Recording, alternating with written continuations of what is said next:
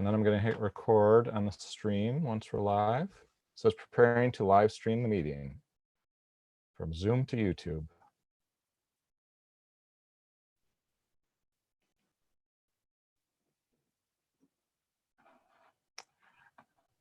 All right, and it's showing us side by side. How nice is that? I've got to turn us down there to make sure. And people can chat who are on the YouTube. So I'm going to leave the YouTube window up as well. And then I want to record here. Where's my record button? Record on this computer. Recording. Well, hello. It is Sunday, May the 3rd, 2020 in the United States. If you're on the other side of the international date line, it is Monday, May the 4th, 2020. And I am here live with Nicole Foss from New Zealand. And my name is Aaron Wissner. I'm here in Michigan. Nicole, how are you doing today? I'm doing well, thank you. And just a little bit about myself. My name is Aaron Wissner. I am the organizer and founder of Local Future, which is a 501c3 nonprofit organization. I do not get any proceeds for this or anything. I'm just trying to help people understand what's going on in the world, because the more people that understand this stuff, the more better things will be from here to that, from here into the future.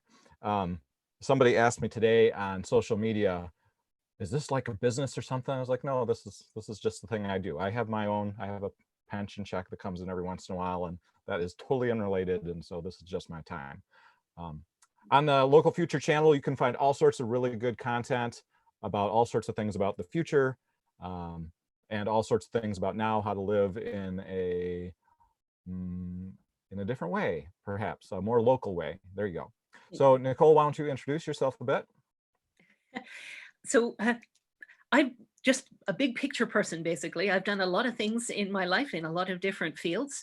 And what I've decided to do from about 2010 was to draw it all together on my own website, which at the time was The Automatic Earth. Now I have a different website called Applied Systems Thinking. And so I have a lot of work up there. But it's very interdisciplinary. It's all about connecting the dots to try and create the biggest possible big picture. Excellent. Okay, so I think we should start. Let's see. I had all sorts of questions, and all right. So here's where we start. Today we're going to start with. So the title of this was, what was it? Probabilities and possibilities for the future. So we're going to talk about what looks likely for the future, but also what looks less likely. And we're not going to, necessarily restrict ourselves to this seems plausible, this is what's only in the mainstream media, because even if something has only a 1% chance of happening, or even 1% of 1%, 1 in 10,000% chance of happening, then it's still not a bad idea for us to kind of have an idea about what that might be, especially if it's a big threat, right? So the way I think of this is we take a risk every time we drive somewhere, like we take a trip somewhere in a car, and we know there's a possibility we're going to be in a car accident, we're going to be harmed, we could be killed. And so we take precautions, we plan for those eventualities, and we plan in for that. So some of the things we might talk about today might be in that kind of realm of things, and that's okay with you, right? Nicole? Oh, yeah. Okay, so where I'd like to start today is someplace where we kind of left off last week, kind of. I have this particular curiosity and concern, both, about people who are in places where there's been some overshoot of the carrying capacity, especially in, say, Eastern Africa and in parts of Southern Asia and Southern Middle East, like in Yemen. So can you maybe start us off with some reflections on what are the probabilities and possibilities for the people in these areas? It's going to be challenging in places where they're over carrying capacity, but not always for the same reason. And for instance, in the Middle East, they're over carrying capacity, but they have managed to circumvent that by having lots of oil to sell that they then have money to use to be able to import food to support more people. So it depends what's happening with the oil industry. And this is not good news at the moment because the oil price has gone a long way down. I think carrying capacity is going to come back and bite people in the behind in areas like this. But people don't just stay in areas where they don't have a future. If they possibly can, they go somewhere else. So you need to think about where can you walk from places that are over carrying capacity. And places like Southeast Asia, I'm really quite concerned about Asia in particular, because there's so many people. India in particular, I think is enormously over carrying capacity. Indonesia, a lot of Southeast Asia is as well. It's not necessarily so easy to walk from some of these places to somewhere else, but you have to cross the mountains, for instance, if you want to walk out of India. But I think people will do these sorts of things anyway. I also think that when there's not enough to go around and the pie starts shrinking, people will fight like cats in a sack. And so we're seeing this in India at the moment as an example. So the Modi government, for instance, are quite extreme Hindu people, and what's happening to Muslims in India, and there are over 200 million of them. This is not a small number of people. They're being absolutely demonized. They're being accused of being the people who brought the coronavirus to India. They're being targeted all over the place. This is really, really awful what could end up happening there. I mean, Modi is actually encouraging genocide. Now, is that the president of India? The Prime Minister of India. And he's explicitly encouraging genocide against Muslims. And you can just see the progression that's happening there. I think that it's different there than it is, for instance, in China. China and Japan, for instance, both have aging populations now. China had the one-child policy for a long time. They've started to loosen that up now because I think they realized that they were heading for an untenable situation with an enormous number of older people. Japan has an older population as well, but not for the same reason. And both those countries are looking at problems with not being able to support older populations and things. So I think we're going to see enormous numbers of older people dying in China and Japan. There won't be the ability to support them, and there aren't enough younger people to support them in the way that you would normally expect, in the way that extended families typically work, because a one-child policy is a four grandparents policy, as in one child has to support themselves and their family and four grandparents. And at a time when the economy is shut down to a large extent, and this isn't going to go back to normal anytime soon. So there are going to be enormous problems in places like that. In Africa and the Middle East, the problem isn't too many old people, it's an enormous number of young people. The last time I looked, the average, half the population in Saudi Arabia was under 15. So what you have there is an enormously viable group of people who do have the ability to go somewhere else by walking, and they will. So we've already seen a lot of migration out of Africa in the direction of Europe.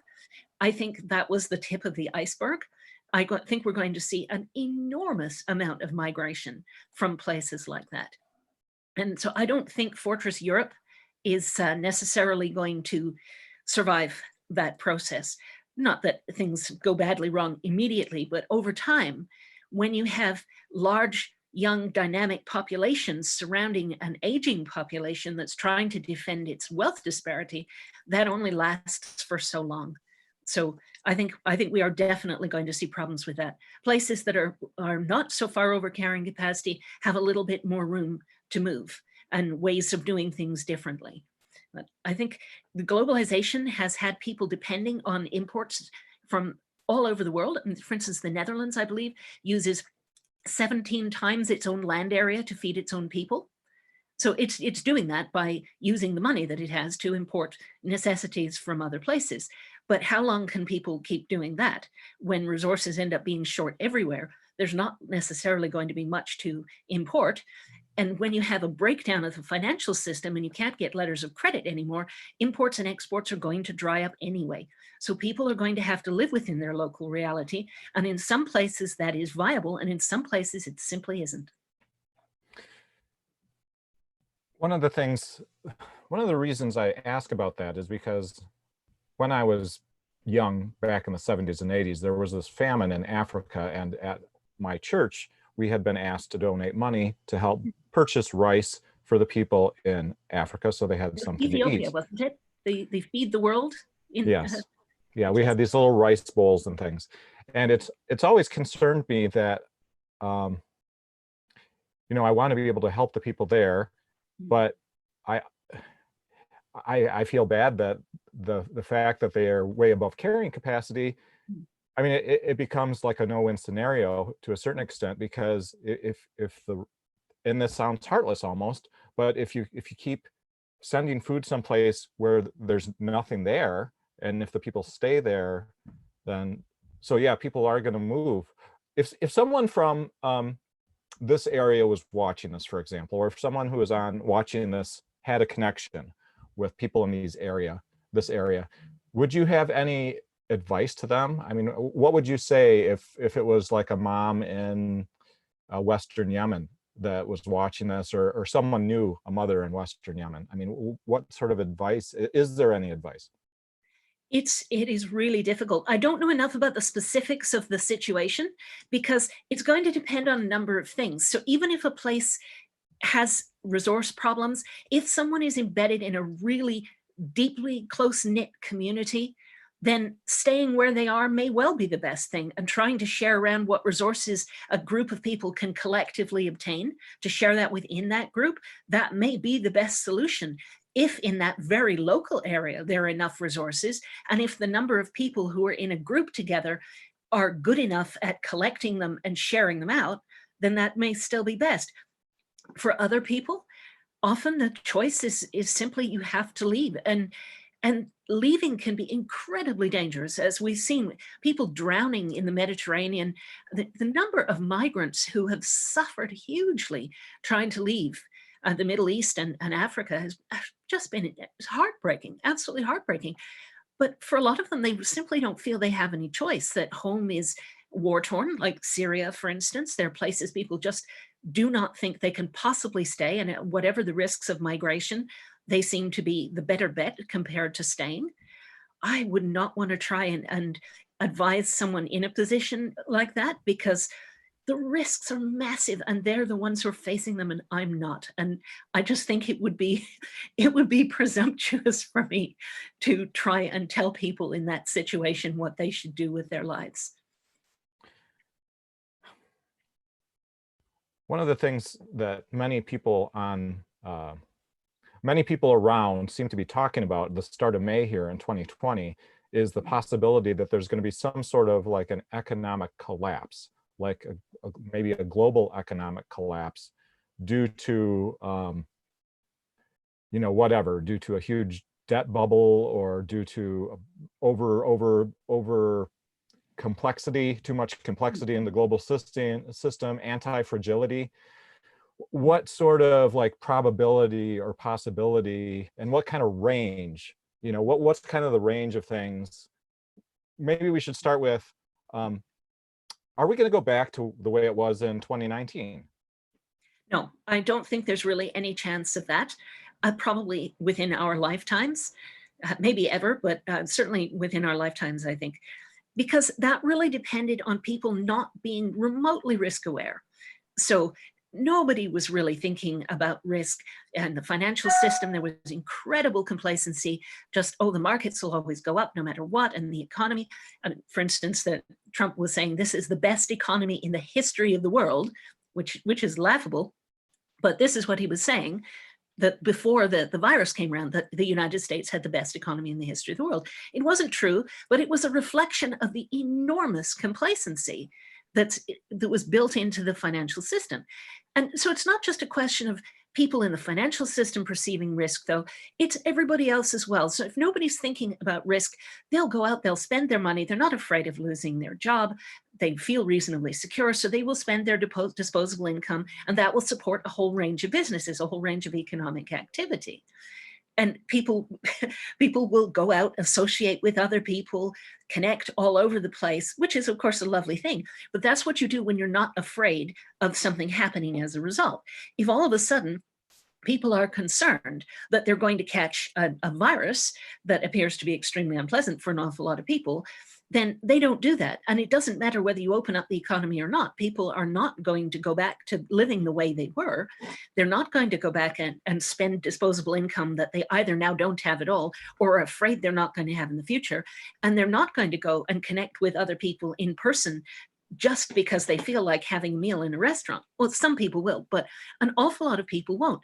And because that risk perception has shifted, people's behavior is going to shift very substantially as well.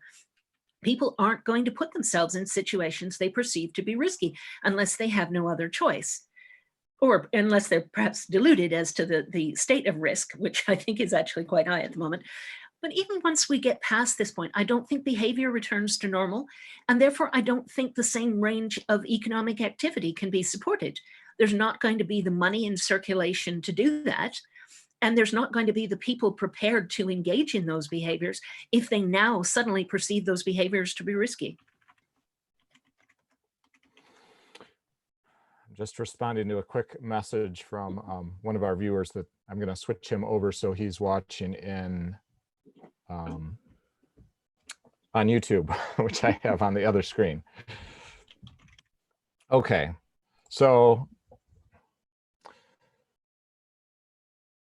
I don't know if you fully answered the question. What do you see as the probability of a total economic collapse like other people are mentioning? I mean, we've even seen television series about these people that are referred to or refer to themselves as preppers. And they're not even necessarily prepping for one particular thing other than trying to take care of their own selves, like their own households. So what sort of, I mean, is this even possible? Is this like a possibility that this would be a real thing, that there could be some sort of economic collapse? Oh, yes, absolutely. I've been writing about this for a very, very long time. We've been building up into an enormous bubble. And it started probably in the 80s, or at least the final phase of it started in the early 1980s. We've been building up over that time enormous amounts of debt. We've had a huge credit expansion. So we expanded the money supply enormously. And when you have a growing money supply and the velocity of money is getting quicker and quicker all the time, then you can support an enormous amount of economic activity. But what you're doing when you have a bubble like that is you're not actually creating additional demand. What you're doing is front-loading demand in the economic cycle. You're artificially stimulating demand with cheap credit so that people will then buy things now that they would otherwise have waited to buy later. So it's not just whether or not they buy it at all, it's when they buy it. So in a bubble, you front load demand, you artificially stimulate demand, and when you have demand, you will have supply. People will step in to produce the things that other people are wanting and have the capacity to pay for. So you end up with an enormous amount of demand in the short term, but then you have to basically pay back that demand over the rest of the cycle. When the credit goes away, instead of that leverage taking you up further than you otherwise would have gone, on the other side of the cycle, it takes you down further than you would otherwise have gone. So you end up with an economic depression. And as far as I'm concerned, that's baked in the cake. I mean, this outcome has been baked in the cake for a very long time. It was only a question of when the bubble would actually peak and burst. Whether it was going to burst or not was really not a question. It definitely was. They always do. They always have. There have been many, many such instances in history, and this is how they always end. So yes, this is going to be a depression. The question is how deep of a depression, because there's a huge range of different corrections. I mean, you have the business cycle, which has a recession, or a larger correction would be a depression. An even larger one might be a dark age. So there are all sorts of ways that this could go. It rather depends on what size correction you think it is.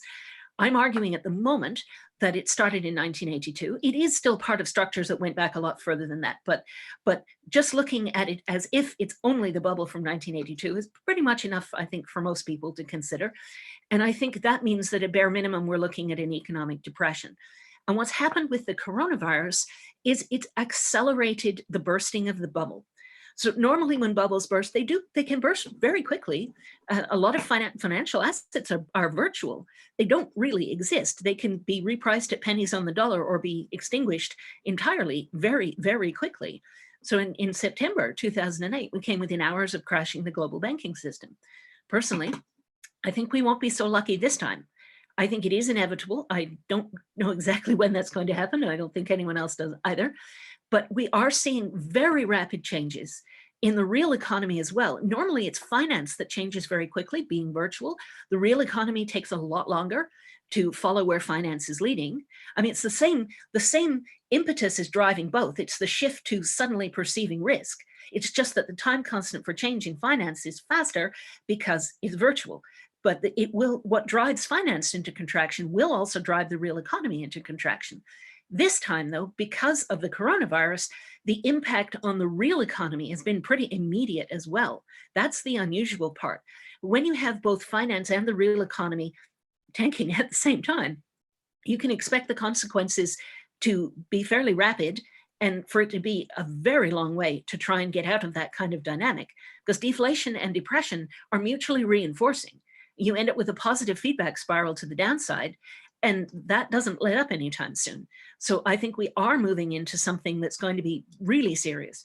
I do think we're going to see systemic banking crisis and things. And we're certainly going to see an enormous number of businesses go under because there just isn't the economic activity to support them. There's not going to be the demand. People don't have money to the extent that they did. And even if they do, they're not necessarily wanting to spend it because they're afraid of losing their jobs. So it's not just that the money supply will be smaller in the future, but the velocity of money will fall off a cliff so that people will be hanging on to it because they're afraid they don't know where the next paycheck might be coming from. They're going to hang on to it. The velocity of money will be drastically lower. And then you cannot support the same range of economic activity you did before. With the scale of the shutdowns, I think it's absolutely inevitable that that will happen. But I also think it will be different in different places. For instance, I live in New Zealand and we did a very early lockdown. And yes, this is going to cause economic harm. We, for instance, shut out tourists and we have a tourist-based economy to a large extent. It's not the biggest thing, but it's huge for New Zealand. We are going to experience contraction here because there isn't going to be anything like the money here to support the economic activity. But because our lockdown was early and seems to have worked quite well, we can now open things up so that at least within New Zealand, people will be able to go about their lives without necessarily having that shift into perceiving huge amounts of risk, because that psychological shift is absolutely huge. And if we can get back into running an economy without a perception that stepping outside our front doors is risky, then we are internally will support more economic activity than would otherwise be the case. So I think the way that it's been handled here will give us a reasonable outcome economically. It won't be painless. I think it will still be certainly a severe recession. I think it's more likely to be a depression, especially, and it definitely will be if the banking system is involved.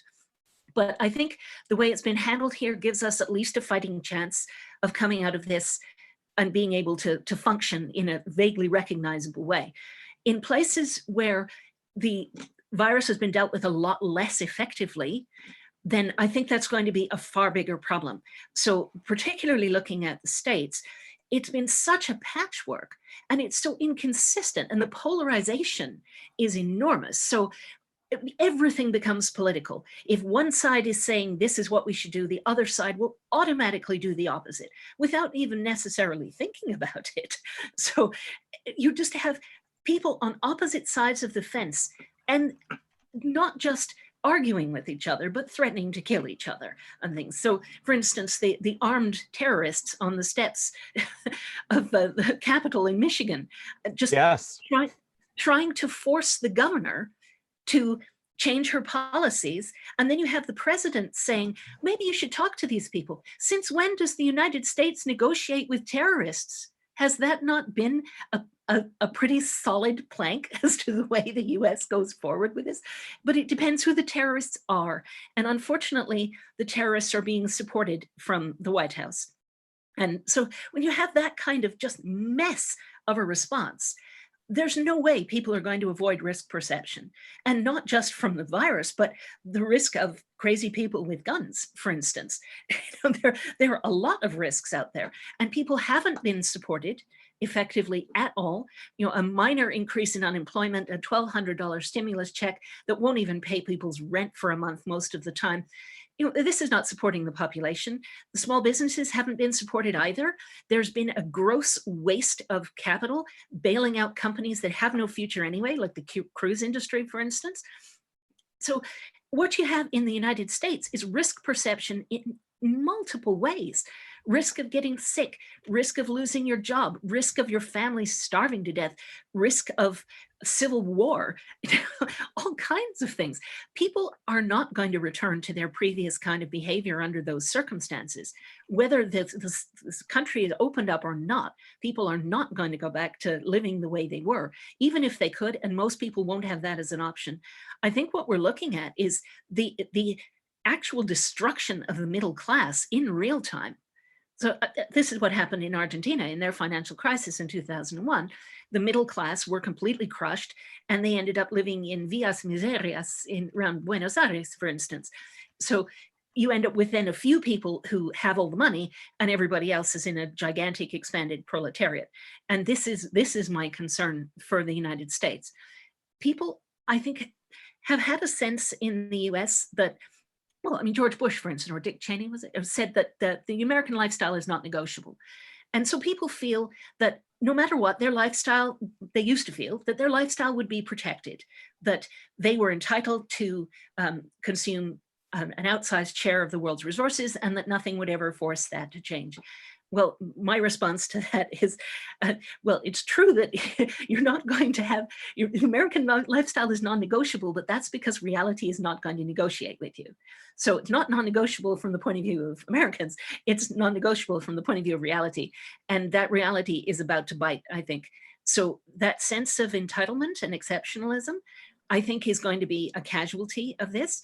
But that sort of thing doesn't go away peacefully. When people have had that sense for a very long time, then when it goes away and a whole society's expectations are dashed pretty much at the same time, this is very, very dangerous.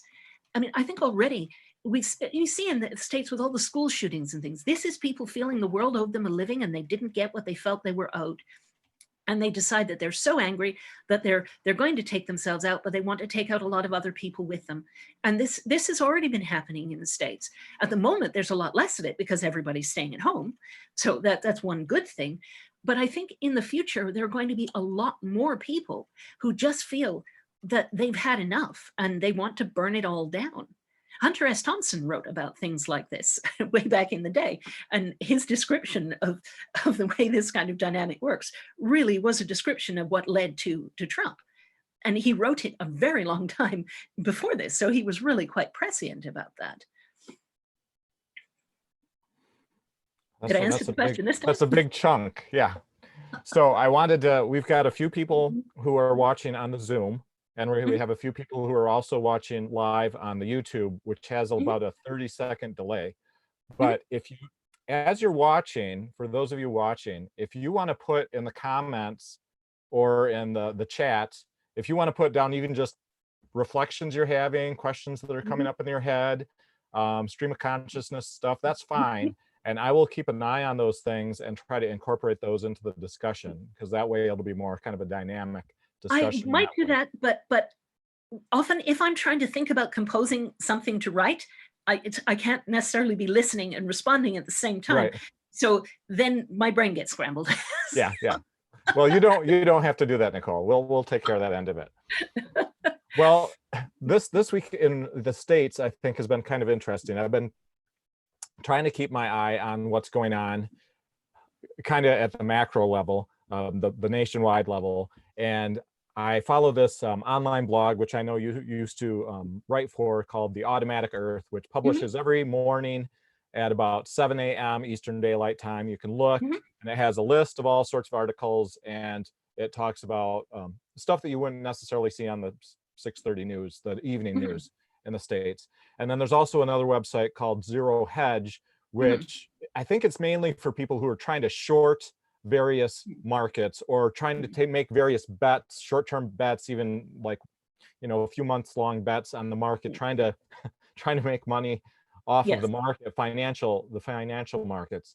Some interesting things I've seen this week are still the dairies that are making milk. The cows are all continuing to make milk, a lot of them. The dairies aren't able to get the milk to the restaurants or the schools, and so they're not able to, the packagers aren't packaging, and they're dumping milk. And the pigs that are in all the factory farms, they are normally sent to slaughter in these slaughterhouses where they're broken down into their bits. And but those are being closed because people are getting sick. And the president or the administration put in this thing, well, no, you have to stay open. And it makes me think like, okay, that sounds like slavery to me, because you can't just order people to work who are civilians. I mean, I suppose you could put the National Guard in there or the army or something. Other things that still some of the lines, one of my neighbors, she said she's providing through a local nonprofit 700 meals a week just in the county where I live, and then local schools are also doing that, and you can just drive up and get the food. And so there's been a lot of issues going on. May 1st, which was just a few days ago, let's see, one of the groups out of Cooperation Jackson or something, I think, out of Alabama, they said that they wanted to have like a strike, like a global, not a global strike, a national strike, a rent strike, don't pay your bills, can't pay, won't pay, stuff like this. Is this gives me a sense like that no one is really at the wheel right now. I mean, is that an accurate sense that I have? Oh, yes. I mean, because the administration is AWOL, basically. It's not wanting to lead at all.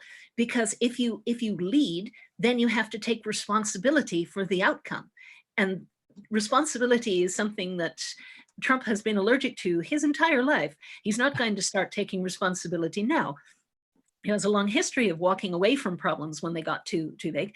And in this case, what he's doing is pitting the states against each other, trying for a divide and rule, and also trying to blame the states for the outcome, and trying to extort them as well to change their policies. The states that are controlled by Democrats, is trying to force them to change their policies by saying you're not getting any federal government aid unless you, for instance, eliminate sanctuary cities and hand over all the illegal immigrants to ICE, for instance. And so this divide and rule process, it's just turning out to be absolute anarchy.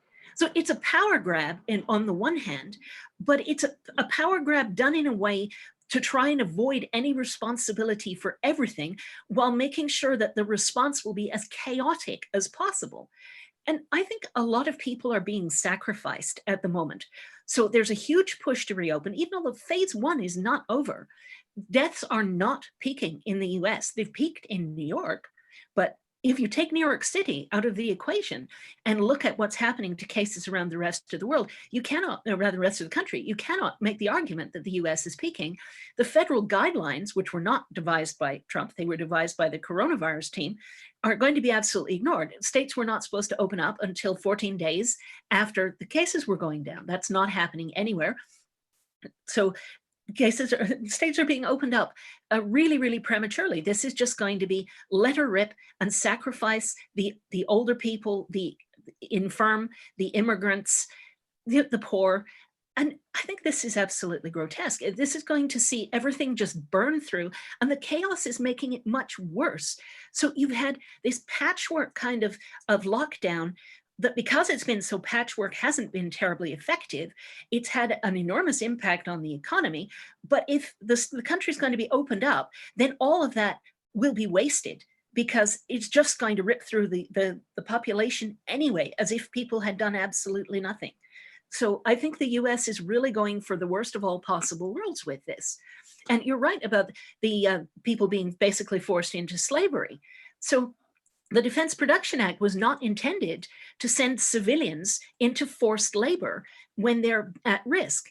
And for instance, Mitch McConnell has already said that he will not sign any kind of relief package that doesn't take companies' liability away. So the companies that these people work for are not going to be liable for people working in unsafe conditions.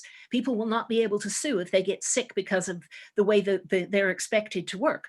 And in a lot of these meat plants, there is really no way that you can make it safe. This is why they're trying to force people back, give them absolutely no choice, and absolve the companies of all liability. All the larger players are being bailed out and absolved of liability. The smaller players are being burdened with all the losses.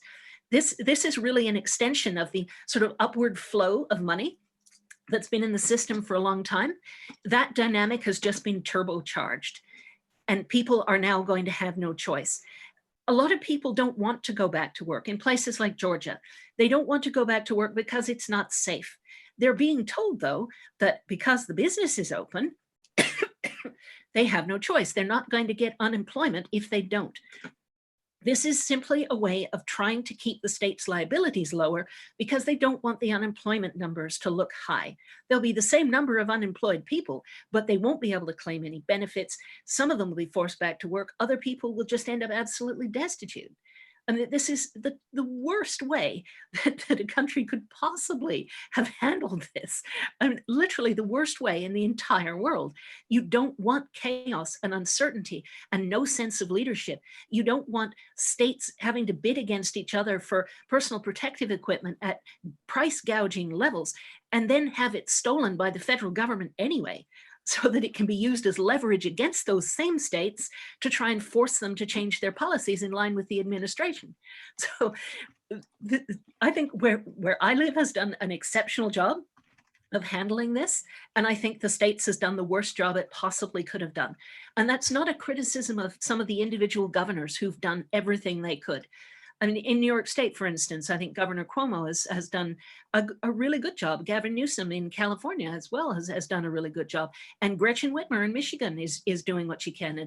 But others, notably Brian Kemp in Georgia, have done a terrible job. Ron DeSantis in Florida, absolutely the same category. These are people who are really only thinking about money and the election and wanting to make sure that the Republicans win the election by hook or by crook, by voter suppression, voter theft, killing off the people who might otherwise vote for Democrats, not killing them as in with guns, but forcing them to go back to work in unsafe kinds of conditions. And the people who are most at risk are the people who have the least choice. So this is awful, because if you look at the kind of people who are most likely to die from this, I mean, it's the old, it's the poor, it's immigrants, it's African Americans and Latinos have a much higher death rate from this. It's people with comorbidities, the sick who can't afford the health care and things like that. These are all the people who the administration not only doesn't care about, would actively like to see as a smaller number of people. And I just think, how can anyone handle it this way? It's as inhumane as it possibly could be. It's going to achieve the worst health outcomes and the worst economic outcomes. And it really is a tragedy for our times. I think we've kind of maybe went a little deeper than some of the viewers, especially the viewers that will be watching this on YouTube in a few days or weeks or perhaps months. And I'm wondering, I want to pose a couple things to you. The first is, really, you're painting a particular picture here regarding what the future is most likely going to be like. What's your degree of certainty on that? And does it matter what your degree of certainty is? And the second one is, you back in 2008, 2010, 11, 12, you went on tour, like this global tour, and you talked to community groups and you talked to, whoever was interested in hearing this similar message. But at the time, it sounded like it was imminent then too. And I think I heard someone in response at that time say, I heard her talk back in 2002 or something, and it No. was the same message or something like that. So Nicole, first, I think, why don't we address that? Why should we be confident in your forecasting of the possible probabilities for the future when 8-10 years ago your forecast was almost identical? Well, because we're looking at the bursting of a bubble. And the question is simply, when does the bubble burst? So in the last financial crisis, they ended up basically raiding the pension funds and expanding credit enormously. But this is just going to make it worse. It's a bit like saying, I have a hangover, I think I'll just have a lot more drinks, and then the patient eventually dies of alcohol poisoning. So the whole approach is always the same. It's always try and bail things out, try and reinflate. If you can get to the point where you can restore a certain amount of confidence before it's too late, then you can keep things going a little bit longer, but you're eating your seed corn if you do. So what you do is, instead of letting the things that should fail, you prop up these zombie companies, zombie banks, you consolidate even more power at the top, and you create a system that's even more divorced from reality. But you can keep things going a little bit longer if you do that. It's just that the price that you will pay for doing it is that the situation will be worse when you eventually get to the point where you can no longer kick the can down the road. And I think we are pretty much at that point. I don't really see how things can continue very much longer. Now, so nobody heard me lecture in 2002 because I wasn't lecturing in 2002. I first started writing publicly in 2006 on the oil drum. And at that time, I was writing primarily about energy. I did bring finance into it as well, and was explaining, for instance, how bubbles are formed and the derivatives market and things like that, and why we were inevitably going to be facing a crisis at some point. So I went from the oil drum to the automatic earth in 2008, where I was covering the financial crisis in real time. And then there was this enormous set of bailouts. I would argue that they have not saved the system by doing that. They've just put it in a situation where it's even more fragile and even more prone to very rapid collapse, which is exactly what we're seeing now. Now, I wouldn't have predicted that the collapse would come as a result of a pandemic, although that was always a possibility. It would have happened anyway, even without the pandemic, but the pandemic has determined the timing. So the timing is now not so much of an issue because we can see it happening all around us, and we can see how quickly it's happening. So I think the basic analysis of bubbles and what happens when they burst has not changed at all. That's why the message is very much the same. It was always simply a matter of when. And the virus has given us the timing. Now we know. So now I'm saying that all these things that I've been saying for years that are now currently playing out. And it's not just a result of the virus, it's a result of the bubble bursting, the everything bubble bursting, because we blew bubble after bubble after bubble. That's the only way to deal with one bubble bursting, is to blow an even bigger one in something else. And that will cover the tracks temporarily. But eventually, you simply can't keep blowing bigger and bigger bubbles. And the central banks are taking on ridiculous things that they're buying at the moment. And the balance sheets are expanding to absolutely crazy levels. None of this is ever going to be repaid, and they know it. They're just trying to keep things going long enough for the larger players to be able to cash out as much as they possibly can. So this is what's happening at the moment. It's like the global system is being asset stripped. Or if you like, we're playing a game of musical chairs. I've used the analogy before. We're playing a game of musical chairs, then the music stops, and the people who best understand the rules of the game will grab a chair as soon as possible before everyone else realizes there's a problem. I actually think it's been worse than that. So the music has still gone on, but the people who understood the rules of the game have been quietly stealing chairs before the music even stops and taking them off the stage, so that there's even fewer chairs left for everybody else. And so this is exactly what I think we've been doing. We've been hollowing out the system. It's like Enron. Enron looked like a gigantic, robust company until 2 weeks before it disappeared entirely.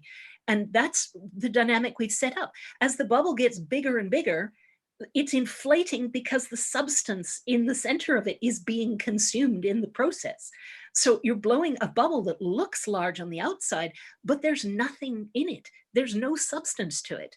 So when it implodes, it can implode dramatically. And that's exactly what I think we're seeing. One of the things that I do online to try to figure out what's going on is I try to look at some of the really edge cases as far as what might happen in the future and who might benefit from all what's going on. So I wanted to share a few of these and Mhm. see if you have any reflections on them. And these, I just made like this collection, these collection of things. And if you have any particular one that you want to catch up on, grab a hold of. So, and these are mainly thoughts that other people have. Some of them might be like considered conspiracy theory, and some of them might have a grain of truth. You know, it's hard to tell. Okay, so here we go. First of all, the central banks, like in the United States, the Federal Reserve, is it actually part of the government? No. And if it is, okay, don't even answer yet. Take some notes. So is it even part of the government? If it isn't part of the government, is it part of the banks? Is it owned by the rich people? If so, is it actually buying up all the assets of the US, like all the companies, and right about ready to start buying the stocks, which means that the banks are going to own everything, the government's going to own nothing, essentially? Or is it going to be the government owns everything, and it's kind of like a stealth nationalization of everything that the government decides to buy? So the airlines and the healthcare system, and they'll just buy up, the government will just buy up whatever they thinks is worthwhile, and then everything else is allowed to flop. And I'm not paying a close attention to particular stocks, but is it the case that like particular stocks are being purchased and the rest are just have collapsed? Because we saw that chart where the stock market was going down and down and down, and then the Fed intervened, and then it went back up, and then it was like, oh, everything's okay, and the nightly news stopped reporting on it and stuff. It's a dead cat bounce. Okay, well, why don't I've got so many of these, so why don't I stop there and give you a chance?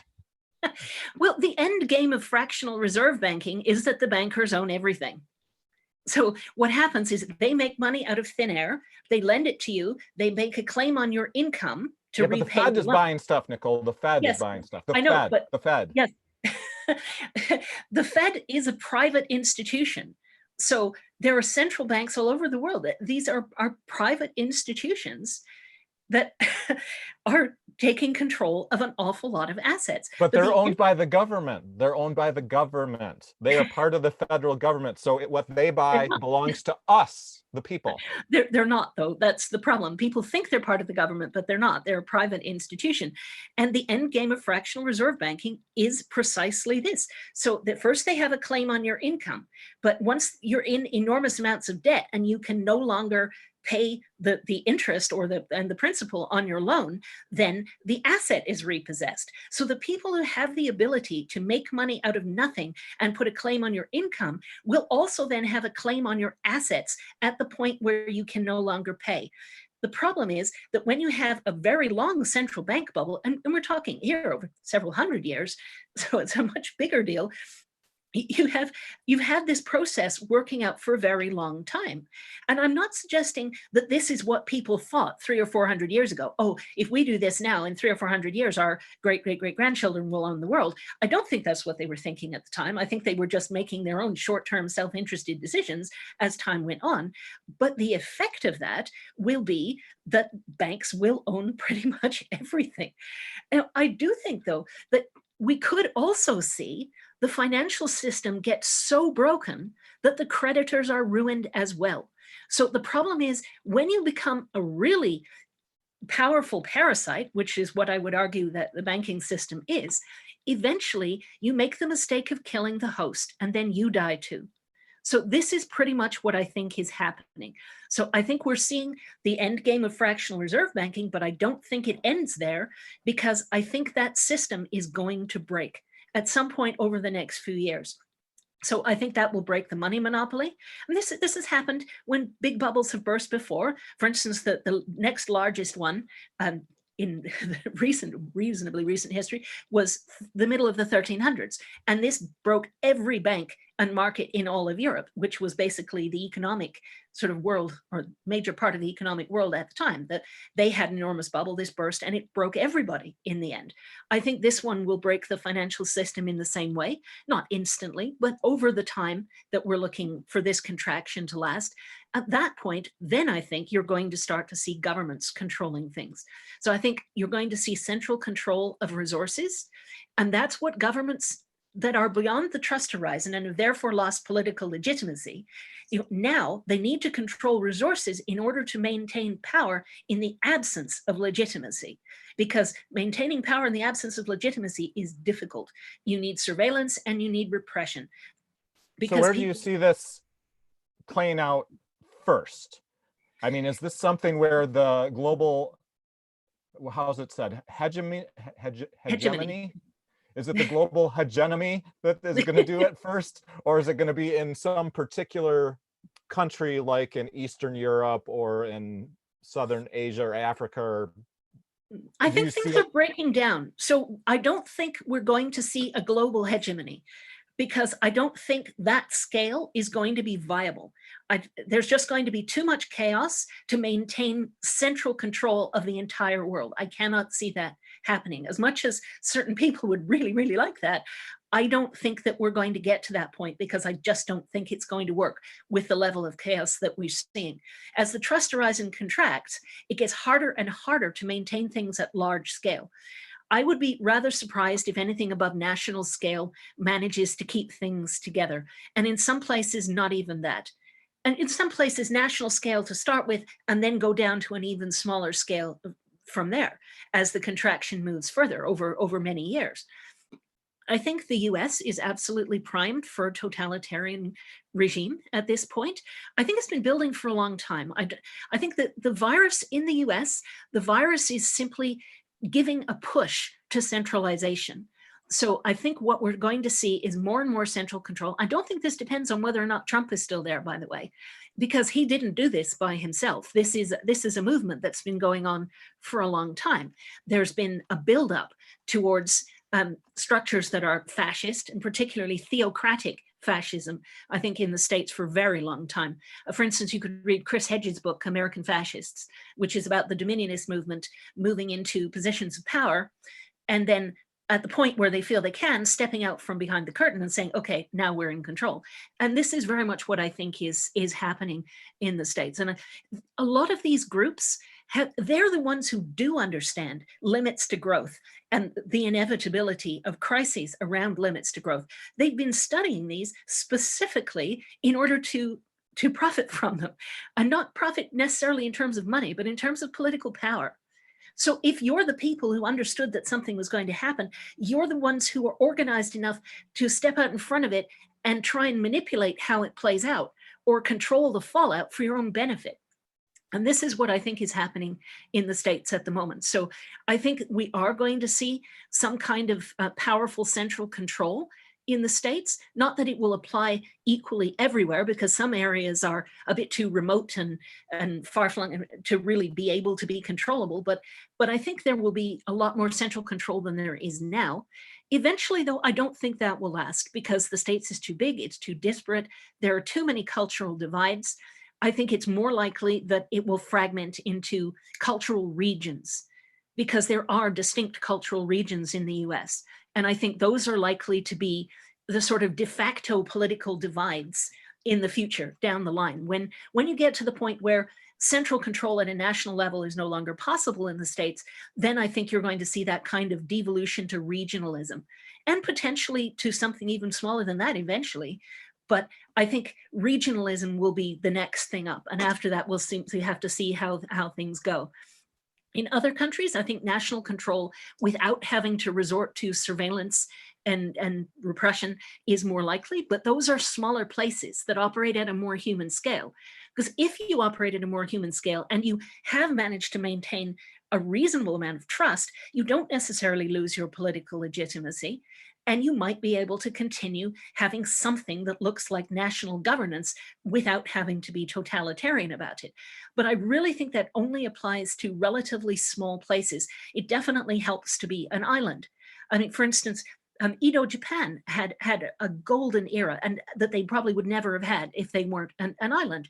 They were able to maintain a kind of society that seemed to sort of hit the sweet spot for quite a long time. It's easier if you're an island. It's easier if you can maintain control. And they also were a very homogeneous population at the time. So you didn't have a whole lot of cultural disparities and cultural fault lines and things like that. I think New Zealand will have a reasonable chance as well for the same reason in this context. But larger places are going to struggle more because there are more divisions, especially places where there's a very long history of divisions. So I'm particularly worried about Europe in this regard, because it has a 1,000-year history of conflict. And I think that is probably going to flare up again. And I think the single currency is going to fail at some point, and the EU will fail.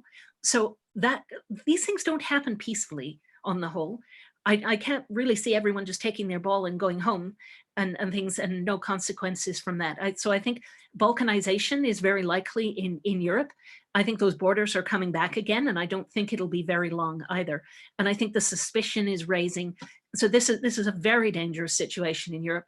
And in the US as well, the divisions are pre-existing. So when it's a path dependency argument, where you are when you move into a crisis will have a huge influence on how that crisis plays out. And if you are already in a system that is fragile, divided, and where the cultural fault lines are huge, and people are already shutting down their sort of rational capacity. So they're not talking to each other, they're shouting at each other. So you end up with both ends of the spectrum turning themselves into non-player characters. So the right likes to say that the left are non-player characters. And they say that they would say, oh, the left will stand there and chant Black Lives Matter and not have an argument. The right will stand there and chant lock her up and various other things. Chanting and sort of is really not helpful. I mean, what you need is rational argument. You need people who are able to look at the complexity and the nuance and try and find a way forward that they're only going to be able to find if they talk to other people with whom they disagree. But if they're not prepared to do that, it just gets so much more difficult. And that's when you get the entrenchment into groups that sort of wall themselves off and have decided they simply hate the other side. No matter what the other side does or says, it doesn't seem to matter. It's just become tribal. So our tribe believes this, therefore the other tribe will believe something different. And maybe neither of those positions actually makes sense. The position that makes sense might be some compromise between the two. It almost certainly is. But no one's prepared to compromise under those circumstances. So I think this is really where the problems come. When you already have those divisions in place that will then, it's like lighting a match under a stick of dynamite. Whereas if you have a place where you don't have those divisions already, doesn't mean there won't eventually be divisions, but if they're not already sitting there waiting to ambush you, then you have a better chance of being able to ride out a crisis, because people are more likely to all be on the same page and prepared to cooperate with each other. And there are places in the world where people do that. Unfortunately, the United States is not so much one of them at the moment.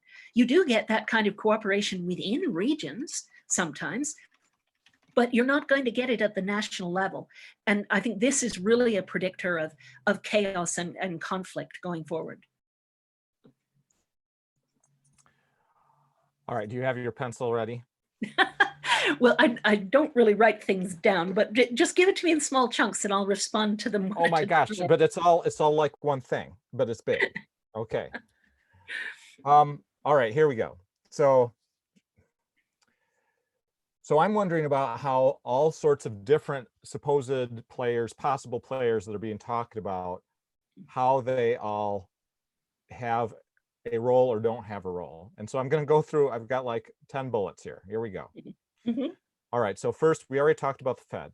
So there's this other thing going on in the States, which is called Q Anon, Q Yes, Anonymous. Yeah, but don't comment yet. So if for any viewer who doesn't know about this is basically like a super secret person who posts something on the internet a few times a day, and there's the whole group of 100,000, 500,000 people in the United States that are following this person. Apparently, they're a person inside the Trump White House, and they're like telling things like a few minutes or a few hours before the president talks about them. And essentially, everybody that's following this these QAnon posts are supporters of the president. And the reason they're supporters of the president, aside from, you know, his persona or charisma or whatever, is that they have an idea that there are forces which are attempting to bring the president down, which are not legitimate forces, like maybe the banking elite or the billionaires or the people who are trying to live outside of the law, like the you know, there's this guy who was in Florida and who allegedly was kind of a sex trafficker of teenage girls, and and you know, I don't know what actually happened in his house, but what I read, well, was pretty convincing to me that this actually happened, but I don't know for sure. So there's one. So we got the QAnon group. We have China, the central party, whoever the president or the chairman there, whatever. And so China is one group, but then there's a second group in China, which is like the dissidents, which is it's something like Falun Gong and Li Hongzai, and he has this newspaper in the US called the Epoch Times. Epoch Times, and I see the ad for it like every time I go on YouTube. I don't know if it's just me, but I see this ad every time. But apparently he's like the opposite of the Communist Party. They're always railing against the Communist Party of China, the CPP, and they're calling it the CPP virus. And that kind of goes along with the president, who's saying, oh, this is the, you know, the Chinese virus or whatever. And I'm not really sure, you know, who is this Li Hongzai? I saw there was a fellow on the internet who had been from the United States, from like Minnesota, who had been part of the organization within the US because the Falun Gong, Epoch Times, whatever, they had like a circus or something, or, you know, they had some sort of a fest where you go around and you have the Chinese acrobats. Yeah, there you go. So, and they're all associated with each other. Okay, so there's that. Then there's Russia, and Russia, the president of Russia's been there, what, 20 years now, more or less. And so we've got him as a player. So here we've got the QAnon angle, we've got the Epoch Times angle, the China National Party angle, the Russian angle.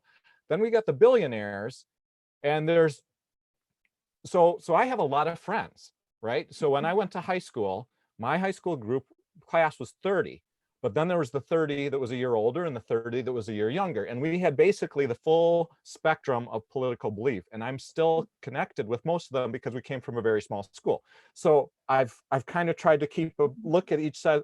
So there's a group that are saying it's the billionaires. You know, it's Gates who's trying to get in there. He's trying to take over. He's trying to, you know, vaccinate people that don't want to be vaccinated. He's trying to take over the WHO.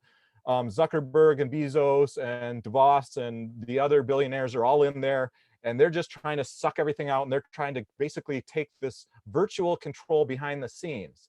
And then three others. There's the energy elite. Those would be the ones that actually have control of not so much the coal, although the coal is important, but oil, especially whoever has control of it, not necessarily where it's at. You know, not necessarily Saudi Arabia or United Arab Emirates or Iran or Iraq or whatever, but whoever actually has control of it. And this reminds me of what's north end of South America, Venezuela. So then there's the banking elite, who are the ones that don't, like the billionaires like DeVos and Gates and Zuckerberg and Bezos. For the most part, they actually have a business of some sort. But the banking elite, and they basically just, they don't own necessarily anything that they care to own. They don't run a business of any sort. Then you've got Elon Musk off to the side. I'm like, I'm not sure where to put him. Which is he in one of these? Is he not in one of these? Is he actually altruistic? No. And finally, we've got the people that are like, oh, it's going to be it's going to be artificial intelligence, and maybe there's competing artificial intelligence, because you can program an AI with certain rules and it'll follow those rules, or you can program it with different rules. And we have some pretty powerful AIs in the world, like the Google Assistant. That's pretty powerful AI. It can do a lot of stuff, and it's been able to, like AlphaGo has been able to solve all of these chess problems and whatnot.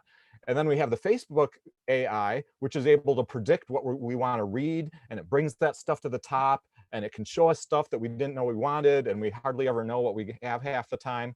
And then I'm sure there's other AIs that are going on other than that. So here's the list, and you can take them in whatever order you want, and I'll try to go through them again. So we've got QAnon, China, the Falun Gong via Epoch Times, Russia, the billionaires, the energy elite, the banking elite, and the various AIs that are out there. So this is really opening it up pretty big, but these are all the different things that I'm hearing about. And I don't know how much to pay attention to each one, because I certainly don't want to end up in dystopia. You know, I think honestly we're going to get to utopia, but I don't know what's the path between where we're at now and where we get. I mean, is it going to be, you know, is it going to be down? Is it going to be this way? Is it, you know, how are we going to get there? Because I think we're going to get to something good, but I don't know if it's 10 years, 20 years, 100 years. So go ahead, your turn. Well, Star Trek thought it was going to be the 23rd century, I believe. the early Star Trek, where they were talking about, oh yes, humans used to fight, but then we stopped, we learned, and we grew up. I wish I could believe it. I truly do. I mean, and that'll be so far off anyway that I can't predict. I can explain that to you later, but let's focus on the in-between part. Yeah. But the QAnon is a massive conspiracy theory. And what they're saying is that Trump is leading this anti-pedophile ring group, and they're on the verge, they're always on the verge of arresting the entire global elite, who they say are all pedophiles. It all ties in with Pizzagate, and these things are ridiculous. I mean, I will give you my opinion on who's a pedophile if you want, and I imagine you don't particularly want that, because that probably get your channel in trouble. But let's just say Trump is not on the right side of this equation. So QAnon is absolutely a conspiracy theory. It's keeping people on the edge of their seats, so they always feel they're on the verge of winning. They're on the verge of their side stepping out from the shadows and claiming their birthright, and seeing all the people they dislike, all these elites, suddenly taken down en masse, arrested, thrown into jail, whatever. And they think Trump is the hero in all of this. This is being spun to make him into some kind of Messiah type figure. He already calls himself the chosen one. Evangelicals are basically looking to him as the second coming. It all ties in with that sort of thing. It's a gigantic cult system. So this is the cult of Trump, and it's taken over the entire Republican Party. QAnon is a large and very significant subset of that. And it's basically about shutting down people's capacity for rational thought, just keeping them constantly in anticipation. It keeps their limbic system activated all the time. So they use fear and hate and anticipation of their enemies being taken down in order to keep people in this very manipulatable mental state. So absolutely disregard anything that comes from QAnon. If you took the exact opposite, you would be closer to being right. And yet there's like 500,000 people. I know. It's a cult. Because there's YouTubers, right? And these YouTubers, there's one in particular who there's two in particular who I've come across, and they will do like, okay, every little post that comes up on the QAnon thread, and you can look that up, you know, on the internet, every post that they come up for, like today, tomorrow they'll do like a 20 or 30-minute YouTube about, oh, let's explain each one of these. What does each one of these mean? How does it relate? And those will get 200, 300, 400,000 views. So there's a lot of people. And then those people are on social media, and that information spreads out. You know, it multiplies like with a virus, you know, an E factor. This is really why it's a very dangerous cult. It has that many people in it. There are many people who are prepared to believe this sort of thing. Conspiracy theories are often a simplistic attempt at systems thinking. It's a sort of, well, there are these dots here that seem like they might be connected. So they draw these completely spurious connections between different dots. So it's an attempt at systems thinking, but it's an unsuccessful attempt. And that's really what I think we're seeing. We've got a large scale cult in the US. It's kind of a death cult in a lot of ways. I mean, a lot of the people who are part of this are also cheering for the rapture. And the rapture happens when the world is destroyed. And a lot of these people don't really care about whether the world is destroyed, because that's the point where they think they're going to be raptured off on a cloud. And what's left will be the steaming ruins for everybody else who was not saved. So these things are very, very dangerous ideas. When people start to get ideas like that, and they no longer care about death and destruction, in fact, they think, bring it on, because it brings us that much closer to going to heaven. That's not rational, and it's not helpful in any way, but it is very powerful. Simplistic messages are very powerful in times of uncertainty. People want to believe there's a simple explanation. They actually want to believe that somebody is in control. And I think the most frightening thing really is that nobody is in control. Various people are tweaking the system here and there for their own benefit, or trying to push it in certain directions. But fundamentally, I don't think anybody is in control. And I think people find that even more terrifying than the thought that there might be some evil elite. So they prefer to believe in an evil elite. I don't think that that we have an evil elite kind of plot at all. I think people, on the whole, humans are not very good at the long term. What people do, especially the financial elite, they're not thinking much but beyond the next quarter. They just want to maximize their gains right now and not really care about the consequences. And when you add up millions and millions and millions of short-term self-interested decisions over a very long period of time, you get something that can look like a conspiracy. But it's bottom up, not top down. It's not that there's some small group of people in control.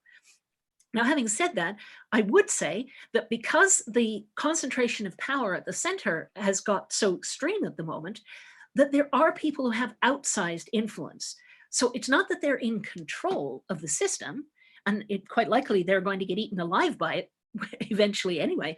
They're not in control of it, but they can nudge it, and they can exploit the situation for their own gain. And absolutely, there are people who are doing that. So it has got to the point where you can point to individuals and say, this person has had a particularly good or bad effect. Usually bad, because it's usually short-term and self-interested, rather than being anything that would help the majority of people. But I don't think it's a conspiracy. I'm rather allergic to conspiracy theories in general. Sometimes there's a grain of truth. Sometimes they're just enormous amount of disinformation. So this is Steve Bannon's tactic. Flood the zone with shit is what his advice was. Make it so that there's so much stuff out there that everyone's arguing with everything else. You just destroy the very notion of objective reality. People give up trying to find out what's true because they no longer believe in truth. They no longer believe that there's an objective reality that they can discover, because there's so much conflicting information in a state of total chaos. And I think this is absolutely deliberate. Conspiracy theories really feed into that. You get people peeling off into their little group that believes this conspiracy theory or that conspiracy theory. They don't talk to each other. There's no debate. There's no reality check. And you just get total chaos. So I really think that's what QAnon is aiming for. And not just QAnon, but other conspiracy theories that are out there as well, are just muddying the waters and destroying people's concept of objective reality. So I want to make sure that we don't shortchange any of these, because all of these are coming up on social media. And yeah, so I can do China next if you okay, go ahead. Okay. So, I mean, I'm not specifically a student of China, but I'm very interested in China. China is the empire in the ascendancy. It's interesting if you watch how hegemonic power transfers over time. It moves from one center to whichever was the near periphery of the previous center, and then to on and on and on. So, for instance, it went from Spain to the UK and the Netherlands, there to the United States. And from the United States, it's moving, the center of hegemonic power is moving east. So I think China is the empire in the ascendancy, despite the fact that they're going to have huge problems. I think this is what we're looking at now is kind of a setback at the dawn of the Chinese century in the way that the Great Depression was the setback at the dawn of the American century. Now, I don't think that the Chinese century is going to look anything remotely like the American century because there isn't going to be the energy for it. And a lot of China's environment is really destroyed. But what China is doing is what empires in the ascendancy always do, which is colonize a lot of other places. So there are Chinese groups out there that are owning all sorts of things in different places. They're not just obtaining ownership, they're obtaining de facto control by sending their people there to actually run the things that they own. So we are seeing— That reminds me of how a few years ago I was reading that China was sending people to Africa, like Yes. to build cities in Africa of Chinese people. Yes, exactly. And we did the exact same thing when the West was the empire in the ascendancy. Now it's going to be done to us and we're not going to like it. But this is just a dynamic that happens all the time when you get an empire that's growing. Africa has a lot of resources. There's been a lot of bad management. There's been an enormous amount of exploitation that's just driven Africa downwards. But Africa is not short of resources. This is why China is looking to Africa. And it's not just looking to Africa. They also own a lot of farmland in places like Canada and Australia, and they own a lot of things in New Zealand as well. So they're physically moving out to colonize, like sending people out to build cities, but they're also financially colonizing things. Very much. Is this real, Nicole? I mean, oh yes. So if they, I know it's on paper real, but if in Canada, Trudeau says, no, it doesn't really belong to you. Or if in Australia, the government there says, well, no, it doesn't really belong to you. That's, I mean, you have an interest in it, but you don't actually own it. They won't necessarily be able to maintain control over everything. It will depend on whether they have de facto or de jure control. If they have legal control, but no actual boots on the ground, then yes, that could be taken away. If they have actual control, then probably not. And it depends on whether the governments that would like to say, no, you can't have this anymore, are actually in a position to enforce that decision, which they may or may not be. And I have a hard time imagining how Australia would stand up to China if it came to some kind of conflict, for instance. There are 22 million Australians. So are we over a billion Chinese? Are we looking at the possibility, not to say that this is sure anything, let's just say it's 1 chance in 10. So are we thinking of 1 chance in 10 perhaps that it becomes obvious or it becomes apparent, or QAnon says, oh, it's all China, and that leads to some sort of something, a false flag or whatever, and all of a sudden we find that we're in a military conflict, or that there's a World War III, for example? I don't think we're looking at a great power conflicts anytime soon. What tends to happen when you have a large contraction is that the major conflict happens at the end of it, or even slightly after the end of it, when things are starting to pick up again. Then you start to get this huge move upwards, and that can turn into conflict. So you have the combination of a country getting its act together again to the point where it can draw people together for a single purpose, combined with the anger of the previous long period of contraction, so that when they get their act together, what they get their act together to do is to go to war, unfortunately. So the Second World War was a consequence of the Great Depression, for instance. So it was a delayed factor of the Great Depression. So when you have a financial contraction, it's usually financial first, the real economy, then you start to get the effects in politics, and at the end of it, you go to war. So well, with World War II, the whole issue there, right, and correct me if I'm wrong on my summary, was that after World War I ended, Germany was saddled with all these payments that they had to make. They couldn't make the payments, and so the only way to make the payment was to keep on printing money until the money actually dropped to value 0, and you may as well, people were burning the money because it was more expensive to buy Yeah, the the wood than burn 1923 the money. hyperinflation. And this was when Hitler was in prison around that time or something, and he came out with basically this very solid message that we are this one people, we are strong, it's everyone against us, and we need to get back what we used to have, and we obviously need more food and more resources, and so, you know, everybody around us is going to become part of us. Is that something that repeats cyclically throughout history, that sort of thing, or is that something you think was a once Yes, it and does ever? repeat. It's usually not quite that simple. There were other aspects as well. I mean, there were other parties that wanted war um, in order to take Germany down as an industrial power, for instance. So I'm not by any stretch of the imagination absolving anyone of guilt over this, but I'm just saying the situation is usually a bit more complicated. And yes, it does repeat. You do have these large buildups of tension that then tend to resolve themselves with conflict, but they don't tend to do it at the beginning of a crisis. The point is simply that they try to do it, they end up doing it at the end because it takes longer to build up to the point where people are prepared to really support actively going to war, like huge, large scale conflict and casualties and things like that. People at the beginning of a crisis, people tend to be like deer in the headlights. They're just trying to figure out what on earth is happening to them. But their whole mindset has been constructed during the era when things were going better. They don't immediately think of aggression and war. Certainly not war being large scale aggression. I don't think they immediately go to wanting war. What tends to happen though is you get an initial decline, then you get a recovery, and then a second decline, and that's when people tend to lose it. When they've been hanging on with their fingernails thinking, well, it's almost over, we're almost back to normal, and then the rug is pulled out from under their feet again.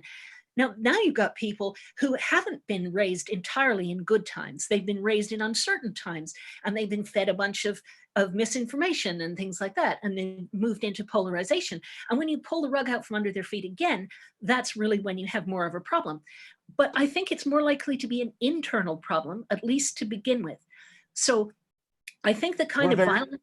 Nicole, were there internal problems within Germany either before the First War or after the First War? Well, I mean, yes, there was definitely a lot of disagreement. A lot of Germans regarded Hitler exactly the way that a lot of Americans currently regard Trump. So as a dangerous buffoon, and yes, there were enormous problems. I'm not an expert on the specifics of German politics of that era and things, but yes, I would say that there was that polarization, and so they had the problem of the 1923. They had the humiliation of the settlement after World War I. They had the hyperinflation. Then they had the depression in the 1930s.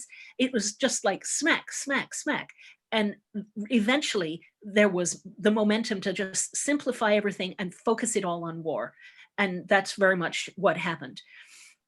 And I think that something this must have happened earlier as well, because my great grandparents left Germany, Poland area in the 1870s, 1880s. So things were not going well even then. There was a depression in the 1870s as well, a bigger one than the 1930s. So yes, there have been a lot of problems like that.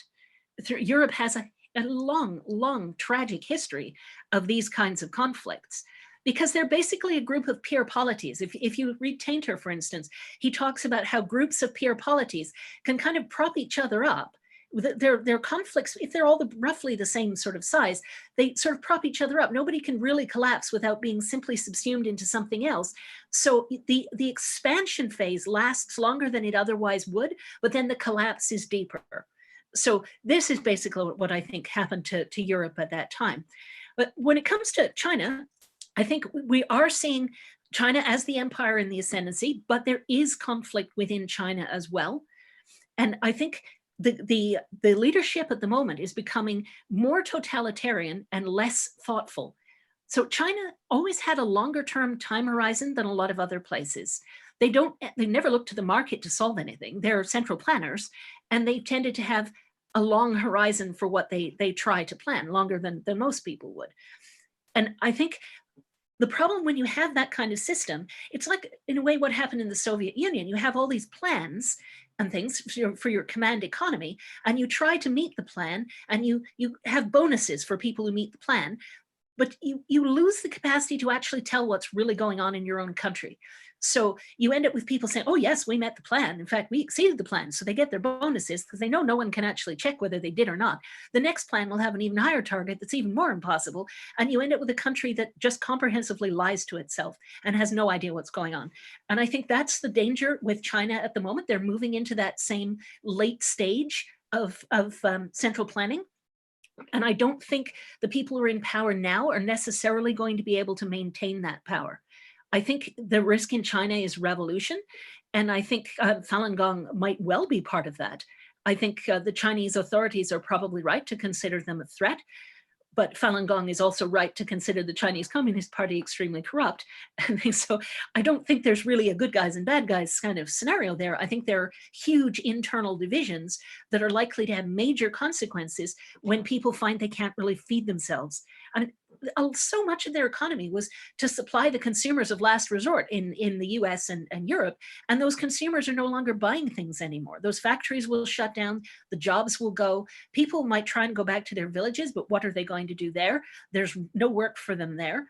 So I think there's going to be a huge upwelling of anger in China that's going to be very, very dangerous for the ruling elite. And that ruling elite may end up changing over time as a result of this. And China has an enormous gender disparity, deliberately, because with the one-child policy, there was a distinct preference for boys. So now they have a huge gender disparity. And when you have a large excess of young men with no prospects really for getting married or having a job, sort of the things that socialize people, then they are going to cause trouble. There's a huge correlation between an excess of young men and trouble. But it doesn't have to be trouble within their own country. Sometimes these people get put together in an army and sent to cause trouble somewhere else. And they're very good at it. So Europe did that, and we called it the Crusades. And China is doing that now. I think they're putting together this enormous army. I don't know where those consequences will play out, but I'm pretty sure there will be consequences as a result of that, and they're not going to be pretty. I think it might involve some more aggressive forms of colonialism, for instance. I think China has major problems. They have so many problems with water tables, and they don't have a lot of energy supply. They're going to be depending on bringing in energy from other places. They have coal, but they don't have a whole lot of oil. I think it's just going to be chaos there at some point, but it's going to be unpleasant totalitarianism before that. And we already saw some of that with the response to the coronavirus, where people were being like welded into their apartment buildings. So the doors were welded shut. And in theory, everyone was being fed by these things that raise up and put food through the windows and things. But it really makes me wonder how effective that was at feeding everybody. I have a feeling that probably quite a few people simply starved to death in their own apartments. So for instance, in China, cell phones are not optional, and you are pretty much have to have one. There's the whole social credit system that they work through. There are 21 million fewer cell phone accounts in China than there were before the pandemic.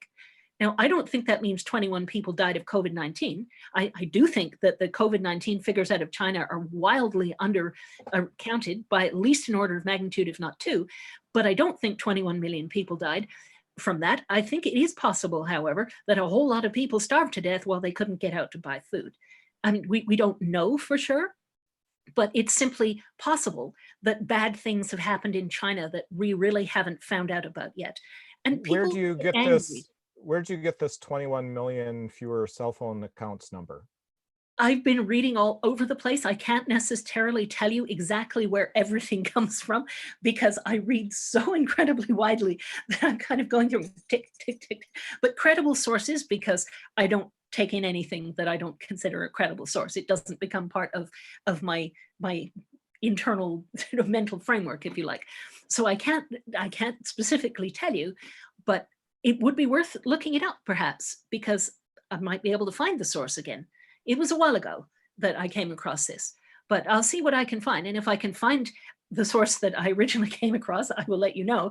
If I can't, then I'm just putting it out there as something that I think is something that likely happened. It's credible, partly because the source was credible, but partly because I saw how these people were being basically confined to their apartment buildings. And they had these machines, like for fire, when the firefighters rescue people from burning buildings, they have these things that go up and then you can get to the people in the windows. And they were saying, oh yes, we're feeding all the people by doing this. And I think, how many of those cranes did you have? And how many apartment buildings were there? And how many windows did you have to service in a very short time? Because this, to me, it just doesn't seem credible that they could have fed the entire population with the kind of lockdown measures that they had in place. So I'm not. This is very disturbing because, you know, from a certain perspective, it feels like this is an assault, a global assault on the poor. Yes. Not just in China, though. I mean, globally. Yes. Yes, I think so. So, I mean, basically, if you think of it as the Titanic, so some people are running for the lifeboats, but they're locking the third class passengers below decks. This is very much what's happening at the moment. It's sort of an Atlas Shrugged sort of situation. It's, well, we seem to have a lot of poor people and we don't have enough resources for everybody. So we're going to decide who gets the resources because we have the power to make decisions like that. And so I think yes. So is that the real struggle then? Is that the real struggle, the people, the poor and the ones that are soon to be poor, and just like the regular people, the workers, so to speak, the workers and those that are out of work, versus the ones that have, for whatever reason, power to make decisions and to allocate power? Yes, I mean, there has been a consolidation of power at the top. And so there is the power to make decisions to deprive people at the bottom of resources. So when the pie starts to shrink, the people at the top don't want to see their resources diminish, and they're the ones who have the power to try to prevent it. It doesn't mean they can entirely prevent it, but they will do whatever they can to make sure that it isn't them who take the losses. So these losses are being pushed onto people at the bottom of the pyramid, and I think this is very unfortunate. But there are a lot of people at the bottom of the pyramid, and they're not necessarily just going to sit back and take that. So I think there is definitely the risk over time during a contraction, people get angrier and angrier, and eventually you do see revolutions. And I think we're definitely going to see things like that. I think we're going to see civil war in some places. Other places might be able to get away with it a lot better. If you're remote and you're not overpopulated and you have a reasonable amount of resources, your chances are improved. But that doesn't mean that nobody can come and try and take what you have. I think we're going to be looking at a whole lot of chaos going forward. And I think China is going to be part of that. So is this sort of thing happened before, where it's been kind of a global economic collapse, and so there are the people, the workers, the farmers, whatever it is, just the everyday people, that they kind of en masse in wherever they live rise up or consolidate power, or that they kind of take power back for themselves all at the same time, all have revolutions at the same time. I mean, it's all kind of lined up right now because of the shutdown, right? So it's happening everywhere simultaneously. Has this not happened before? We'll see revolutions everywhere at once, because I think it will critically depend on local circumstances. Some places have more resources than others without having to import them. Some places are more advantageously positioned in terms of, say, being able to grow food all year round. Could this be a repeat of like the Arab Spring, or like magnified by a power of 10? Yes. I mean, we've never had a global revolution all at once, and I don't think we ever will. But you've had national revolutions. I'm particularly thinking of the French Revolution, for instance. They did guillotine their elites en masse. And then they instituted a government of the people, which then became totalitarian in its own right, very much along the lines of George Orwell's Animal Farm. Who are the historical figures here? Because I'm not this good. My world history in 9th grade was unfortunately not as strong as I had hoped it to be. Well, so they basically deposed the king and guillotined the king and his family, and then proceeded their way through the rest of the nobility. Not that they got all of them, but they got a lot of them. And then you had the rise of Robespierre, for instance. Robespierre was the dictator at the time, and he became more and more extreme over time. And eventually he was deposed and killed as well. And then you had the empire under Napoleon and a few descendants of Napoleon before you actually had something that looked more like a modern kind of country. But yes, you had the assault on the Bastille. The Bastille was the big prison. People just mobbed the Bastille with pitchforks and things because they had Why did they mob the prison? Because they were trying to liberate people from the prison, and they also ended up getting some of the elite that they particularly wanted to get their hands on at the same time. Were they going after the prison? I'm sorry that this is very detailed, but were they going after the prison because they were trying to let the people out that were in there, or was it mainly like political prisoners? It was a symbol of oppression. The Bastille was a symbol of oppression. So even today, the French celebrate Bastille Day. It was a very big deal in their history. And they did have a complete people's revolution. They got rid of the monarchy and the elite, and they did take it over, but then it didn't necessarily work out for quite a few years. It didn't work out very much better than what they'd had before. There was an enormous amount of chaos and purges, like Stalinist type purges. Was this in the 1780s as well? Was this in line with the US Revolution as well? Yes. And are they related? Yes, because both of those revolutions happened towards the end of the contraction after the South Sea bubble and the Banque Nationale. There was a huge bubble in the 1720s that burst, and then you had decades of consolidation and upheaval and things like that, and it culminated in the American and the French revolutions. So this is the kind of thing that I think we are going to see in other places. I think we are going to see things build up. At first, people are just shocked. The rug is pulled out from under their feet. They don't know what to do. Their first impulse is not necessarily violence. But over time, then they get angrier and angrier, and they've lost more and more. And when you get to the point where people have nothing left to lose, they lose it. They literally have nothing left to lose. So they will engage in revolutions and things like that. Even although the risk is huge and obvious, they just don't have anything to lose. So they do it anyway. But it takes a long time to get to that point. When people are comfortable and they reckon they have a lot to lose, they tend not to rock the boat too much because they're afraid of losing what they still have. So people who are very comfortable don't engage in revolutions. People who've lost everything may do, especially if people had things before. The people who never had anything are pretty fatalistic. They don't tend to have agency. They don't perceive themselves as having agency. Locus of control is perceived to be external. Life is what happens to you, and there's nothing you can do about it. So people who have that mindset don't tend to take actions to do very much because they've been trained to think that nothing they do can ever achieve anything. So they just go with the flow. It's the people who had something and lost it and had high expectations and have seen them dashed. Those are the people who, when they have nothing left, will end up really taking action.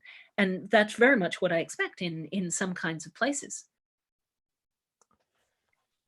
So before you go on to, let's see, we still had Russia, energy elite, banking elite, and artificial intelligence. Before you go on to those, it reminds me a lot of the people who, in the United States, for example, are the ones who are going to get this food at these food distribution centers, and also the ones who don't realize it yet, but even though they think they're going back to their job is not going to be there for long. I mean, it might be there for a few weeks or months. Like there's a mall in Texas, and the mall opened, but they're only allowing 25% of occupancy. They're actually having people line up on their little X's 6 feet apart before they go in the mall. But the two anchor, in the US, we have these malls that have these big anchor stores on either end. And then you walk down this long, I don't know how prevalent these are in the world, but the anchor stores aren't open because, of course, there's liability in having your workers come in and having customers come in. Plus, if you are only allowed 25% capacity, you're not going to make money. And so the report was that So the people who were actually working, the stores that were actually open, first of all, they only had 25% capacity. There was somebody that had like a kiosk in the middle, like a jewelry kiosk. And normally in a day, like they'd make $1,000 in sales. Mm. And halfway through the day, they'd made 0 sales. Yeah. And so these people don't know yet that they're out of a job because they've reported back to work. Yeah. But they don't know that yet, and they're going to be I mean, there's going to be so many upset people. I feel Oh, yes. horrible for it. Yeah. I And mean, this those is not businesses just will go under. in Texas or Michigan. This is all over. Yeah, those businesses are going to go under. There's no way they can function with that kind of fall in revenues, and they still have to pay their staff. So yes, there are going to be monstrous job losses beyond what there are now. I mean, what there is now is bad, and it's going to be so much worse. But a lot of people aren't going to be counted because they're going to be deemed to have quit. If they don't go back to their jobs, they're going to be deemed to have quit and they won't qualify for unemployment. So this is about massaging the numbers and keeping the perception of unemployment lower than it will actually be. They've been doing that for a very long time anyway, long before this pandemic. But I think it's going to get a lot worse. And the unemployment is going to be absolutely staggering. It's already unprecedented, the number of people who are suddenly trying to claim unemployment. And it's going to be so much worse when all the people who think there are jobs for them are going to find that there aren't going to be, and the businesses go under as well. So it won't just be the employees who suffer, it'll be the small business owners as well, because they're not going to have any way to make a living with the business that they have. And so there are going to be a lot of angry, dispossessed people. And it's happening so quickly. This is why it's Well, so. and I think a major point here is that a viewer might not be picking up on is it doesn't matter if all the rules are returned and you can do 100% capacity, because at this point, people are so freaked out that they are saving money and they're not spending. Yes. Yes, exactly. The psychological shift is huge. This ends up being a major driver of the change in behavior with the perception of risk is really what's going to drive a whole lot of things. It's not just the virus, it's the way people respond. And this has been a major factor in history as well. I mean, people look at pandemics and say, well, why does sometimes a disease have a huge effect and sometimes it doesn't? And it's another path dependency argument. It depends what state you're in when something hits and to how you handle it. So if you look at the Black Death in the 1300s, everything broke down to the level of the individual. Like the trust horizon couldn't contract any further than that unless your liver decided to fight with your heart. You know, the individual is the lowest level of trust horizon you can possibly have. People literally abandoned their own families, ran off in all directions all over the place, and society completely collapsed because people were already in a desperate frame of mind. When this hit, we'd already had banking collapses, market collapses, terrible weather, famines, and then the Black Death hit, and that was the last straw. So people handled that as badly as they possibly could, and at least a third of the population of Europe died as a result. And did this really result in like a non-history era where like nothing was written about because nothing really happened? Well, Barbara Tuchman wrote The Disastrous 14th Century, which is definitely worth the read. There are things that came out of that. And in fact, one of the things that came out a long time after that was all of a sudden working people had bargaining power because there weren't that many of them. So all of a sudden labor had bargaining power and conditions improved substantially during the recovery from that period. But if you look at the same disease that hit several hundred years later, so that 1665, the same disease came round again. But at that point, people were not in a traumatized frame of mind. So they quarantined the sick. The word quarantine comes from that period. Quarantine refers to 40 days, which is the period that people were quarantined for. People were kept in their houses, but they were fed. People came out, took away any dead bodies lying in the streets. And they put in cordons where people were not allowed to move around. Some people did anyway, but on the whole, movement was really strongly controlled. And a lot of people still died, but society didn't disintegrate. And the difference was the mindset that people had at the point where the pandemic hit. So you either handle it well and minimize the consequences, or you handle it badly and maximize them. But in either case, the human response is actually a bigger determinant of the outcome than the initiating event itself. So this is implying to me that for all of us, everybody, all the humans who are part of this civilization, that we should be trying to reach out to one another as much as possible, being mindful of that everyone is going to end up struggling at some point, and we need to reach out and stay in communication with each other, Oh, yes. because it's the way we respond to this that determines the long-term outcome. Yes, exactly. So we need to maintain social contact. So really, when they say social distancing, I would rather they said physical distancing. We don't want to break the social connections because they matter enormously. We want to keep connections with people. We want to try and build on common ground and, talk to people, reach out to people across the aisle. I'm perfectly happy to do that. I mean, I have a bit of an issue with reaching out to death cultists because they would never hear what I have to say anyway, so it's completely pointless. But I will talk to anyone, whether I agree with them politically or not.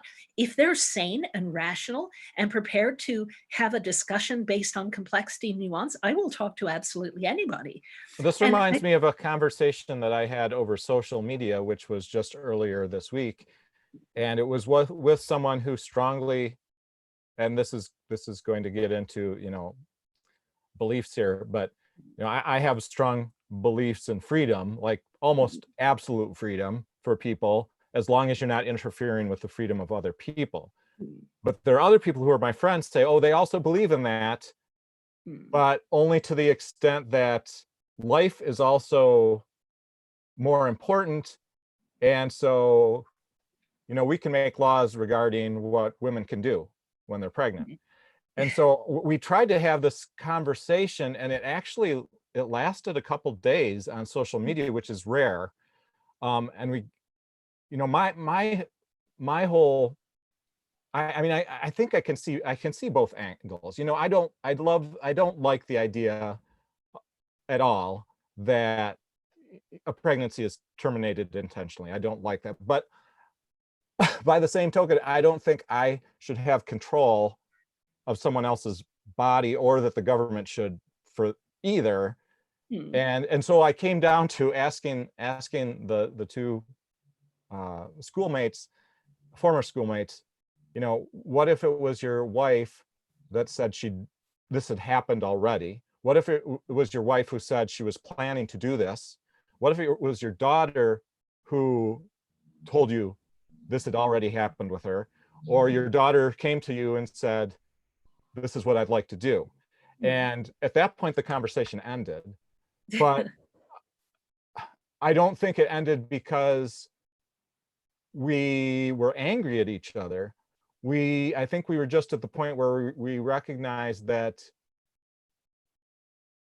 yeah, I can see how maybe it's not as easy when you're talking that personal anymore. Yeah, that's definitely true.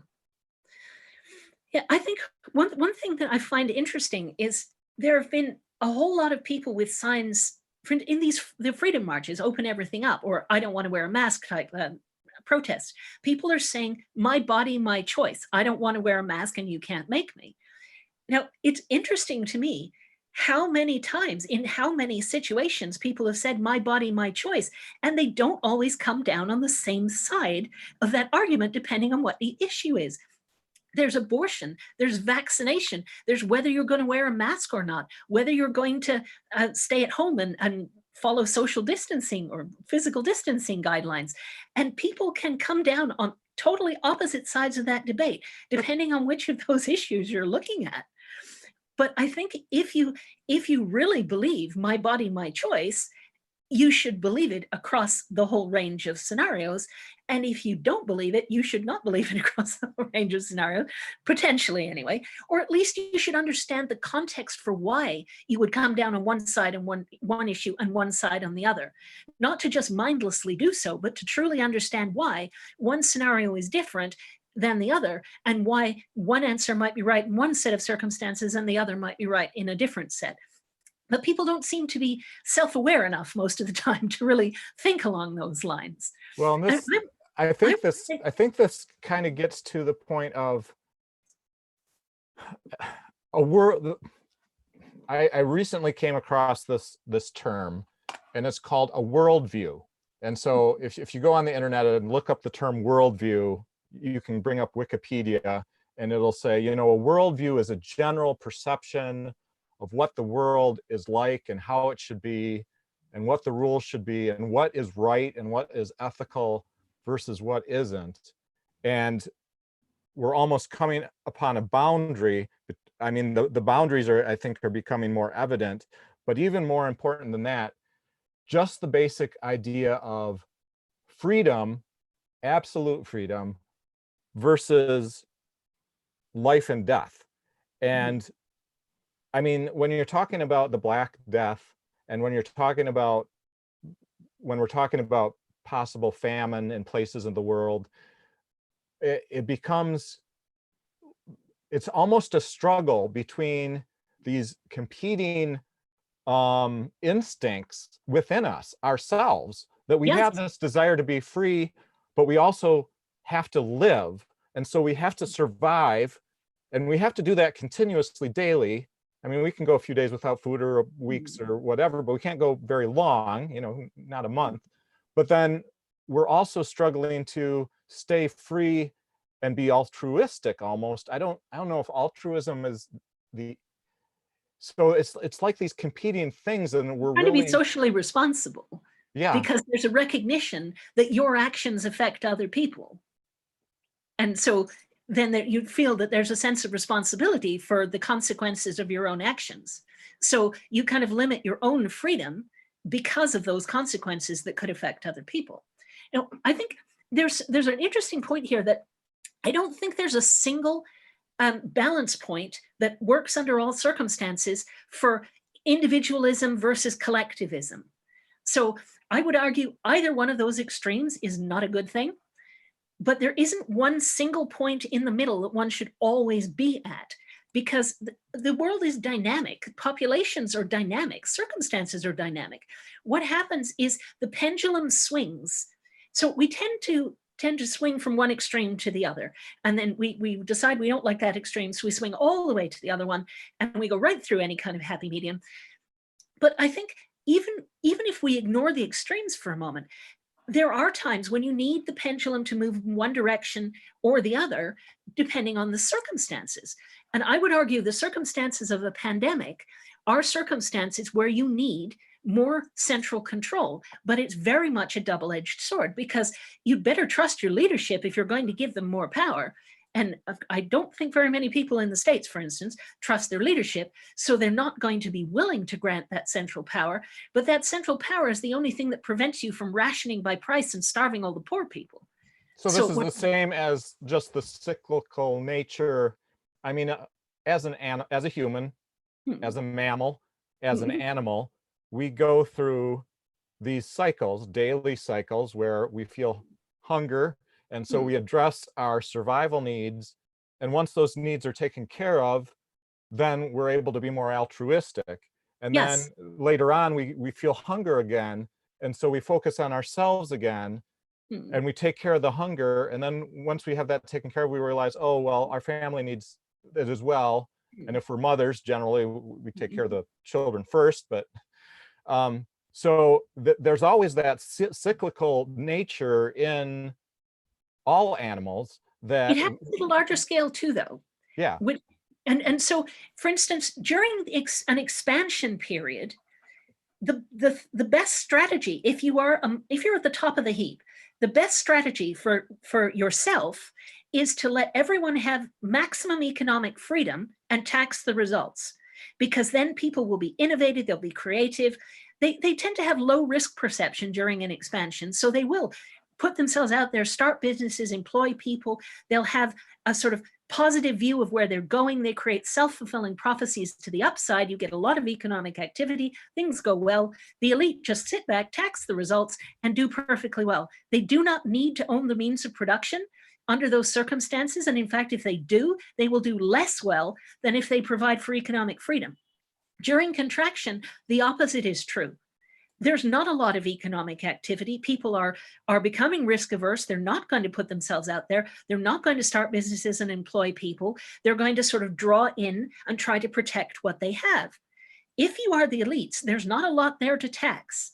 So from their perspective, what you want to do to maximize your own gains at that point is to own the means of production and to have repression, to force people to do certain things that they wouldn't choose to do themselves so that you can benefit from that.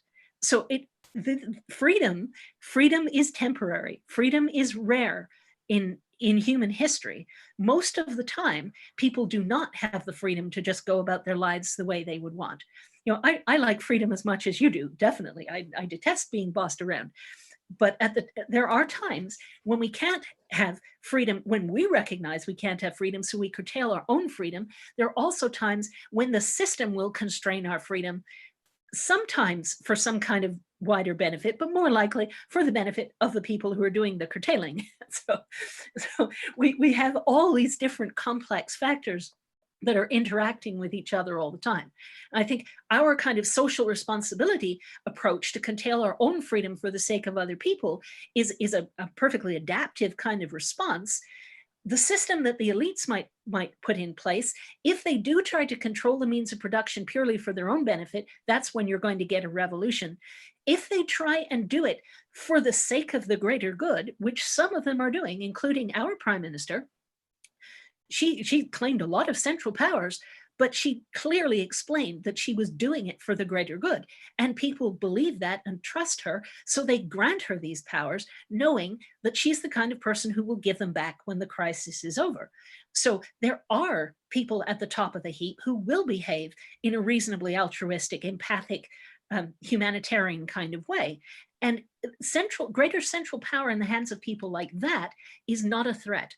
But unfortunately, not all leaders are like that. In fact, it's very rare. So when you get leaders who are not trustworthy, it becomes a power grab. And this is exactly what people are resisting in the States, because this is absolutely a power grab in the United States. And it's complex. It's not just the government versus the people. It's the government versus the smaller centers of power like the states, and sometimes the states versus the smaller center of powers like the cities. So states telling cities what they can and cannot impose as restrictions. And there's all this conflict at all these different levels of centralization, but nobody is really trusting most of these levels of centralization. So no one is prepared to give up that kind of power in favor of the center, even although central power properly wielded is exactly the right way to get through this kind of crisis. The United States is in a situation where it's not going to voluntarily grant that central power, but the center, the elite is trying to grab it anyway. And so you have conflict. And I think that conflict is going to get a lot worse before it gets better. Well, as we move onward in this discussion, just a reminder for anybody who's on the line on either the Zoom or on the YouTube. The YouTube is about 15 seconds behind due to the broadcast through YouTube, but you can still put in questions and things. There are a couple questions already on here that I think we're going to end up getting to. So I appreciate your patience on those. Before we're kind of nesting this discussion downwards, and then we're gonna, I think, come back up, and that's the goal for this. So two things I'd like to point out and get your responses on, your thoughts on. First, just a little story about my today. So my today, here it's 8 p.m. right now, and my today included my 2 sons and my wife and myself, and the struggle for free time versus garden time and other outdoor work time.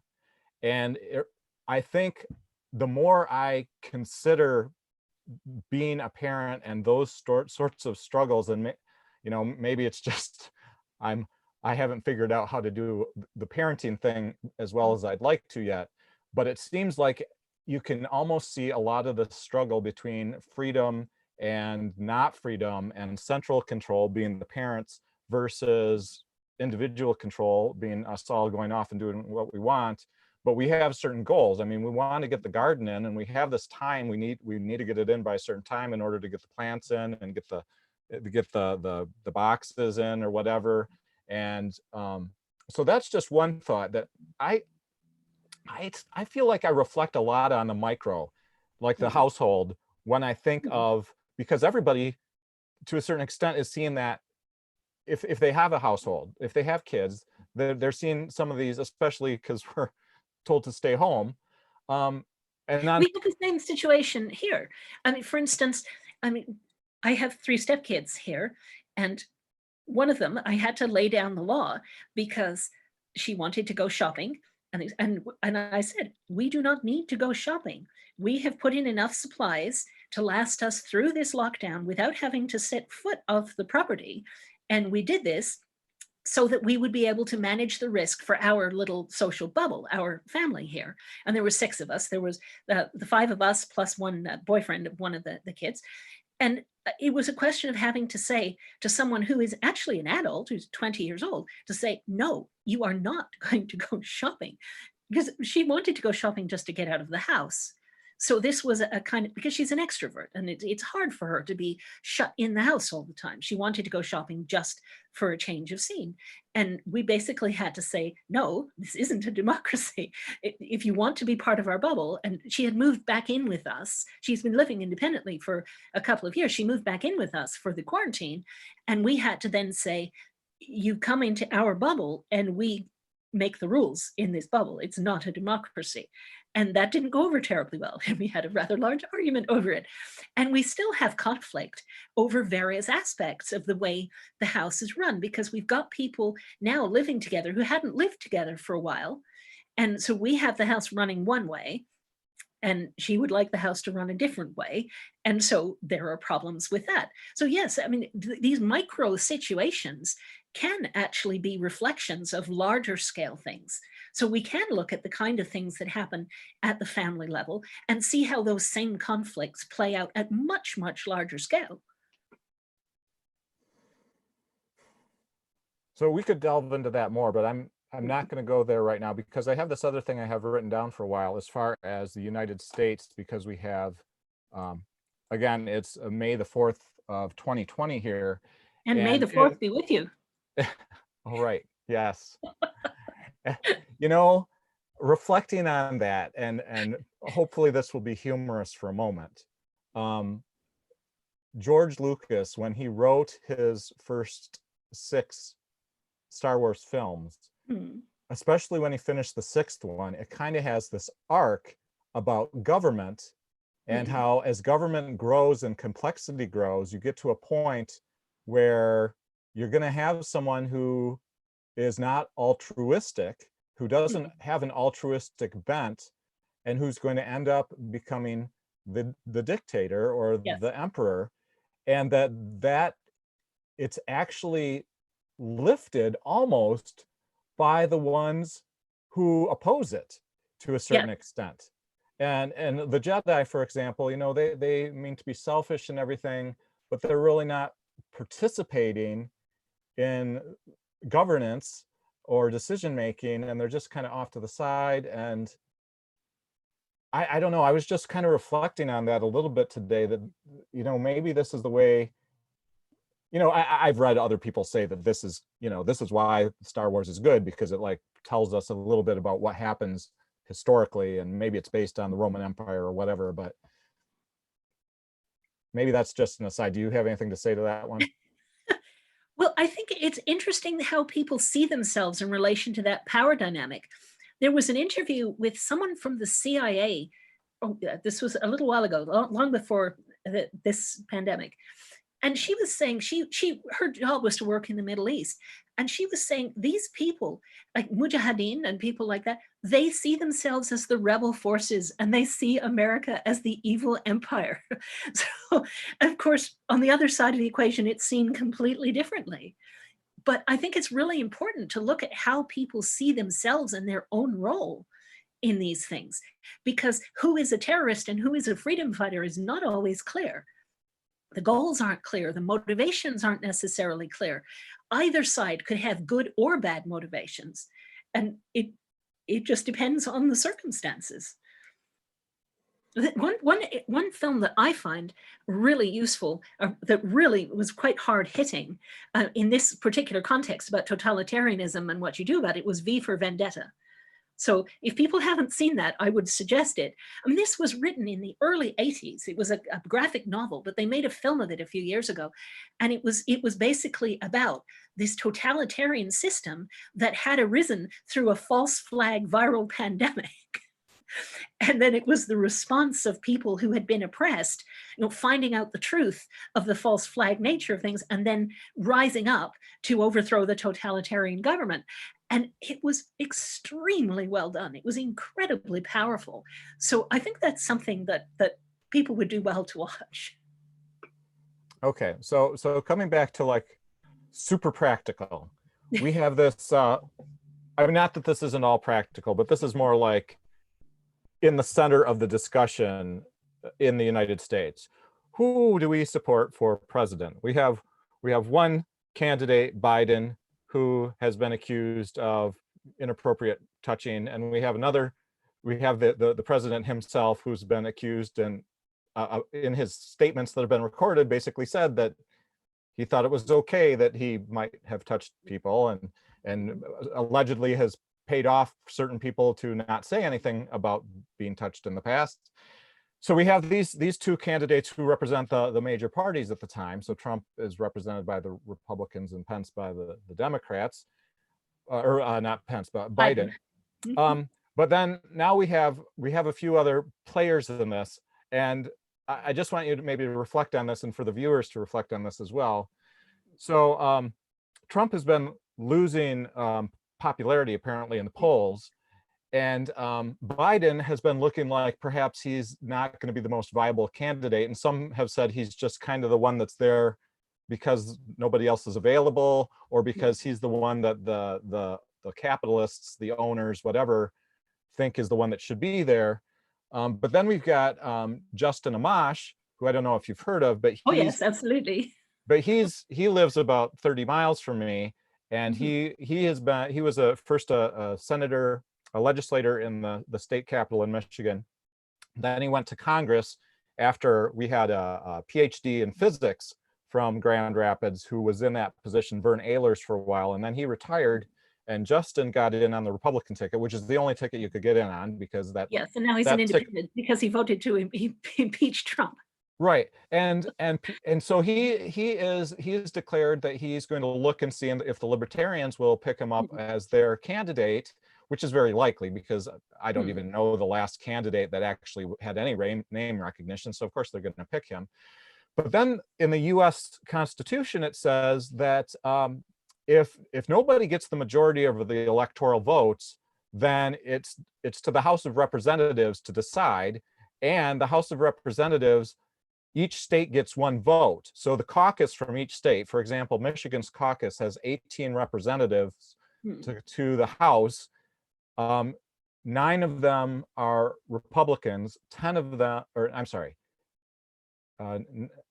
9 of them, 8 of them are Republicans, 9 are Democrats, and 1 is independent, Amash. So, if neither the Democratic candidate nor the Republican candidate got half of the votes, at least half of the votes, then it goes to this vote between the 3 top vote getters. And this was Constitutional Amendment 13, US Constitution, 1803, 1804, something like that. So we have this possibility that, hey, it might even go down to the House of Representatives deciding this. And then what's going to happen? Now, first of all, there's a lot of questions about, if it wasn't an obvious clear-cut win, would it be blamed on, false voting, or people didn't vote, or it was, people were stuffing the ballots or whatever, or people weren't allowed to go to the polling places because the lines, the pandemic was back and we were locked back down in November. But then you have, so we have these possibilities. We've got Trump, we've got Biden, we've got Amash, we've got Sanders, who still hasn't left the ticket. So Biden could drop out, and then Sanders would end up being the only one that is viable at that point. We've got Cuomo, who, I mean, I don't even know, does the Democratic Party have the power to say, you know, we don't, we're just going to vote for Cuomo? You know, I don't know how bound the people actually are that go to those I think they conventions. can do that. Whether they would or not is the question, Right. because there would be an enormous outcry, I think. It Well, would and be then, overriding people's opinions. okay, and then here's the other interesting thing about the US Constitution. So suppose it does get to the House of Representatives and they refuse to select between the Democratic candidate, the Republican candidate, and Amash, then a few months later, the sitting vice president becomes president. So then you have Pence as the president.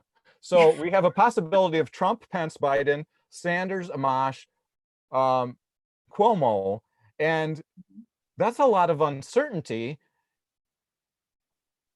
but it's actually real. I mean, this is real possibilities, whether people. And I don't think it'll be a free and fair election at all. I think there's massive voter suppression in so many states, and there's all kinds of international interference, not just from Russia, but multiple countries are providing assistance to the Trump administration. I mean, for instance, China either gave him dirt on Biden or manufactured dirt on Biden. It isn't clear yet because we don't know exactly what they said, but they basically said, look, we just want Trump because we know it's simple. All you have to do is bribe him and you can have whatever you want. So we want Trump to win because then we don't have any of these messy discussions about human rights or anything like that. And Saudi Arabia is basically interfering as well. Israel is interfering. The UAE is interfering. There are so many actors in this, and there is so much disinformation and misinformation out there. There are all kinds of bots and trolls. This gets into the AI side of things that you were mentioning earlier on. That there is so much outside interference that I don't think there's the slightest chance this is going to be a free and fair election. So the outcome isn't necessarily a question of who wanted what. It's the sum total of what people wanted plus all the chaos that's been injected into the process, which makes it very difficult to predict. And I wouldn't be surprised, actually, if the election was canceled outright. The sensible thing to do would be to have it on the appointed date and by mail-in ballots. But Trump doesn't want that because the more people vote, the more the likelihood that he's going to lose. Well, and there's So a lot of pressure there's pressure against that because, okay, here was the meme that came out today. So it's okay for us to go to the grocery store to buy groceries with masks. It's okay for us to go, you know, to go to the gas station or to go to such and such a place with our masks. So that means it's okay for everybody to go stand in line for the polls. There's no reason for mail-in ballots. That's just the way to a bad election. And this is the meme that's being passed all around on to a certain group of people, and it's what they did in spiraling. Wisconsin is they reduced the number of polling places from something like 190 down to 5, and then made everybody vote in line. And of course, not everyone's going to take the risk of doing that. Plus, it's going to make it a lot more complex and difficult. People are literally going to be standing there all day if they want to vote. And some people are probably going to find they never get a chance to vote at all because they just never get to the front of the line. And that's the worst possible way you could run this. I think the thing that makes the most sense by far is mail-in ballots, but Trump doesn't like the post office. So he's trying to to ruin Jeff Bezos by trying to strong arm the post office into charging more money for Amazon packages. And he doesn't want postal ballots, so he's trying to undermine the post office. He specifically said no stimulus package would be signed if it provided any assistance for the post office. The post office is a public service. It's in the Constitution that there must be a post office, but I think he'd like to privatize that and profit from it and things. So there are a whole lot of reasons that the post office won't necessarily survive in its current form. And so I don't think there's really any way to have a free and fair election.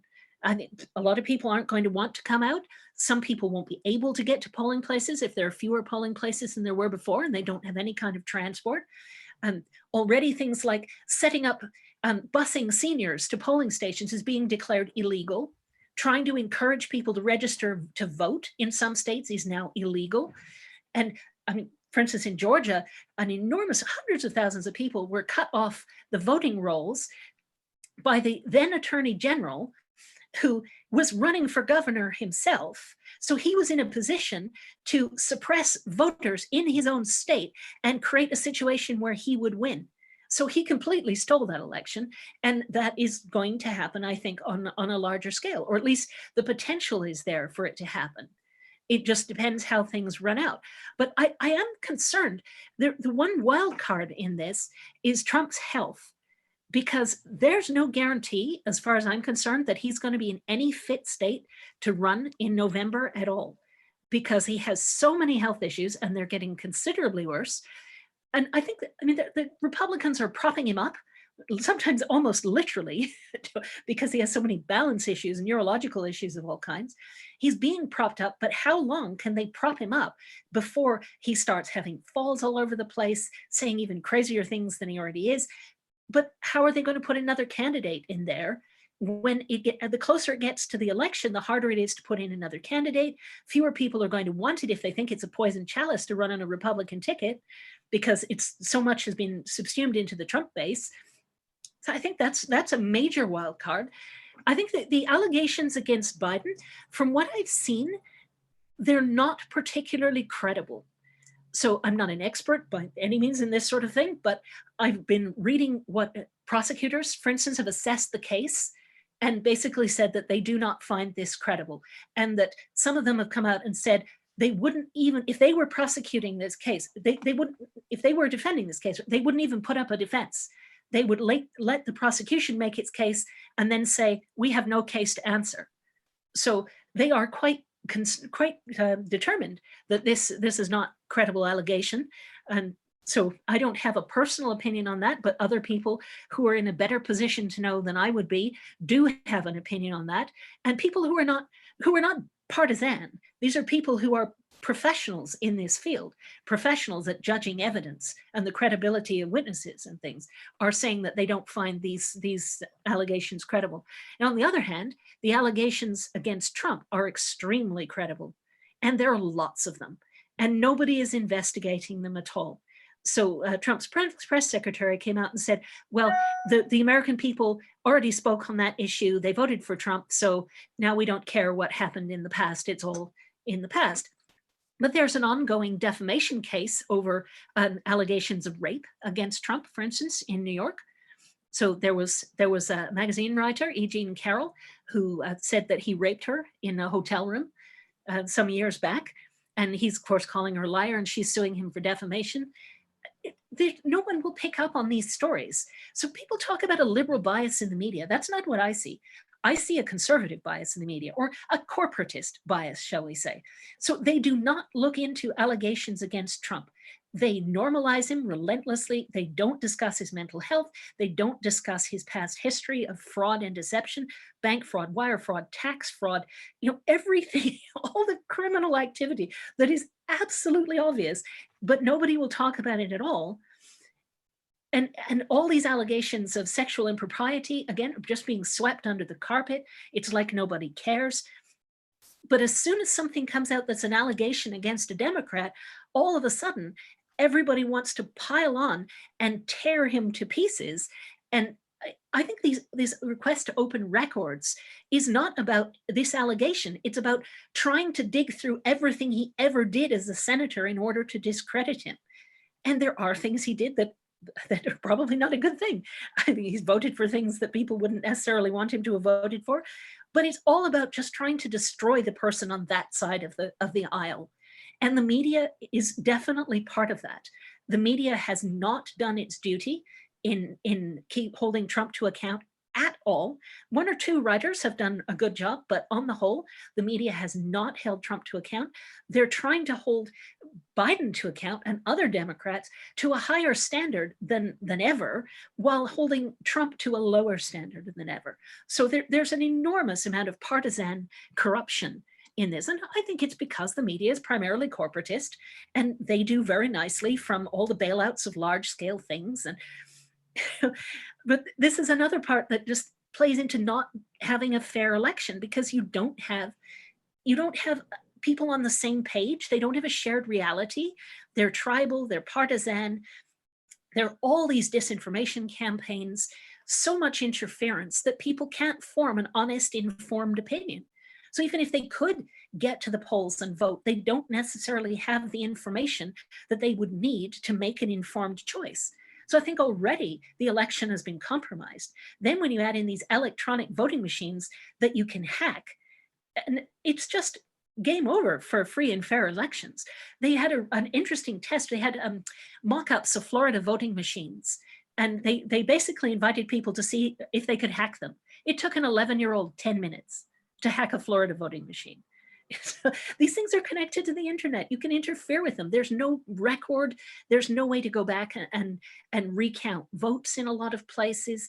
So there is no way to have a free and fair election under these current circumstances. Well, I'll best have you we know possibly do is a that postal in vote, Michigan, at least, we still have the bubble-in ballots where they which go is through perfect. the optical scanner, and then Yeah. they could be rerun as many Yeah. times as you want, and they're Which is still just sitting exactly there. the And right we're thing. really good about filling in those bubbles because you don't have to punch a hole. We just Yeah. fill in the bubble, No hanging and checks. it says right on there, don't do an X, don't do a cross.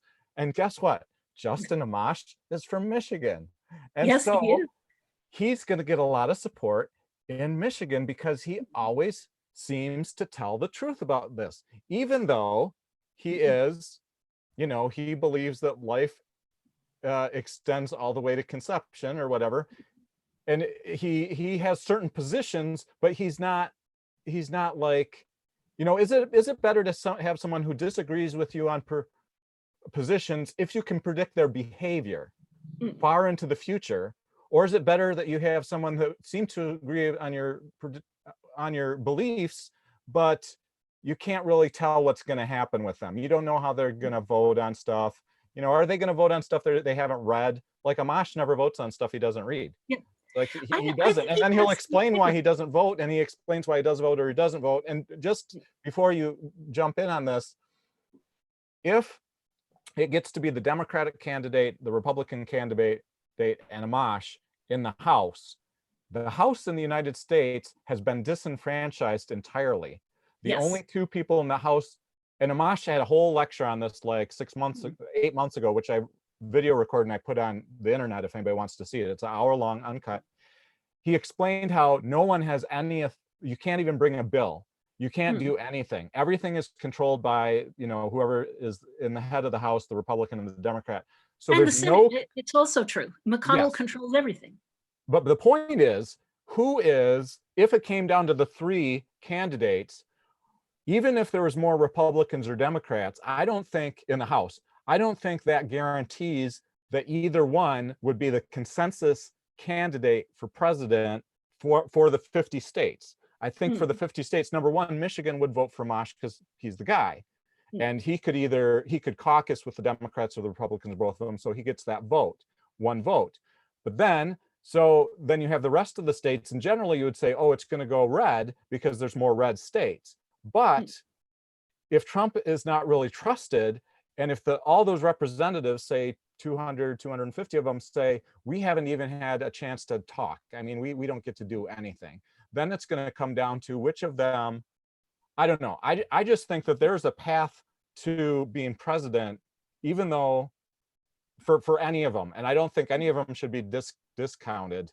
Amash always said that he wouldn't run if he didn't see a clear path. He wouldn't run just to be a spoiler. He would run to win. And I think he's probably betting on Trump imploding over the next while. So, I mean, if that happens, then yes, there may be space for a right-wing candidate. And I think, although people are very angry with him at the moment because Well, they're you might saying, call him right wing, but he seems to tell the truth. well, And he yes, seems, I mean, I don't, those are not incompatible things. okay. You can be right-wing and have integrity. And I think he is an example of that. People So are he might have angry. integrity, but still be right wing. Oh, yes, absolutely. I think he's clearly quite right-wing. He was one of the founders of the Tea Party. And he's a libertarian who doesn't believe in government. So yes, he's definitely right-wing. But despite the fact that people are angry with him because they say he's going to be a spoiler and he's going to re-elect Trump, I think he's betting on Trump not making it to November. Because I don't see there would be a path to victory for him if that wasn't the case. And the fact that he said he wouldn't run if he couldn't win means I think he's betting on that. I think he has information, perhaps more information than ordinary people would have about some things to do with Trump's health, for instance, or he's perhaps looking at what's going to happen with the financial situation and saying incumbents who preside over a depression are never reelected, which is also true. So he may be saying, I honestly think I can win this. And I think that that's probably what is going through his mind. I don't think he's trying to be a spoiler. And I do think he has integrity. I mean, he read the entire Mueller report. He came out and said the president should be impeached. This case is proven. So, and he will go against his own tribe. He will do what he thinks is right, whether people like it or not. And I think there's a lot to be admired about that. So politics is a lot like making sausages, and the sausage making can be better or worse. You can never entirely get rid of it, but if you try and go for the cleanest possible sausage making, then if you have integrity and you're prepared to stand by your beliefs, then you really can achieve something with that. So I disagree with him politically on an awful lot of things. So as much as I'm very much a fan of freedom, I think you need a government that operates at the same scale as your country is trying to operate. Because if it doesn't, it's not going to be any kind of effective governance. And it's just a way of driving everything down to a smaller scale, but not necessarily in a helpful way. So I think the idea of a government the size small enough to drown in the bathtub is really not very helpful, but that's very much what the Libertarian Party would be moving towards. I have problems with everywhere on the political spectrum in the US. I think the Democrats are far too corporate, far too beholden to large interests as well. There are some of them that are prepared to support the little guy on things. I mean, people like the sort of more left-wing side of the Democratic Party, like Alexandria Ocasio-Cortez, for instance. I mean, she said that as soon as you get into Congress, they try and remove your concern about ordinary people, that you're supposed to then be concerned about larger scale things. And she refused to do that and came right out and said that. The problem is that wing of the party, there are things they simply don't understand about limits to growth.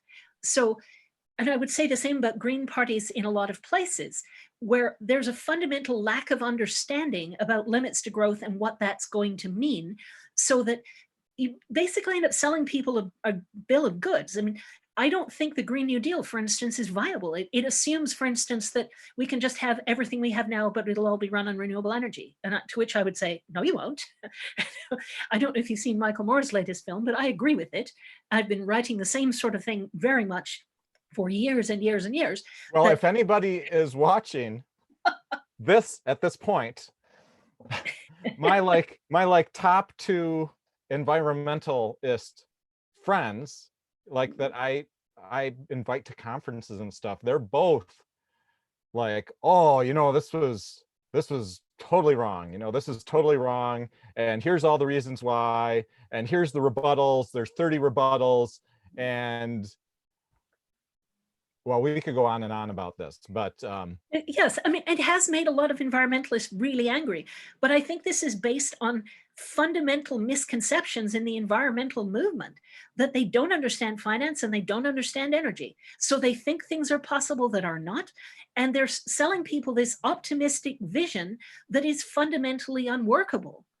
And that's a problem as well. This is going to make a lot of people sad, though, because they want this Green New Deal. I mean, they want this green, solar-powered, wind-powered future. They do. And I completely understand why they do. I mean, nobody wants to be told that their material standard of living is going to be a lot lower in the future than it is now. Nobody wants to hear that. People prefer comforting lies or misunderstandings to hard truths every day of the week. So you don't really have much in the way of options for people who understand the situation and can be trustworthy and can be electable. That combination doesn't really exist. I don't know what Amash thinks about finance or energy. I have zero idea of his positions on those, whether he truly understands limits to growth or not. He's an Austrian, but he's not a post-Keynesian or a Keynesian either. So, and even Steve Keen, who I respect immensely, admits that he should be exploring thermoeconomics more, because you've got to have the energy. You can't discount the energy. Oh, yes. It's I mean, that's the basis. I mean, food is life is the basis of economics. Us being alive and not dying. Yes. And life is based on food. and food is based on, within a civilization, energy, and the civilization itself is based on energy. So everything has to be based on those things first before you move into the financial aspects of supply and demand and all these various different The things. only politician I can think of who understood limits to growth, peak oil, the whole 9 yards, and actually got elected was Stéphane Dion in Canada, which was years ago, but he didn't last very long, unfortunately. So I think the odds of someone being elected who genuinely understands the situation that the country is facing are very low. And there aren't really good options. There are better and worse options. I think the worst option by far would be to see Trump reelected, because Trump is a front for the mafia. And do we really want a mafia-controlled nuclear power? We've already got one, if not two, already. And now this is adding three. So are you mentioning Russia plus Pakistan? China. Oh, Russia plus China. And China are nuclear-powered superpowers. Russia is a mafia state. China, well, it has a component of that, but it's also more of a standard totalitarian kind of state. But Israel is moving in totalitarian directions. They're a nuclear power. Pakistan and India are nuclear powers. This is all really, really dangerous stuff. But I think electing organized crime to run your country is a seriously bad idea. Yeah, but Trump is smart. I'm just going to jump in. Here's the DA, devil's advocate. But Trump is smart. He's a billionaire. He's so smart. He's so smart. Because if you weren't smart, no, listen. If you weren't smart, you would not be able to be a billionaire. Our previous governor in Michigan, he ran on the platform.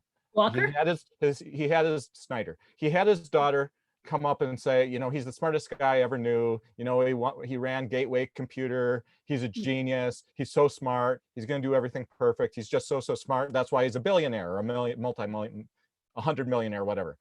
So Trump, he's 100 millionaire, billionaire, somewhere in that range. He's so smart. I mean, he must be right, Nicole. He must be. Otherwise, he wouldn't be a billionaire. Isn't that right? Isn't that the way things work?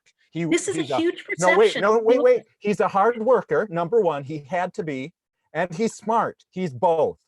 Don't tell me he's not, because that's the way it is, Nicole. I could not disagree with either of those things more. But I think in the States, absolutely, there's a perception that being rich means that you're smart and you're effective and you're a good person. And if you're poor, you're lazy and you're feckless and it's your fault. And I think this is completely untrue, but that is absolutely the perception. Somebody like Trump has lied about his wealth to climb the greasy pole all his life. He's never had anything like the wealth that he said he did, but he's now profited massively off the presidency. I mean, when you can control levers of power at that level, you are definitely going to profit. I mean, he'd run his businesses into the ground. He's put in billion-dollar tax losses and things he's declared. He's run every business he ran into the ground. He's walked away and dumped the losses on the shareholders every single time. So you're saying my assertion is just false? Yes. And he's not the only example where it's false. We should focus on other examples. Well, he's by far the worst example, because he's the one who's got away with it and never been held to account for decades and decades and decades. So he went from being a front for the Italian mob, his whole family business was a front for the Italian mob, to then when the Russian mob took over from the Italian mob. This is news for me, so I'm listening. So when the Russian mob took over from the Italian mob in the 90s in New York City, Trump Org ended up being part of the Russian mob, a front for the Russian mob. At that point, he'd lost so much money that not a bank in the US would touch him. So he ended up getting all his finance out of Russia. His own sons have confirmed this on video. It's not a secret that this is where the money came from. And basically is connected with Semyon Mogilevich, who's the head of the Russian mafia. It's not even Vladimir Putin, who's necessarily the most powerful person in Russia. It's Semyon Mogilevich. So you really have... What's his name again? Because is he one of the super oligarchs, he's an oil oligarch? What's his name? Oligarch. Semyon Mogilevich. And I'd have to look it up to remember exactly how to spell that. But yeah, so there's a huge amount of information on mob connections and how the connections have worked with the Russian mob for a long time. So it's not that Trump was colluding with the Russian government per se, he was colluding with the Russian mob. And this is what Mueller was never even investigating. The only thing Mueller investigated in his narrow remit was a priori connections and collusion with the Russian government, which is not what anyone had ever accused Trump of in the first place. What people had said he was doing was colluding along the way with the Russian mob. And that's exactly what happened. I mean, it's demonstrated. And so read Seth Abramson's books, for instance, on this proof of collusion and proof of conspiracy. Just exhaustively footnoted and documented and fact-checked all the connections that led to the interference in the election of Trump in the first place. And all of this is now turbocharged. It's going on in a much larger scale and much more powerfully now than it was in 2016. There's so many people who are writing about this. Another book I would absolutely tell people to read is Hidden in Plain Sight by Sarah Kendzior. So it's a New York bestseller. She's an expert in authoritarianism. And she's documenting how the US is slipping into authoritarianism, looking at the cultural problems and the rise of Trump and where things go from here. She's absolutely brilliant. It's just a brilliant polemic of a book. So I would recommend that to anyone who really wants to understand this situation. There are quite a few people you could follow on Twitter as well if you want to know the details of all the mob connections. Lincoln's Bible is probably the main one. It's a woman who calls herself Lincoln's Bible, I presume, because she doesn't really want the death threats that would come with putting her name on things. There are various others as well who've really been doing a lot of deep dives into this and documenting everything. So the real problem with the States is it has elected the mob, and it might yet re-elect the mob. And I think that's the worst decision they could make. I'm not particularly a fan of Biden. I think he's not a very exciting candidate. I think he's slightly losing it. I think he's made a lot of bad decisions in the past. He has a tendency to make things up, nowhere near as much as Trump does. And I don't know whether he is actually lying about some of these things, like parts of his past record where he talks about being arrested in South Africa, marching and things against apartheid. And this never happened, but he says it a lot of times. So sometimes I don't know if he's lying or if he just misremembers and has problems with maybe senility or something like that. I don't think he's a strong candidate. I certainly would not have chosen him out of the lineup that was available. But I think for him, what will matter is who he picks as VP, because realistically, the VP is going to inherit the presidency probably at some point in his first term. And if not in his first term, then the VP will be running as president the next time. So again, it comes back to Michigan. Because yeah, it does. Gretchen Whitmer has been the one who's been lifted up. And yeah. I have to tell you that when in Michigan, we have the strictest term limits of any state as far as how long you can serve in the House and the Senate, in the legislature. So you can only serve 3 2-year terms in the House and 2 4-year terms in the Senate. And she basically did both of those. And then she went home for a few years and took care of her family. And then she came back and she had a lot of, she was like the head of the opposition for a long time, because in Michigan, Michigan has been kind of gerrymandered so that the Republicans basically always are in control in the House and the Senate. Anyway, there are a lot of people like the ones that had the guns who were in the Capitol just earlier this week on Thursday, that really don't want to see her elected, and they've got all these things and the president. But anyway, it comes back to Michigan. So yeah, Michigan. Anyway, she could be VP. There are various choices. I think Elizabeth Warren, Kamala Harris, Gretchen Whitmer, Stacey Abramson are all possibilities. I think the odds are that he would choose a woman, but it's not guaranteed. He could choose Beto O'Rourke, for instance, if he wants to connect with people in Texas, although Beto did say he was going to take away the guns in Texas, so that might be a problem for him being a force down there. But we shall see. I think, though, that his VP pick will be enormously important for how any presidency that he might have will play out.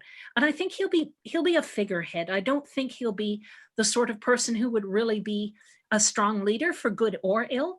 I think he's more of a sort of go with the flow, because the flow that he's used to, which is the previous flow before all this happened, the time under Barack Obama, I think he would like to go with that flow and just assume that momentum will take him somewhere.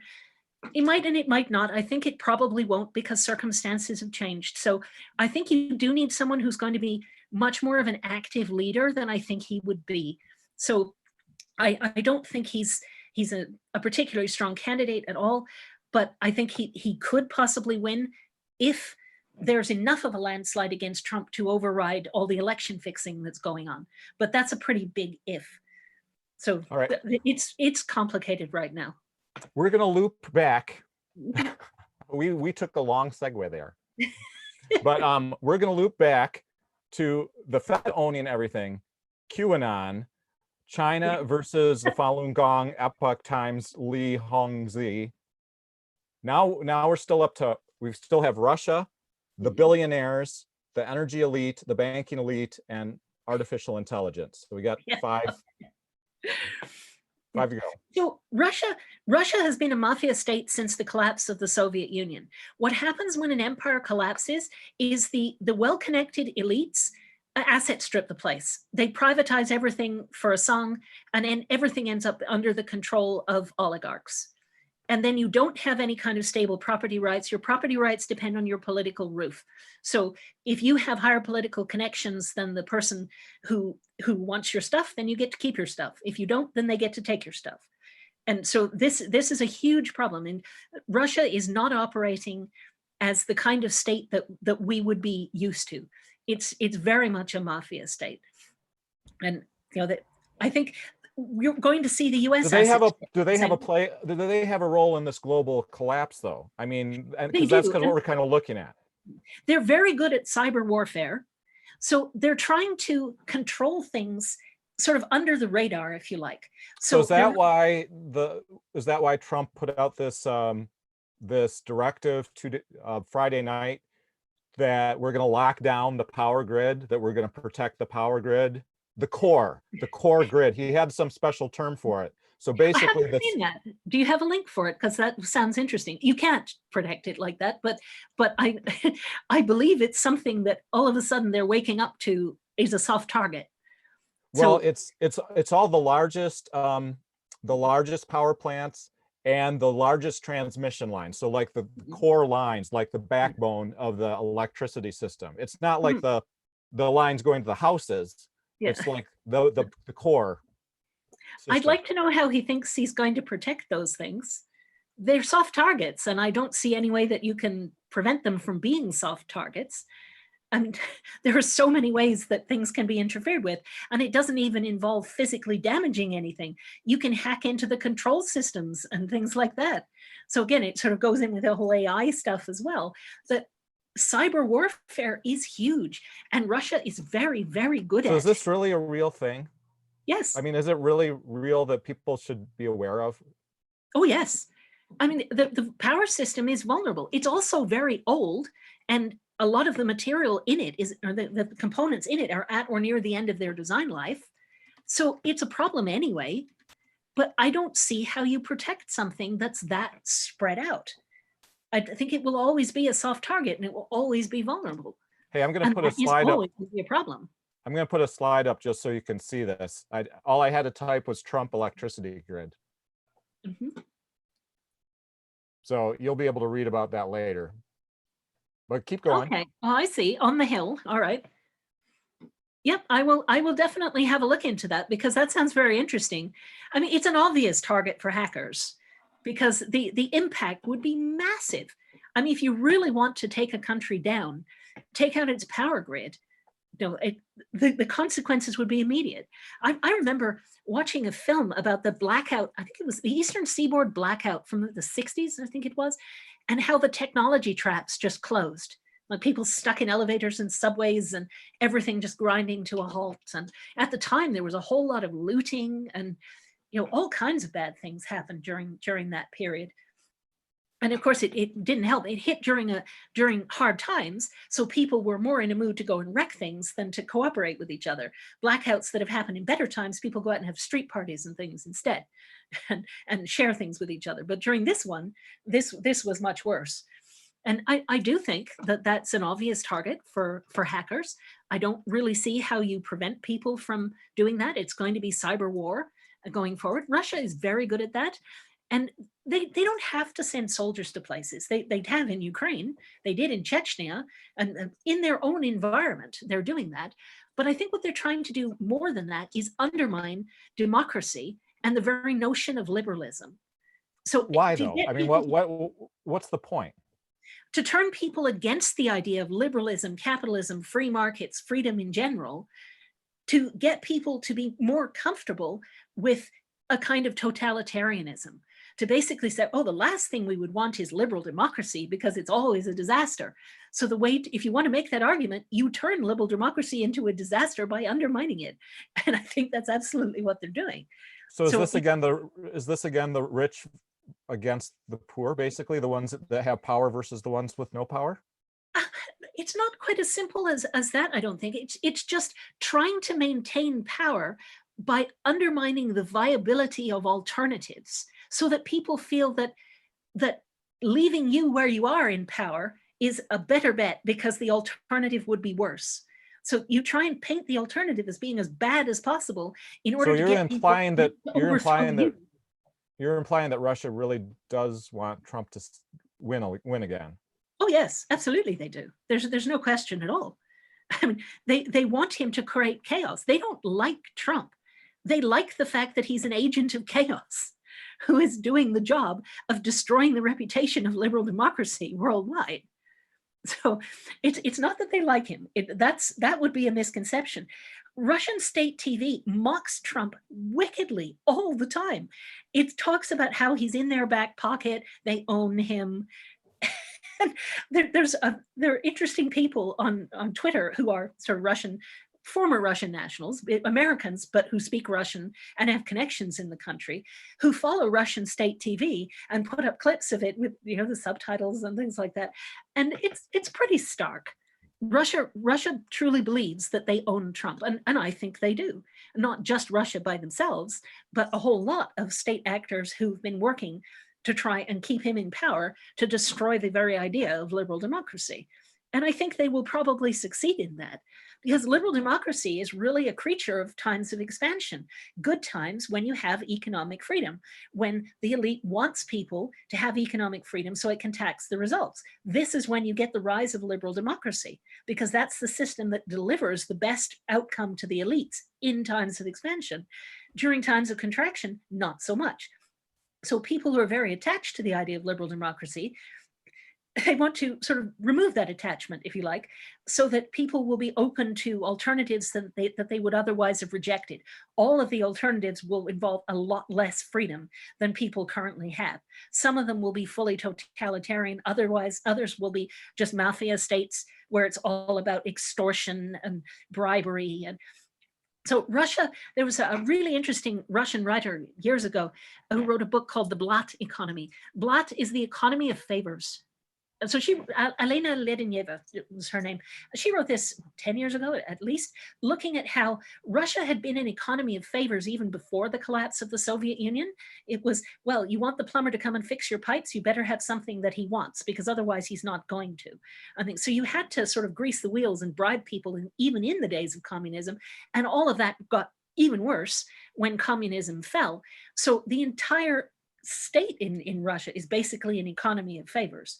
So it doesn't work. It's not a rule of law state. It does not work on the principles of liberal democracy whatsoever. But it's more likely to be something that survives as a system of governance in the future than liberal democracy is. And with liberal democracy, destroyed from within, if you like, then it ceases to be available as an alternative altogether. And you get these other much worse forms of governance, unfortunately. And I think Russia is very much in the forefront of that. So Russia's taking the mafia route, China's taking the totalitarian route. And I'm not sure which of those two things would be likely to win out over the long run. I mean, mafia states don't really have any principles. It's just whatever will benefit. It's the ultimate in opportunism. And so that's really what I see in Russia at the moment. Taking advantage very quickly and effectively of opportunities that open up globally, mostly through cyber warfare.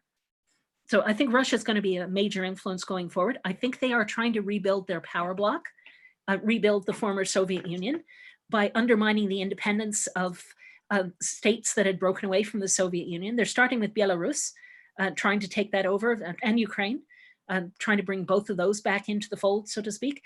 I think their sphere of influence will end up including Western Europe as well, because Western Europe will be dependent on Russia for energy. And so they're really not going to have a lot of choice in the future. Western Europe or Western Eastern Europe. Europe? Western Europe. Well, Eastern Europe first and then Western Europe. Because Western Europe has very little in the way of indigenous energy supplies, and they are going to be dependent on Russia for energy at some point. Well, this goes back to that thing they had about they had a conflict about, well, we're not going to send you the oil or the natural gas or something I don't know how many years ago that was. Oh, it's been constant. I mean, it's basically a huge piece of leverage that Russia will have over Western Europe. And it is going to use that leverage. It always used it against Eastern Europe. In the Soviet Union, and well, the central power in the Soviet Union controlled energy not only within the Soviet Union, but in Eastern Europe as well. And so this was one of the strongest ties of the former Soviet bloc, was grounded in energy. Now, Western Europe has used up most of its indigenous energy supplies. It's now dependent on Russia. It's going to lose sovereignty as a result, because it just simply is going to have no choice. If it wants energy, it's going to have to play ball with Russia. And there are all sorts of conflicts.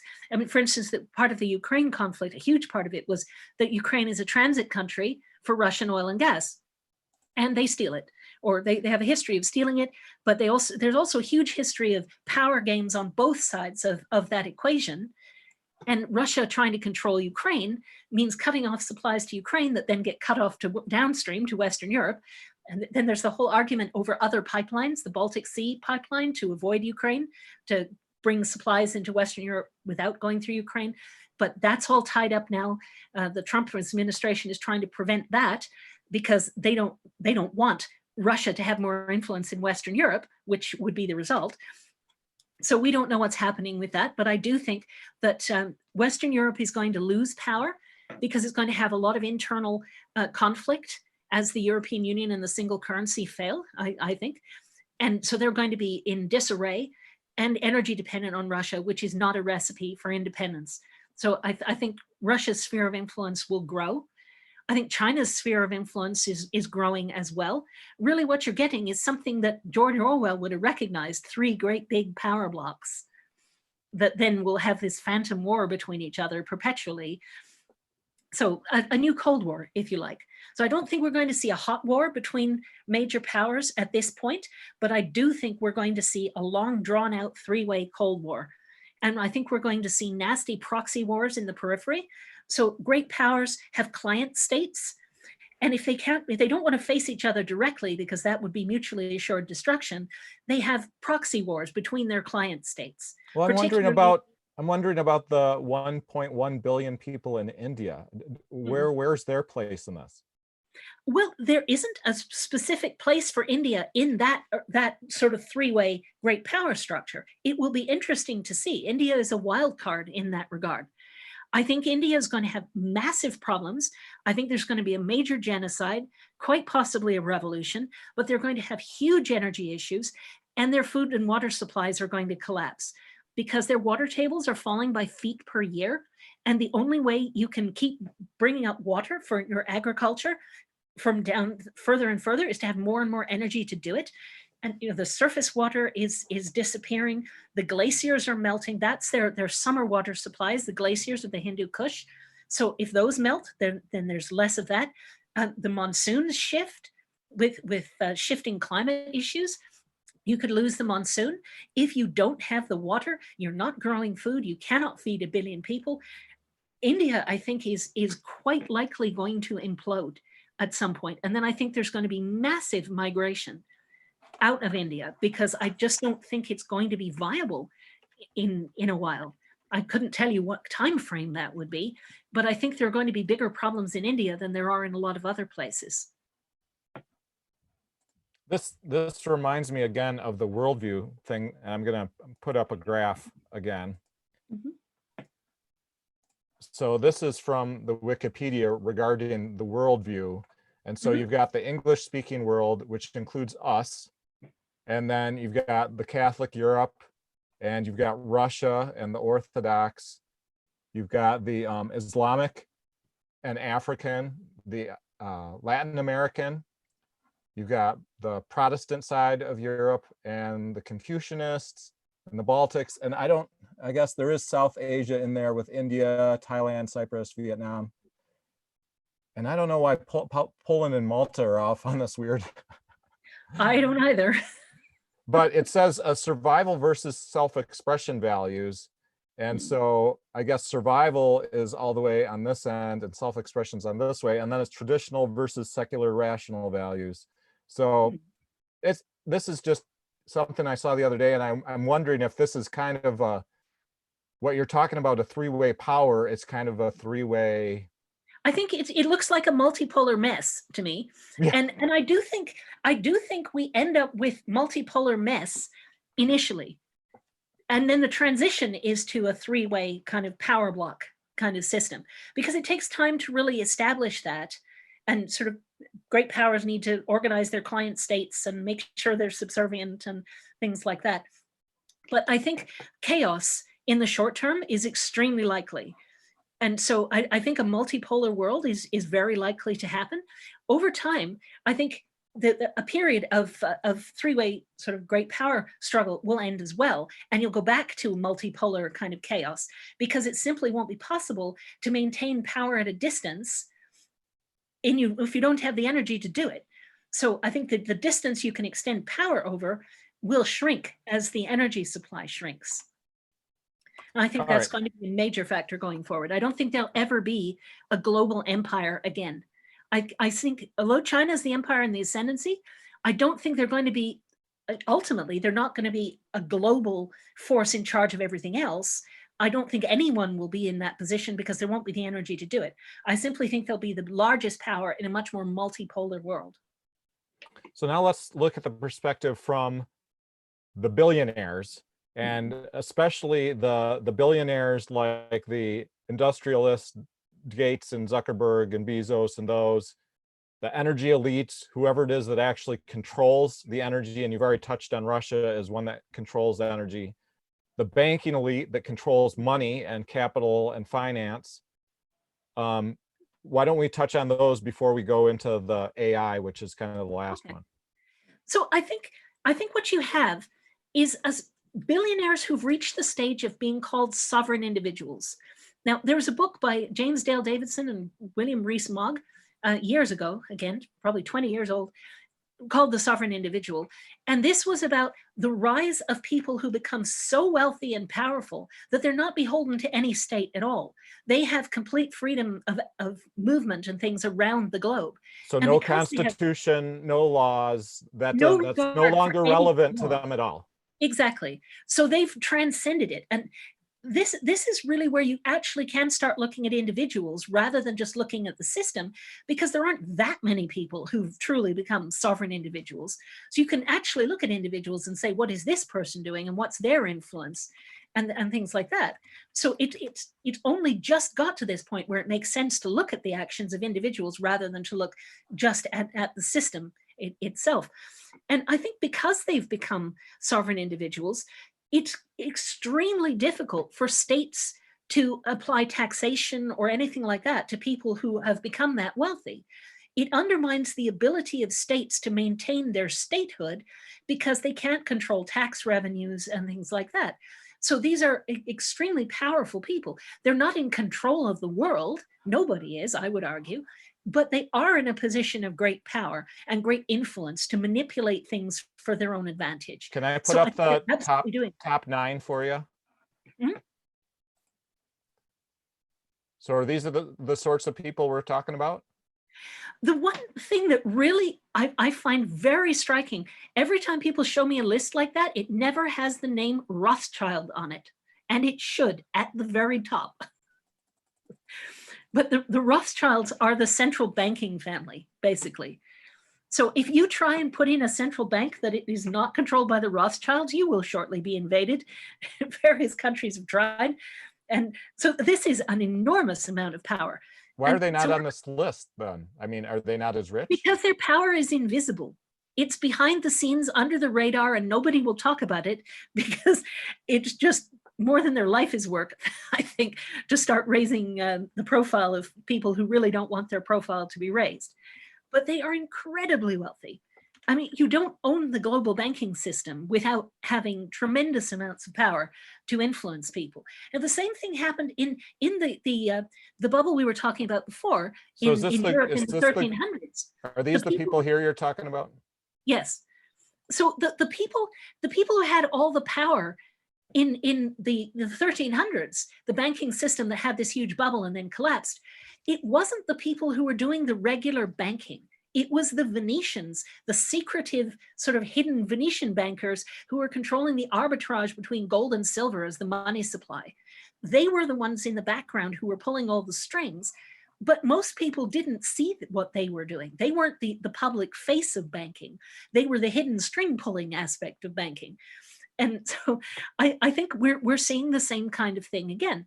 But when you get to that level of power, you end up getting greedy and then undermining your own survival, because as a parasite, you don't want to kill the host, but that's exactly what they're about to do.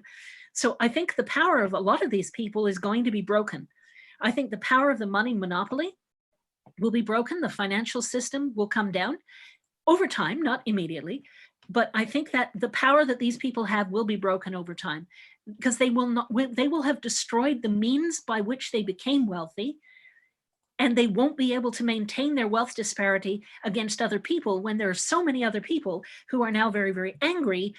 And this does not tend to end very well for the elites that tried to hoard all the wealth. And I think the people further down that list are the ones who are on the list here that you were showing. These are extremely wealthy people. They're not going to be able to maintain their position either. They may try, but I think they'll build themselves gilded prisons and kind of hide in there until bad things happen to them. So I don't think that they're going to have an enormous amount of power in the future. They will be oligarchs for a while, but it depends. We can't say how long that would be. It depends to what extent people decide to rise up and knock them off their pedestal, which I do think will happen at some point, but I couldn't tell you when. Okay, so anything else about the,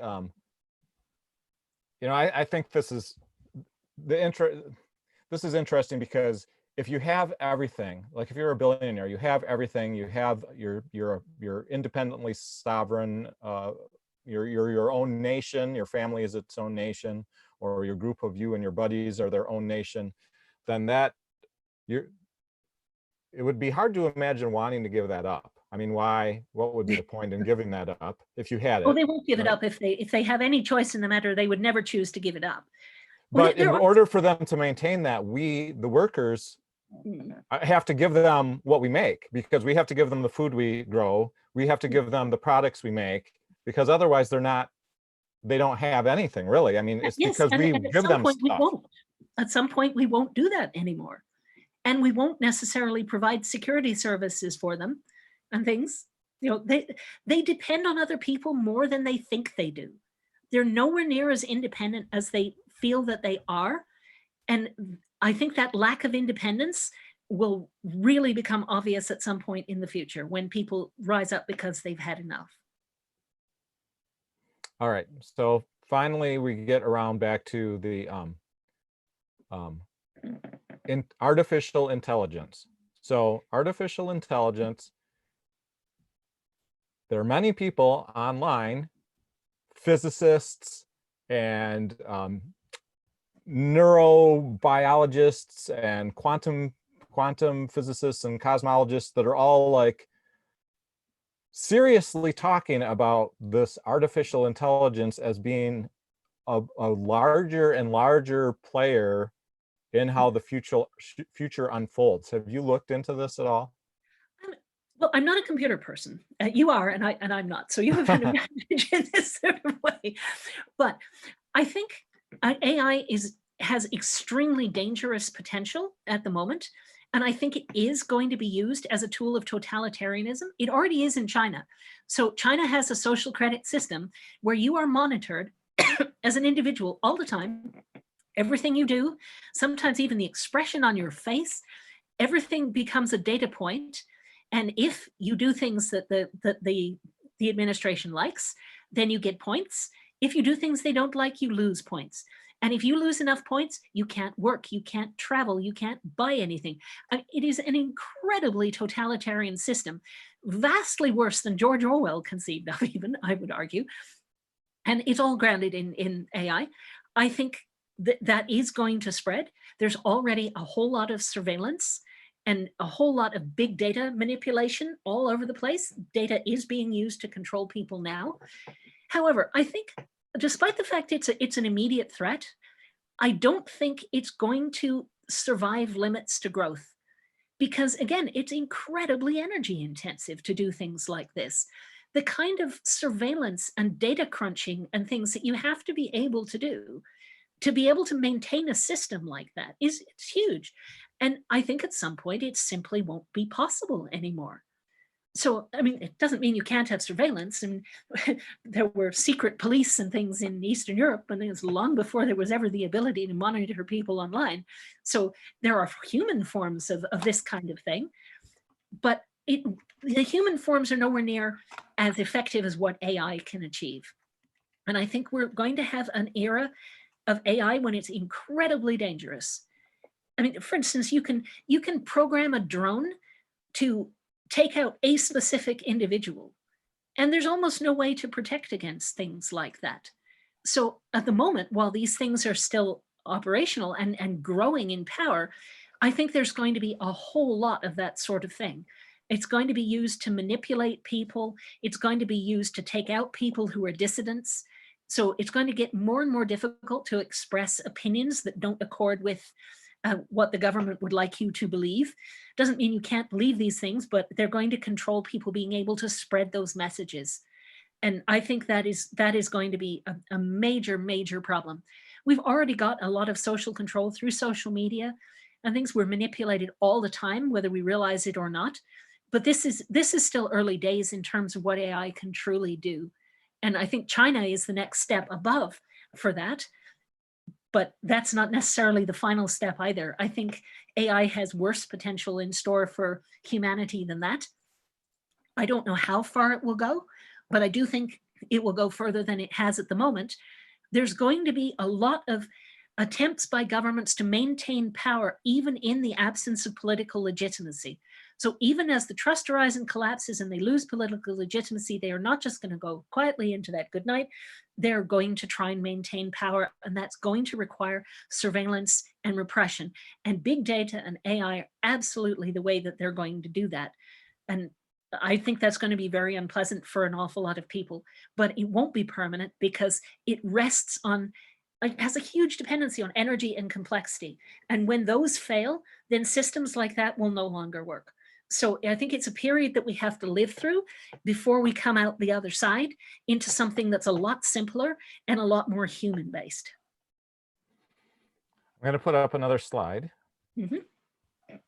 So referring to AI, I don't know if you're familiar with a writer named Isaac Asimov. Oh, yes. I've read futurist. almost everything he ever wrote.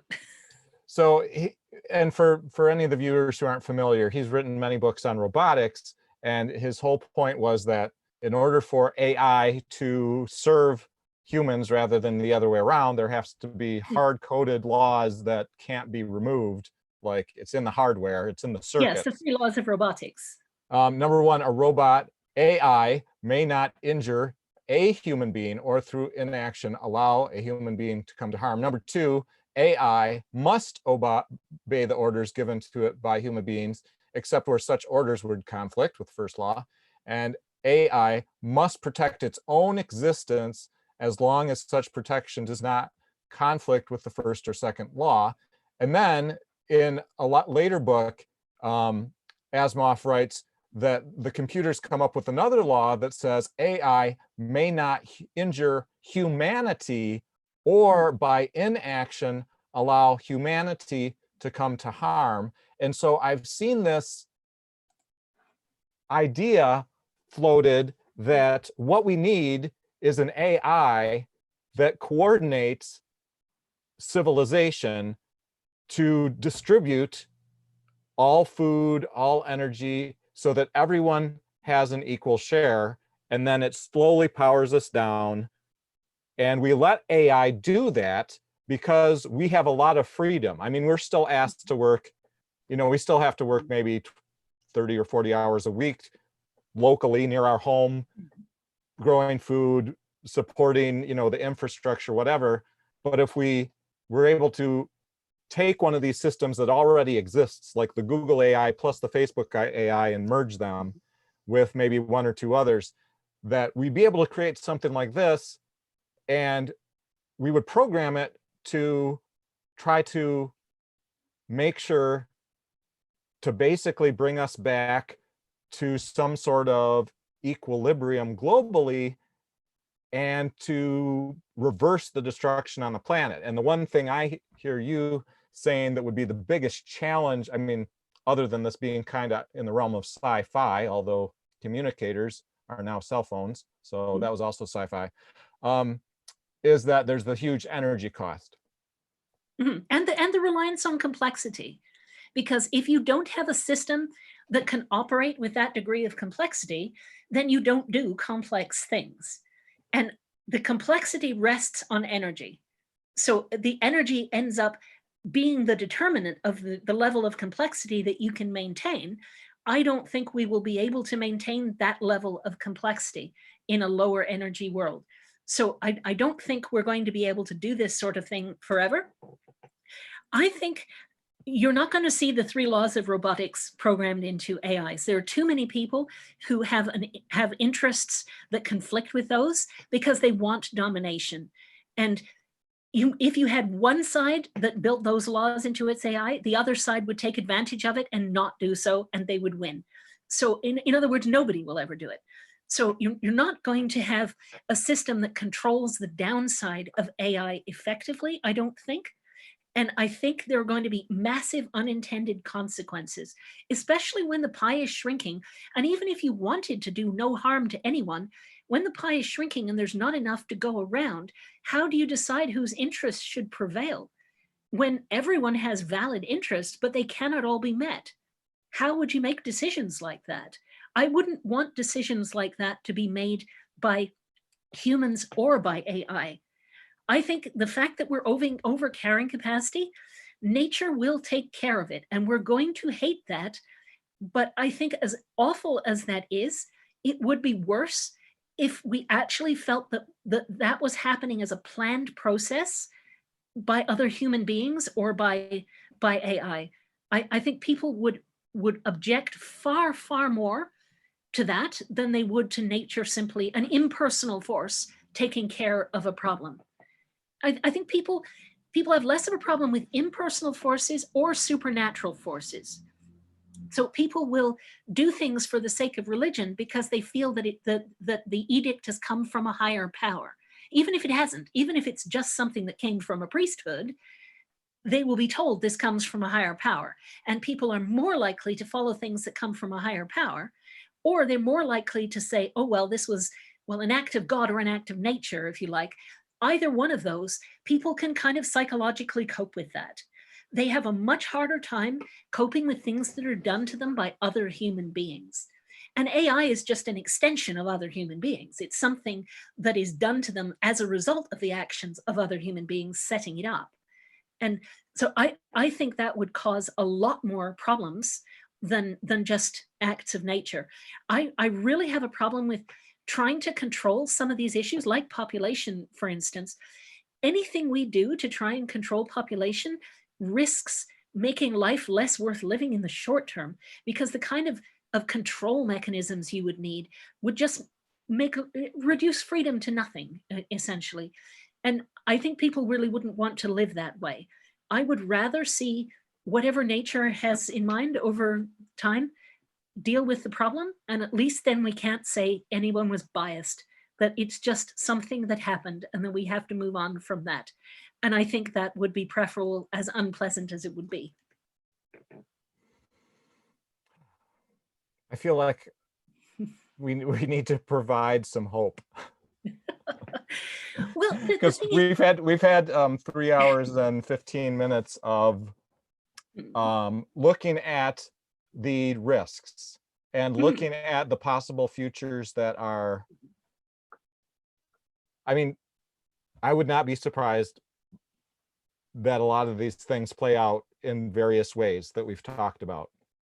But I think humans, since before the advent of fire, since before the advent of agriculture and sedentarism, or living in one place, I mean, our ancestors stretch all the way back to that, and they went through the Black Death, and they went through the tulip, and they went through the Great Depression, and they went through the era of, you know, Jesus, and through the era of Abraham and Babylon, and all those eras. We've went through all those eras, and we're all here able to watch this video right now. And our particular lines, we're living, we're the survivors. We've made it all the way. So it's not like there isn't a very high chance, not to say that I particularly will be alive in 10 years time, but that humanity will continue past this, whatever it is. I absolutely believe that. And if you look at what happened after the Black Death, as I was saying before, what came out of that was the Renaissance. I mean, you had a flowering of society. You had much better conditions for labor. You had much less inequality. You got rid of all the pathological predatory systems that had been built in through the bubble. And then you had something that was a lot more egalitarian. It wasn't perfect, but it wasn't that bad. And I think that's exactly the sort of thing we're going to do. So what we've been talking about, really, this is the transition. So we've had the expansion period. Inevitably, there's going to be a really unpleasant contraction period, no matter what anybody does. But this isn't a permanent dystopia. This is a transition period. It might be a long one, but of course, humanity is going to come out the other side of it. We're not going to blow up the Earth. I'm not buying near-term human extinction or anything like that. I think humanity is going to come out the other side of it, and we will come out of it with less people and a lot simpler systems, a lot less structural dependencies, and we will end up in a situation that is more egalitarian, where you don't have these kind of predatory structures that have become so incredibly powerful. So yes, I do think there's a much brighter future. It won't look like today. It won't be anything like as technological. It'll be way less complex. We're not going to have the same material standard of living that we have now, but that material standard of living has come at a huge cost. When you think of how much we've just trashed so much of the planet, and the human suffering that we've had from this, and the just breaking down of social connections so that people become atomized and depressed and angry, and the mental illness that comes out of this sort of situation at the top of a bubble is significant. I mean, a huge percentage of the population in the States is on antidepressants and other psychiatric drugs. This is not a healthy population. It's not a healthy situation to be in. So I think what we're going to rediscover when we move through the transition period, when we come out the other side, we're going to be rediscovering community, working together, human interactions, what's possible to achieve when you pool resources and work together for goals. And it'll start small, but it will then scale up over time. So you end up with things that look more like countries. I don't know how large a scale will be viable with the amount of energy that's available back then. But I mean, the Romans managed a pretty large scale in empire without fossil fuels, that they eventually hit peak wood. And so that was a part of the reason that they couldn't continue to expand any further. But nevertheless, even without fossil fuels, you can still have nations and empires and things like that. I think we will end up rebuilding to larger scale again. I don't think we'll get to anything like we experience now, because I really think that fossil fuels are a once in a planet's lifetime shot, or at least maybe every few 100 million years or something like that, but not again in anything that applies to humanity. So I don't think we're going to be living any kind of Star Trek future, but I think we could end up living a much, much nicer kind of life that is much smaller scale, much simpler, much more communal, where people genuinely make relationships of trust, and those become the glue of society. In different places, it'll look very different, though. I don't think it'll be global. I think it will be determined by whatever your local reality is, wherever you happen to live, which could be very, very different in different places. But I think there is overall the potential to come out of this and build something that will be vastly nicer than either what we have now in some ways, or certainly much nicer than what we'll have during the transition. I mean, I think we tend to look at our material wealth and say, well, this is wonderful, and not look at what it's cost us to get here. The breaking down of so many aspects of civil society, this is a cost. And this is something that people haven't really thought about anywhere near enough. So even at the top of the bubble, when in theory things are as good as they ever are, there are huge underlying problems. So we've gone way past the happy medium in terms of where expansion can take you in a positive direction. We've already reached declining marginal returns to complexity, to look at Tainter's framework. And so I think for the era of the bubble, I mean, there have been big problems that have been really coming forward, and we're not in a position that we should celebrate at this point. It's an extractive system. We just constantly dig things up, wreck stuff in order to get what resources we need. We're causing enormous destruction. This is a lot of it's coming at the expense of the people in the global periphery, because so much we've offshored so much production to these places. They're the ones who have to do all the hard work. They're the ones who have to put up with all the environmental externalities. They're the ones whose resources from under their feet are being removed for the benefit of somebody else. This is not a system that we should really be celebrating. It's absolutely unsustainable. And the opposite of sustainable is terminal, and we're the generation that gets to find out what that means. So I don't mean terminal for humanity. I mean terminal for our current system. I do think it's running on fumes at this point. It's not going to last for very much longer.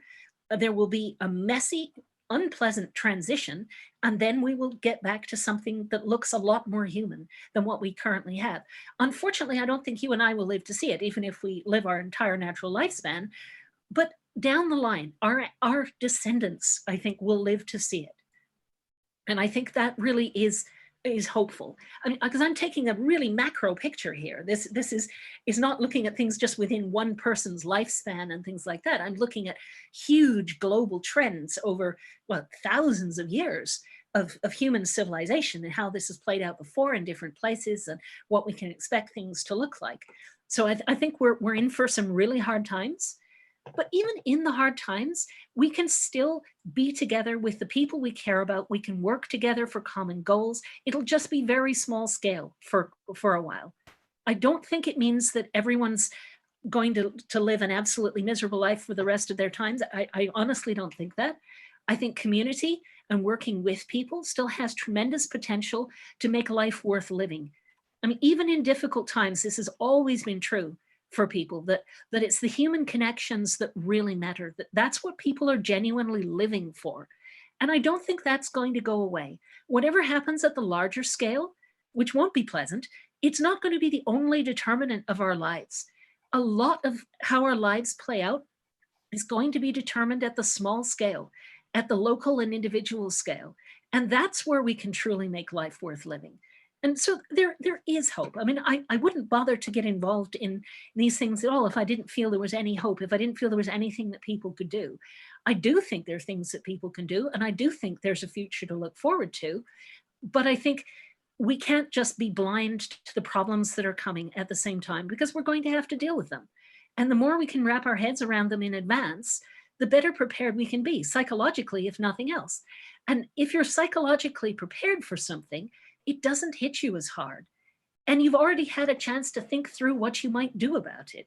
So then you have perhaps some plans, or at least the seeds of plans that you can put into effect. And this is really what I'm trying to do, to get people to say, recognize these problems. Don't just deny that they exist, recognize them, see what kind of influence they're likely to have, but then see how you could manage to live your life in spite of them, and still maybe not thrive to the extent that you might once have hoped, but at least in the transition. But you can make life worth living. You really can. And it has to do with connecting with other people more so than just about anything else. So this reminds me just of the fact that humans are, as animals, as mammals, as primates, as great apes, as Homo sapiens, we are social animals, and Oh, we yes. evolved for over 1 million to 3-4 million years since our last common ancestors, the chimpanzees.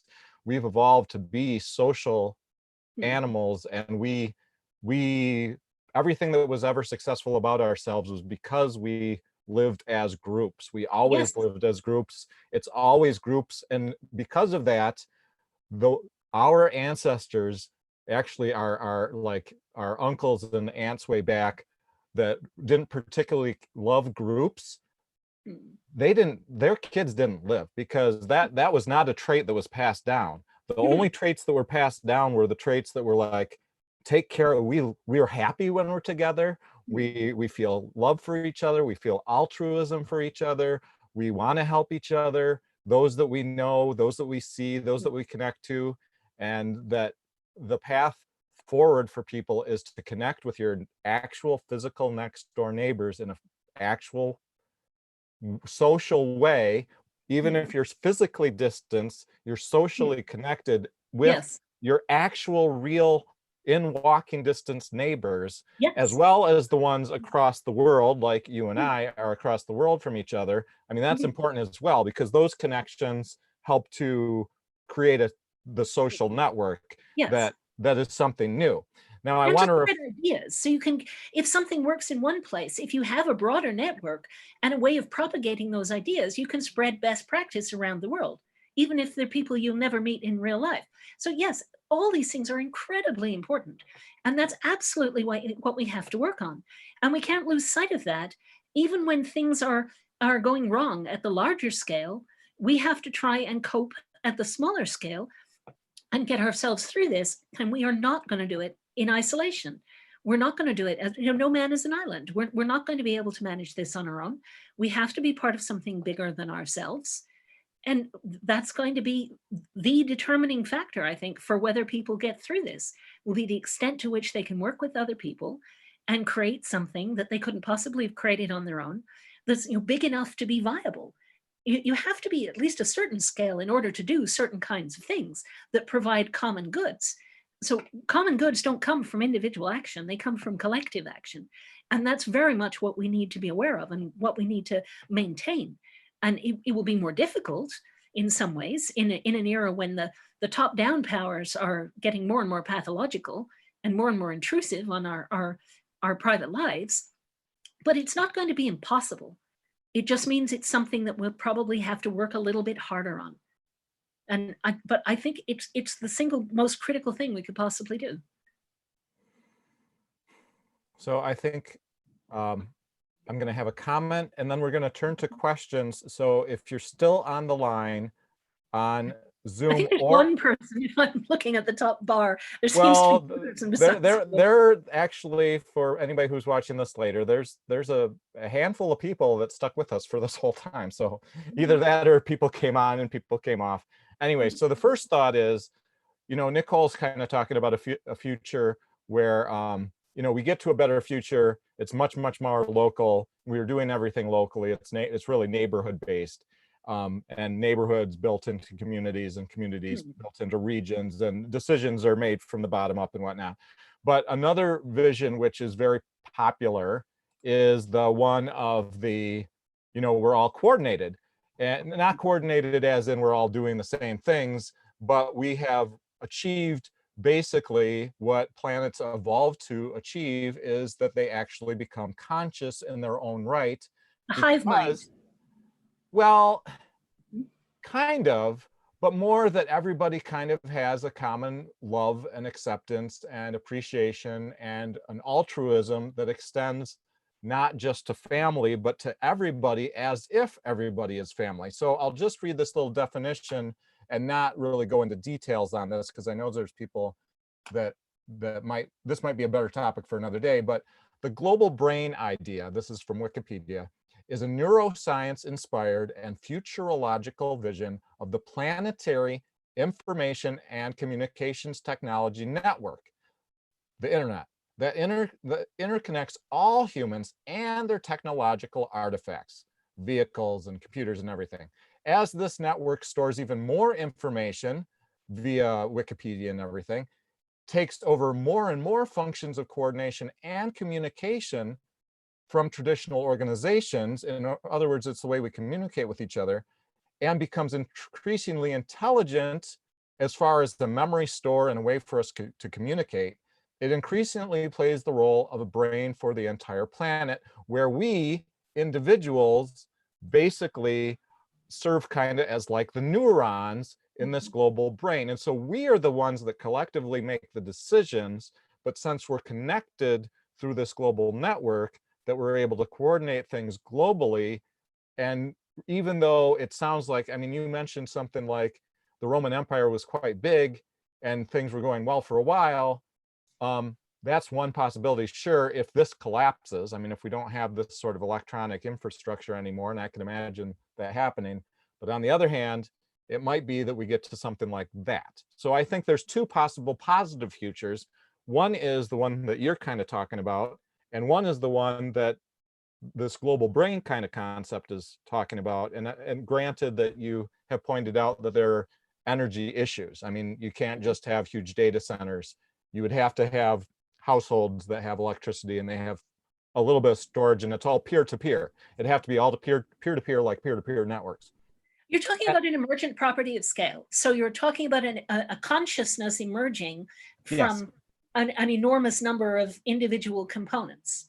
Yes. And I think that we've been on a trajectory, at least at the larger scale. There've been ups and downs, but we've been on a trajectory of ever increasing scale and complexity and connectedness. And certainly in recent years, with all the technological communications aspects, that has absolutely grown. That is exactly what I think is coming to an end. So I think we've been on that trajectory. I don't see that trajectory continuing. I think it crucially depends on energy. It depends on complexity. And I just think so many of the systems that enable us to do things like that are not necessarily going to survive what's coming. So well, unfortunately, I don't think it's realistic. Let me argue for it anyway, because, and maybe I'm taking the devil's advocate position here, but I have solar panels on my roof. Mhm. I have a computer that can easily be run on those solar panels. I can figure out a storage system, even if I don't have chemical batteries, using hydro storage. The wires we have are already there. The wireless network we already have is there. Musk is already putting up these constellation of satellites, which may or may not last for a long time. But it may be that it's possible to maintain not the sort of internet we have now, where we have video live from one side of the earth to the other, but we may be able to maintain, when there's a collapse in an ecosystem, it is a time where you have a massive amount of simplification, but the essential components are preserved. So the global civilization, which is really a social organism, which is not really fully conscious yet, as it collapses, I think the essential part of it, which is the brain part, just like when we're starving, when someone's starving to death, the brain is the thing that's prioritized, that the energy and the blood goes to the brain all the way to the very, very end. And so I think there's an argument, and I've already heard your counter argument, that that it will be preserved in some form or another to allow something like that to be possible. So I'm not going to discount the possibility that that could happen even as the collapse or after a collapse happens.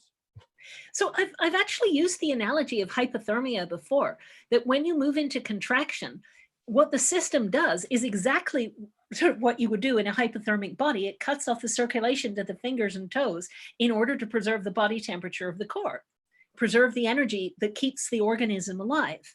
That is exactly what happens during a contraction. So we're the fingers and toes, unfortunately. So the ordinary people kind of get cut off from the circulation of the things that matter. And the core tries to maintain itself through the period of insufficient resources so that it can come out the other side still alive. So yes, there is a dynamic like that. but it doesn't encompass all of humanity. It encompasses the people at the center who already have the control over power and resources, as long as they can maintain that control, which they may or may not be able to do. I would argue they probably can to begin with and probably can't later on. So I think that will end up breaking down that sort of single thing that is trying to preserve the core at the expense of the periphery. They are discarding the periphery, locking the third-class passengers below decks in the Titanic analogy.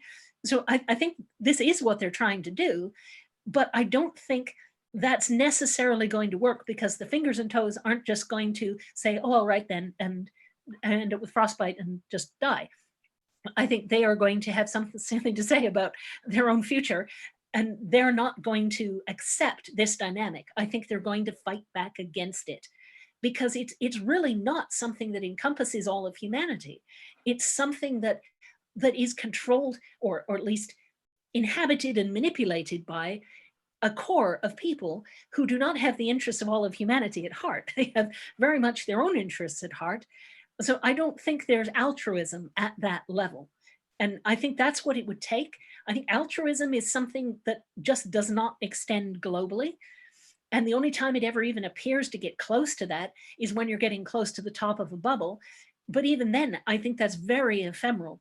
So I think altruism will absolutely live, but it will live at much smaller scale among the people that we generally have relationships of trust with. And so you tend to get strong intra-tribe connections and more inter-tribe conflict. That's the kind of thing that I would see happening over time. So I don't see anything at global scale that's really going to survive this. These larger scale structures, I think, are not going to be able to get through this. But that doesn't mean that what makes life worth living doesn't get through it, because what makes life worth living is profoundly smaller scale than that anyway. I just don't think we're going to see the connectedness at large scale when we come out the other end. I mean, yes, you have a computer and you have solar panels, but you can't make your own solar panels. You can't really come up with your own computer chips. If your hard drive is fried and nobody's making computers anymore, what are you going to do? You know, there are things that you can do, but you're not going to be able to do it at the level of complexity that we currently have.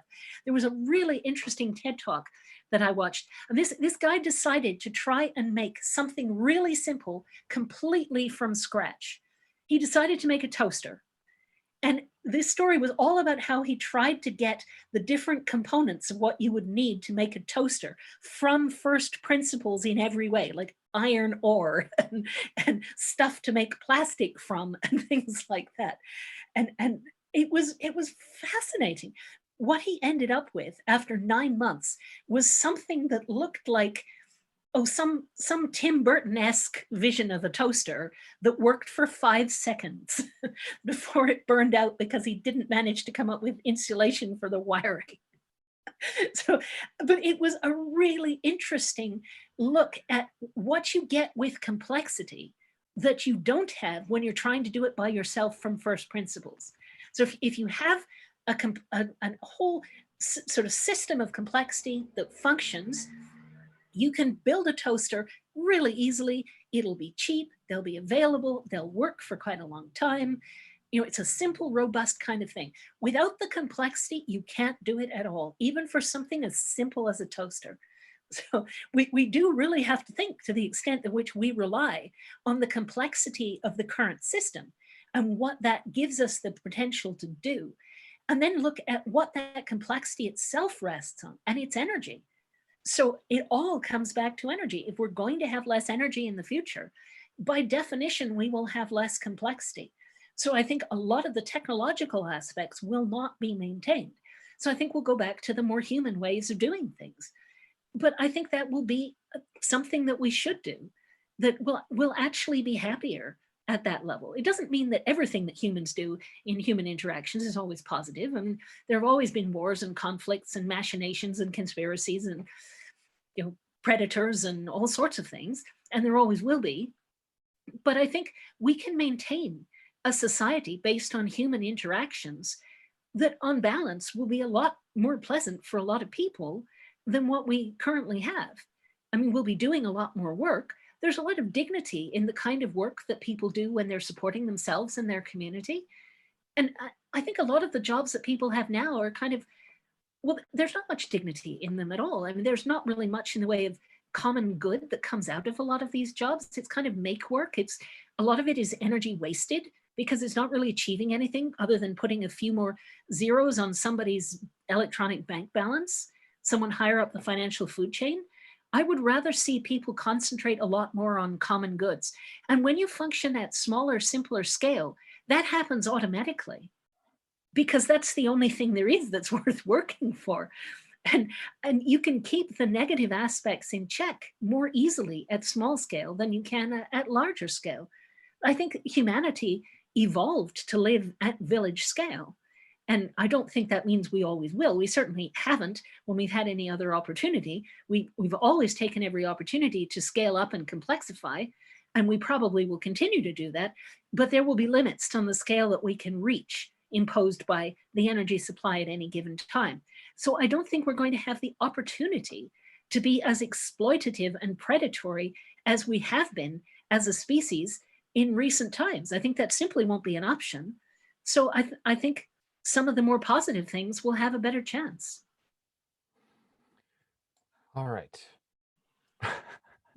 Well, I want to see if we can wrap up because there actually is like 5, 6 people that have hung in with us for a long time, possibly. And so here's some of the questions, and I'll pose them all at once, and then you can take them in whatever order you want. Assuming I remember them all. Well, yeah, there's not a ton. You can remind me. One from YouTube. Let me see. Just very, very practical. You know, let's bring it back to my family right now. The pandemic, when ending, how, when, how many years before the housing market bottoms out? Will houses really go to 90% of their current value? So that's one, kind of just like an earlier one is, you know, what's the fate of the U.S. hospital system in the U.S. You know, another one is why is it? This is kind of just a question. Why is it that it is the savings rate in the U.S. Is up from last month to this month? How can it possibly be up? And yet the real interest rate, since it's zero, it's actually negative if you're imagining inflation. So I guess those are 3 questions. The first one was pandemic ending and housing market, is it really going to go down 90%? So why don't you start that one? Okay, let's start with that.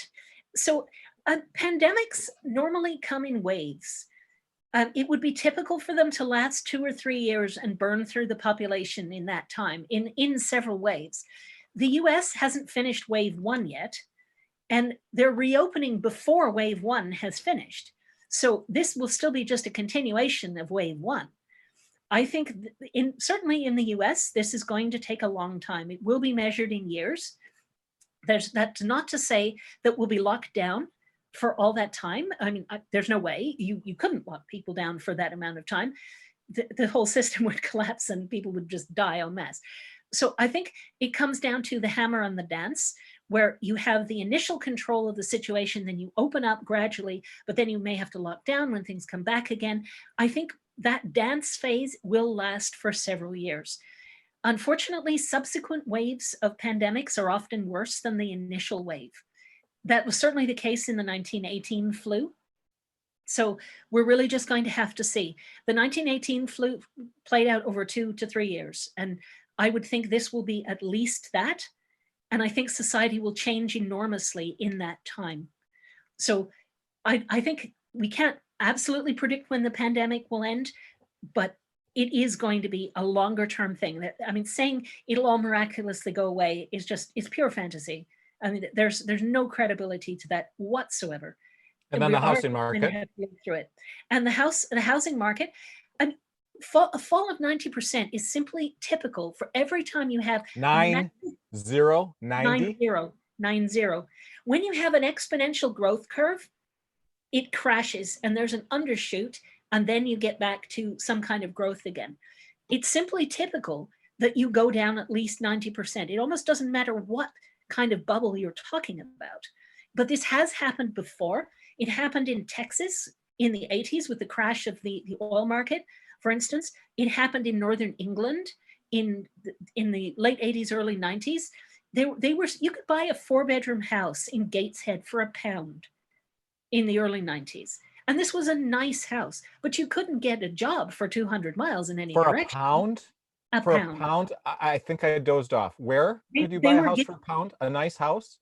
Yeah. Because I have a $10 bill here. When I was in Cleveland, not that long ago, I was in a nice neighborhood in Cleveland. I was staying on one side of the street. Across the other side of the street, there was an empty house. The neighbors were maintaining it so it wouldn't look like it was empty, because they didn't want it to be stripped for copper pipes and then would drag everybody else's properties down. The people who lived there told me that house was probably worth $10,000. And this was a really solidly built 4-bedroom house in a nice neighborhood. You know, things can fall a long way. In Detroit, houses were worth less than a secondhand car. You know, you could buy a house for just paying off a few tax bills, outstanding tax bills on it. You know, there were so many things. Things have fallen that far before, multiple times. They did in the Great Depression as well. Farmland, productive farmland, was worth virtually nothing, because so that doesn't mean everybody's house. That doesn't mean everybody's house is going to fall equally, though. Like the houses in Detroit could fall 90%, 95%, 99%, but then the houses in a place that has, you know, great permaculture gardens and, you know, solar electricity and, you know, strong community, not necessarily as much, right? Well, there are different ways of looking at value. There's financial value, and then there's actual real life kind of value. Those things can be very, very different. So in financial terms, I think we're looking at, on average, a 90% fall. Doesn't mean everywhere will fall that far. Some places will fall 99% or go to zero completely. Other places where there's still the opportunity for employment and maybe even some access to credit won't fall as far. But the point is, if you take all the credit out of the system, which is what tends to happen in a credit crunch, then you have to buy everything in cash. Well, how many people have any cash at that time? And when there are umpteen opportunities that open up, because everybody's trying to sell to get out of debt and things if they possibly can, you end up with tons of opportunities. Like a tiny number of people who have all these opportunities in front of them, they get to pick and choose. And prices are set at the margins. They are going to be the ones who set the prices. And if they can't have credit, so they have to have cash, they're not going to be paying today's prices. There will be almost no price support of any kind in a credit crunch. So you just have cash buyers. It will be the ultimate buyer's market for anyone who's in a position to do so. And the prices are going to be incredibly low, at least temporarily. And how long it takes for them to recover depends on the circumstances. So in Rome, it took 1,500 years for prices to recover after the collapse of the Roman Empire. In Holland, after their fall from grace, it took 300 to 400 years. Depends what size of bubble you're looking at, but you don't necessarily need things to come back to where they were anyway. You just need things to have recognized value. The financial value is an artifact of the times. The real value is not. If you have a productive asset, that will have real value, whether anyone would pay you for it today or not. So I think people need to think in terms of trying to maximize real value while not getting too tied up in the financial system, because it's the financial system that's going to fall off a cliff and screw up people's perception of the value of all sorts of things. So relative values just go haywire in times like that. But it's not the financial value that really matters unless you have debt on it. So if you are in a system where you owe a lot of money on something, then you don't really own it. And then the price really matters, because if you end up with the thing being worth less than you owe, then you don't really have anything. Somebody else is going to take it away from you anyway. So I think people need to concentrate on maximizing real value while avoiding as much connection as they can with the financial system, because it's about to have an accident. So I think real value, don't lose sight of the real value of things that are genuinely worth having. The financial system is largely an artifact at this point, and it's causing all sorts of problems that actually have nothing to do with the real physical reality of the situation. So the financial value of something is not a good reflection of its genuine value. I mean, you could say, well, I have $1 billion skyscraper in the middle of Mumbai or something like that. Is that truly going to be something that you would want to have in the future? Or do you want to have, a lovely farm in an area that's you can protect, where you've got a strong community? I know which one I'd rather have, but I also know which one has a much higher financial value at this point. So we have to bear in mind that there is that disconnect. And that 90% falls don't last forever.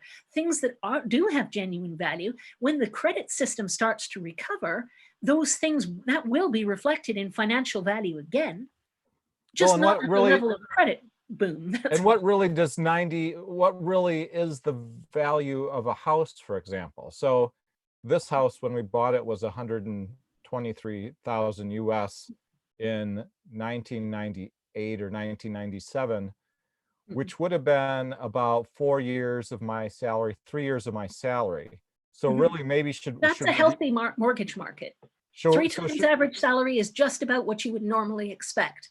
So in the future, I mean, that's a way to think of the value, right? How many? Absolutely.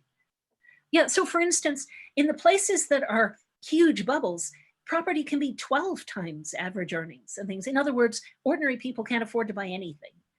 And places like Melbourne and Sydney and Hong Kong and Vancouver and Auckland, all of these places, London, they're massively, massively overvalued right now. And so the only thing that can happen is for that adjustment to happen, to come back down to something that people can afford. And the house prices will be determined by what people can afford at that time. And it won't look anything like now. So I would say houses will fall by 90%, but it will be harder for people to afford that 10% of the price then than it is for them to afford 100% of it now. Because the difference is access to credit. So I think houses are going to be much more unaffordable than they are now. I think a lot more people will end up renting, because you end up with consolidation of property ownership when a bubble bursts. So I think a whole lot more people will end up renting places than currently do. And that's just inevitable. People will still be able to buy things, but not as many people as currently are able to. And I think it'll be a lot less affordable for a lot of people, unfortunately. All right, so the next one was just the hospital systems in the US, but maybe in general. What's the fate of the hospital systems? And I'll just add a little story that one of the hospitals in Michigan, one of the very small, like a small city, small town hospital, was pointing out that they have no revenue stream anymore. And exactly. That the small hospitals throughout the country have been dying, closing down, and being consolidated or being consolidated into systems, hospital systems. Yeah. I think the system in the US, the healthcare system in the US is the worst one in the entire world. And it's grossly bloated. It's unfair. It doesn't give healthcare to people. It's an engine of profits for the insurance companies. It's not a healthcare system. It's a sickness management system. And I think it's going to die abruptly. And precisely because with this pandemic, you cannot insure against a pandemic. You just can't. You cannot have a for-profit system. No one is going to make a profit off this other than through, say, bailouts that are unjustifiable anyway. So I think this is going to absolutely break the US healthcare system. Hospitals are going under. Doctors are being expected to take 20% pay cuts in the middle of a pandemic and things like that. And it's because it's a for-profit system. And it doesn't make any sense to operate healthcare for profit. It just doesn't. You need to operate it as a public good. It needs to be socialized medicine. And every other developed country in the world does this, and they're all better than the United States in terms of healthcare. But I do think that those systems are going to struggle too. But we can't just generalize, because public good versus for-profit is very different.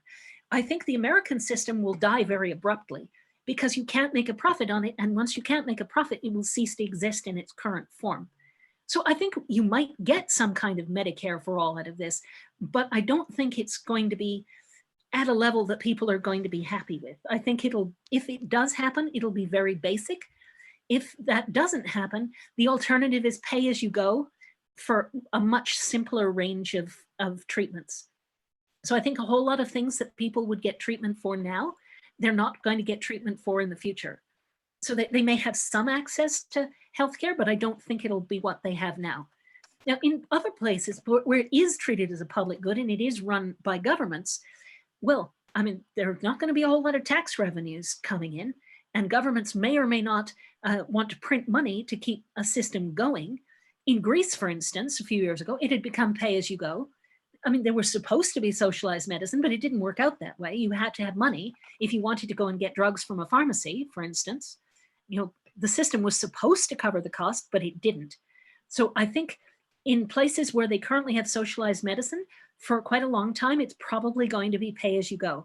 But it's probably also not going to disappear all in one fell swoop, because it's more likely to get starved to death over time and become less effective and cover fewer people and fewer conditions, more rationing and things like that. But I think it'll be a more long drawn out sort of move away from governments being able to guarantee all kinds of healthcare in places like that than it will be in the States. In the States, I think it'll be a more abrupt collapse.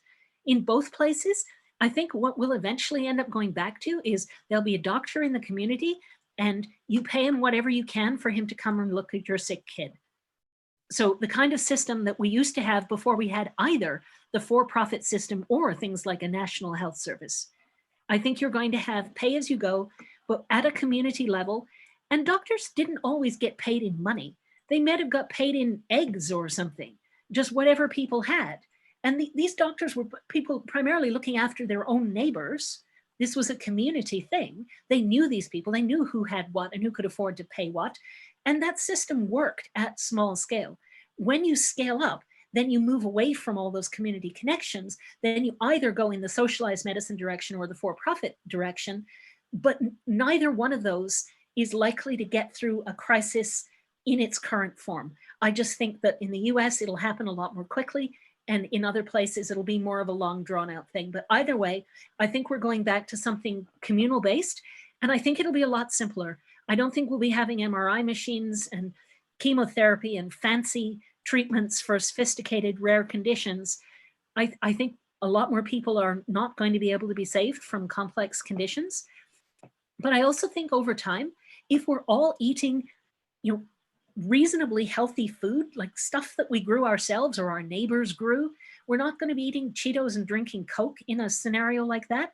So we could actually all end up being quite a bit healthier. We're going to be doing a lot more physical work too.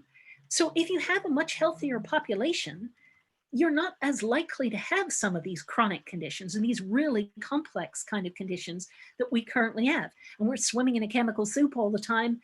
There are all sorts of carcinogens in our environment. In the future, that's less likely to be the case because we're not going to have the same level of industrialization that we have now. So I think once we get through the transition, we're likely to be healthier people, but at the same time, there will be more people that die of unexpected things that the system no longer has the ability to deal with. All right, let me throw up this one because this was another one that we got in yesterday. And let's see, where did it go? Sticky note. So she asks a question for Nicole Foss. The United States government's Bureau of Economic Analysis reported today that the savings rate surged to 13.1% in March, up from 8% in February. That's the highest savings rate since November of 1981, almost 40 years ago. We have negative real interest rates, all in caps. How can inflation and higher savings go together? Well, the problem starts with the definition of inflation. So I'm presuming this person means prices are going up, the cost of living is going up, which is true, but that's not inflation. Inflation is an expansion of the money supply. The problem is we have lived through 40 years of credit hyper expansion. So when you expand the money supply, you expand the range of economic activity, and you are going to get all these prices rising. Prices rise as a lagging indicator of changes in the money supply. For a long time, we've had the money supply expanding, prices have risen as a result. What we're moving into now is the contraction phase. This is going to be deflationary. The money supply will be contracting and the velocity of money falls with it. That's what we're seeing. So we're not seeing inflation and increased savings. We're seeing deflation and savings being increased because the velocity of money is collapsing. When you move into contraction and people are afraid that they don't know where their next paycheck is coming from, they will not go out and spend. They will save every penny they can because they don't know how long it's going to have to last them. But this is what happens when you're moving into deflation and contraction. So the bubble is ending, but we've had prices continuing to rise as a lagging indicator. When it becomes obvious that the bubble has burst and we're moving into deflation, which people are not clear on yet, but this is what's happening, then it will be obvious why people are hanging on to money, because it's a contractionary environment. Unemployment is going to go through the roof. People are going to worry about where their money is coming from, and they're going to hang on to every last penny, which means money will not be in circulation. And it's not just the size of the money supply that determines the level of economic activity you can support. It's very much the velocity of money as well. It's the extent to which money is circulating in the economy, changing hands all the time. Money doesn't disappear when you spend it. You've put it into someone else's pocket and they spend it. And they put it into someone else's pocket and they spend it. And as long as this circle is going along, this is a unless you're paying off the principal on something.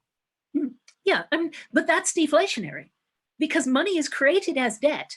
So when you either default on your debt or you pay it down, this is reducing the money supply. So that's exactly what's happening. So you're having a combination of deflation and you're having increased savings. And that's exactly what you would expect at this time. Now, negative interest rates are interesting. But they're pushing on a piece of string. So you can pull on a piece of string and something will happen. Push on a piece of string and nothing will happen at all. It's the liquidity trap. Keynes described this, for instance. There comes a point where even if rates are zero or lower, nobody is going to go out and spend. They already have what they need. They're already overextended, perhaps with debt, or they're afraid that if they take on any more debt, then they're not going to be able to manage it. Or if they're a lender, they're afraid if they lend the money, they're not going to be paid back. They're going to be stuck with the losses. So you don't have money circulating in that kind of way. So this is really where the economy has a seizure. But the negative interest rates, they're trying to push on a string even harder, which isn't going to work any better than pushing on it a little bit. But what it is going to do is hit the zero lower bound. So if the interest rate is zero, people would say, well, why would I put money in the bank? Even less so if it's less than zero. People say, well, I'm putting money in the bank and you're charging me for the privilege? I don't think so. They're going to take their money out. Once you hit the zero lower bound, people will take their money out of the banks and you will crash the banking system. So negative interest rates are a measure of absolute financial desperation. They only happen in times of crisis. And then they create the problem of dealing with the zero lower bound. The way you do that is you eliminate cash, because cash is the escape route, because people can take their money out of the bank. They're trying to preserve their purchasing power when they do that. This is what the system will try to prevent, because they want to control the money supply. And to do that, you have to take the escape routes away. So this is where the war on cash comes in, where you try and go for a cashless society. It'll be easier in some places than others. I don't think it'll be easy in the US. It will be easy in New Zealand because we're almost cashless already. And already the shops are not taking cash right now because they've been told it might transfer the virus. So everything is already card only here right now. So cashless society is on the cards here at some point. In the US, where if you don't have cash, you can't pay your road tolls and things like that. There are all sorts of things where cash is just built into the system. I think it would be much more difficult to eliminate cash. But the point, what they're trying to move towards, is to force everyone into an electronic banking system where they have control over your finances. They have all sorts of data. They know exactly what you're spending your money on all the time. No black economy, no avoiding taxes, and they can haircut your account at any time they want, and you have no way of dealing with it. There's nothing you can do about that. So it's financial totalitarianism that comes out of negative interest rates and the war on cash. So this is not a good thing. It's being sold as, oh, well, this wonderful, convenient electronic system. And it's really not going to work that way. It's going to be a tool of oppression. And it's going to end up falling flat on its face at some point. And then if you don't have an alternative, then things get a whole lot worse. I mean, in the Australian fires, for instance, they have these cashless benefit cards. So if you're using one of these, you have to have access to something that can interpret what's on your card.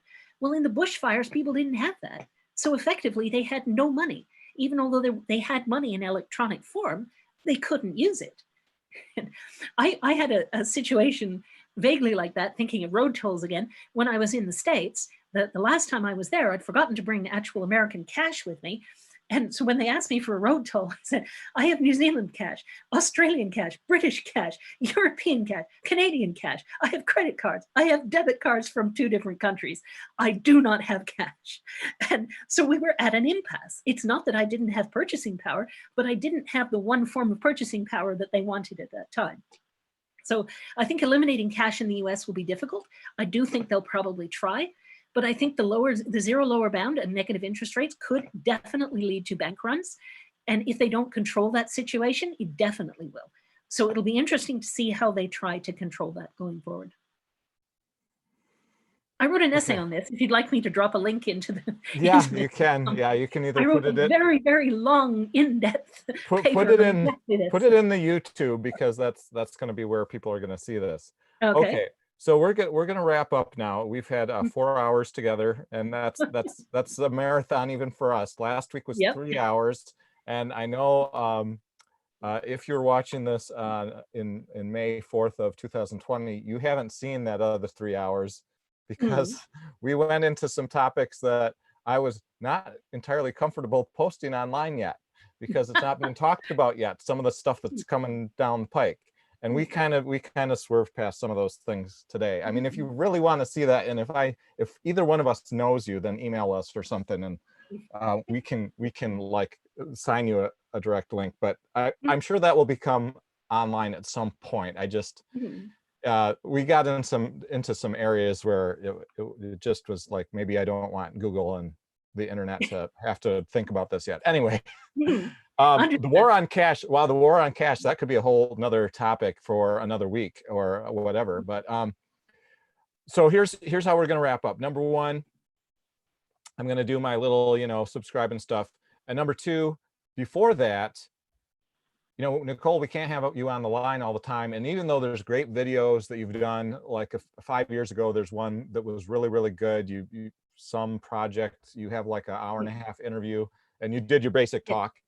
That one's really good. And if you go back farther to the local future ones, we have one where you do the slides. And then the one that was really popular was like, how are you preparing for peak oil and economic change? And I did that one totally off the top of my head. I hadn't prepared a thing for that. Well, and I that was sit there and talked. Well, and that's good. Extemporaneous is good. But I think what I'm curious about, and maybe some other people are curious about, is what do you read? I mean, give us some websites or stuff. I mean, I've already mentioned the Automatic Earth and Zero Hedge, but are there some other ones? And I'm going to start taking notes, because, I'd like to know some of this stuff. I'd like to know what's going on before everybody else does, so what do you read? Who do you listen to? Who do you trust? Like, which reporters or commentators or educators, who is smarter than you that you listen to? Well, I tend to be quite eclectic about things like that. I haven't read a lot of books recently, because I'm doing things in real time all the time. So I'm reading articles and things like that rather than books. Books are what I do when I can take time back from having to follow the news all the time and focus on reading a book for a while. But at the moment, things are changing so quickly that I need to keep up with what's happening day to day. So I haven't been reading a lot of books. In terms of politics, I mean, there are quite a few really good reads. Greg Sargent in the Washington Post, I think, really gets the situation with what's happening politically. Sarah Kendzior, she's an author, but she also has a Twitter feed, and I think she's absolutely brilliant. Jared Yates Sexton is a really interesting writer. And so he grew up in a kind of cult. And so he writes about moving into a sort of cult situation with the whole Trump issue and the right-wing coup that I would argue is going on. Jeff Charlotte has written some really interesting things. I follow a lot of people on Twitter. And when you do that, if you focus it, so I don't, Facebook, there are friends and family, there are people from all sorts of perspectives, and I will get connections from there sometimes. But when I work on Twitter, I follow people who I have identified who are specifically the kind of people who are talking about the things I'm interested in. So at the moment, there are epidemiologists and virologists and doctors, along with a whole lot of constitutional lawyers, because I've been following all the legal aspects of the impeachment and all the death of the rule of law and things like that. So I get a lot from people online. Seth Abramson is absolutely brilliant on that sort of thing. But there are many.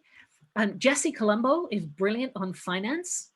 So and he's quite young too. He was writing at the same time I was, only he was about 25 at the time. And he was writing these really in-depth looks at the finances of different countries that were very, very good. So I follow him as well. And I don't pick people only on the basis of whether I agree with them on everything. So, I mean, people in finance, for instance, are often libertarians or really quite conservative, but they're brilliant on what they write about in terms of finance. I don't care if I don't agree with them on other aspects of what they would write. So I look to them for information on their particular area of expertise, which is fine. So there are so many. I mean, I would have to think about it to really come up with a long list. It's so eclectic, and it kind of depends what the universe throws at me on any given day. So I'm constantly going through mountains of articles. Sometimes I can't even remember who was writing what. I tend to keep them all, but they're not necessarily kept in a really organized, searchable form. So at some point, I'm actually going to have to go through my enormous treasure trove of information and impose some kind of order on it.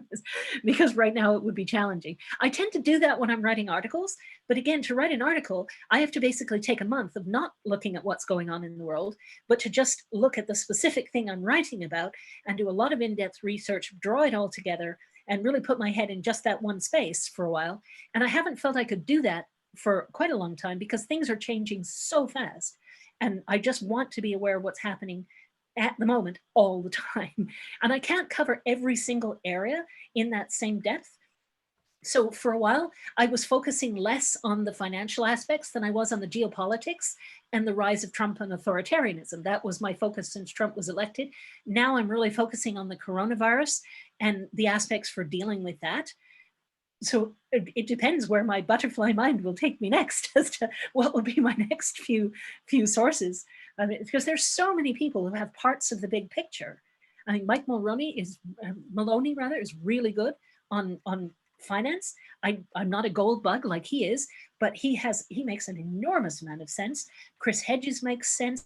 Chris Martinson, there are so many people, and I don't look to anyone to have the complete picture. I'm looking to people who have depth in particular areas that I happen to be interested in. Sometimes I have an equivalent amount of depth, sometimes not. My approach is breadth. So I have depth in particular areas, but not an equal amount of depth in every area. What I try and do is look at the bigger picture, the sort of 30,000 foot view, and integrate what all these people who have enormous amounts of depth in particular areas have to say. So I'm trying to pull it all together. So there's no one I would say, yes, you must read this person and only this person, but there are a whole lot of people who have aspects of the big picture that I find incredibly valuable. Excellent. Okay, so again, if you have watched this on YouTube or somewhere else, by the way, this belongs on the Local Future YouTube channel. So if you see it somewhere else, come back to the Local Future YouTube channel. It's 4 hours long. And if there's pieces cut out, it should have been one of us that cut it out. Please subscribe, hit the bell for notification, like, comment, share. Local Future YouTube channel has lots of talks, including talks by Nicole and Steve Keen and Joseph Tainter and David Korowitz and many others. Robert Rapier as well, don't you? You have one with Robert Rapier. He's excellent. Yeah, I have a couple with Robert Rapier.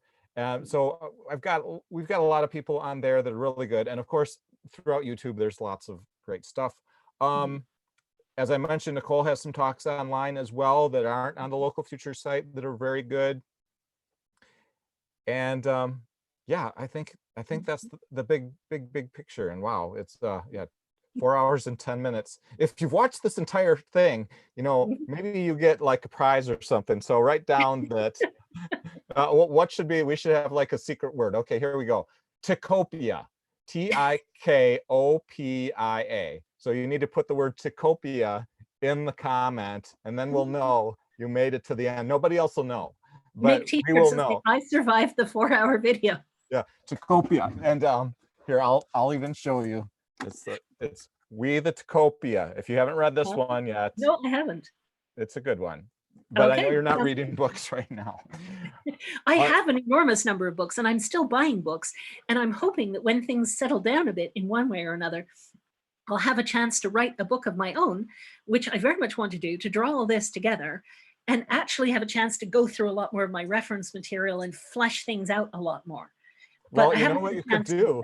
We could take this, if Google actually translates this into you know, captions, we could download the file and we could, you know, make it into, I don't know, this is probably what, 50 pages? What's 4 hour? What is a 4-hour read? Well, I don't know. It'll be long, really long. I mean, what I'm thinking of doing, book-wise, is I wrote an article some years back called "The Boundaries and Future of Solution Space," and this is what I want to write as a book: to look at, to say what is viable of all the different things we could conceivably do, which ones actually make sense. So if you say, okay, which ones survive the finance challenge, the energy challenge, the social cooperation challenge, trust challenge.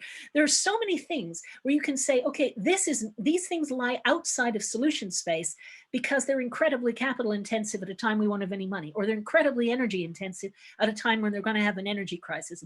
So it's about take the block of possibilities, carve off the ones that we can say are definitely not going to work, and then say, out of what's left, what makes the most sense? So there will be solutions that are in theory viable, but then we have to see what will work under what set of local circumstances, because not everything will work everywhere. And so this is the approach I wanted to take. And it's very much like, Michelangelo carving off the extra bits of marble to come up with the sculpture inside. That's what I'm really looking for. That's what I'm trying to do. So this is going to be the structure of my book when I finally get around to writing it. All right. Yeah, I don't know what my book's going to be about. It's probably going to have like one word. It's like freedom or survive. My last book was on the Soviet nuclear industry and the military industrial complex, but that was 1999. All right. Well, thank you so much, Nicole. I really appreciate all the time you've spent with me and us today. Oh, you're very welcome. It's been a great pleasure. Oh, for me too. And I'm going to trim off, hopefully, the YouTube stream. Goodbye to everyone. Thank you for joining us.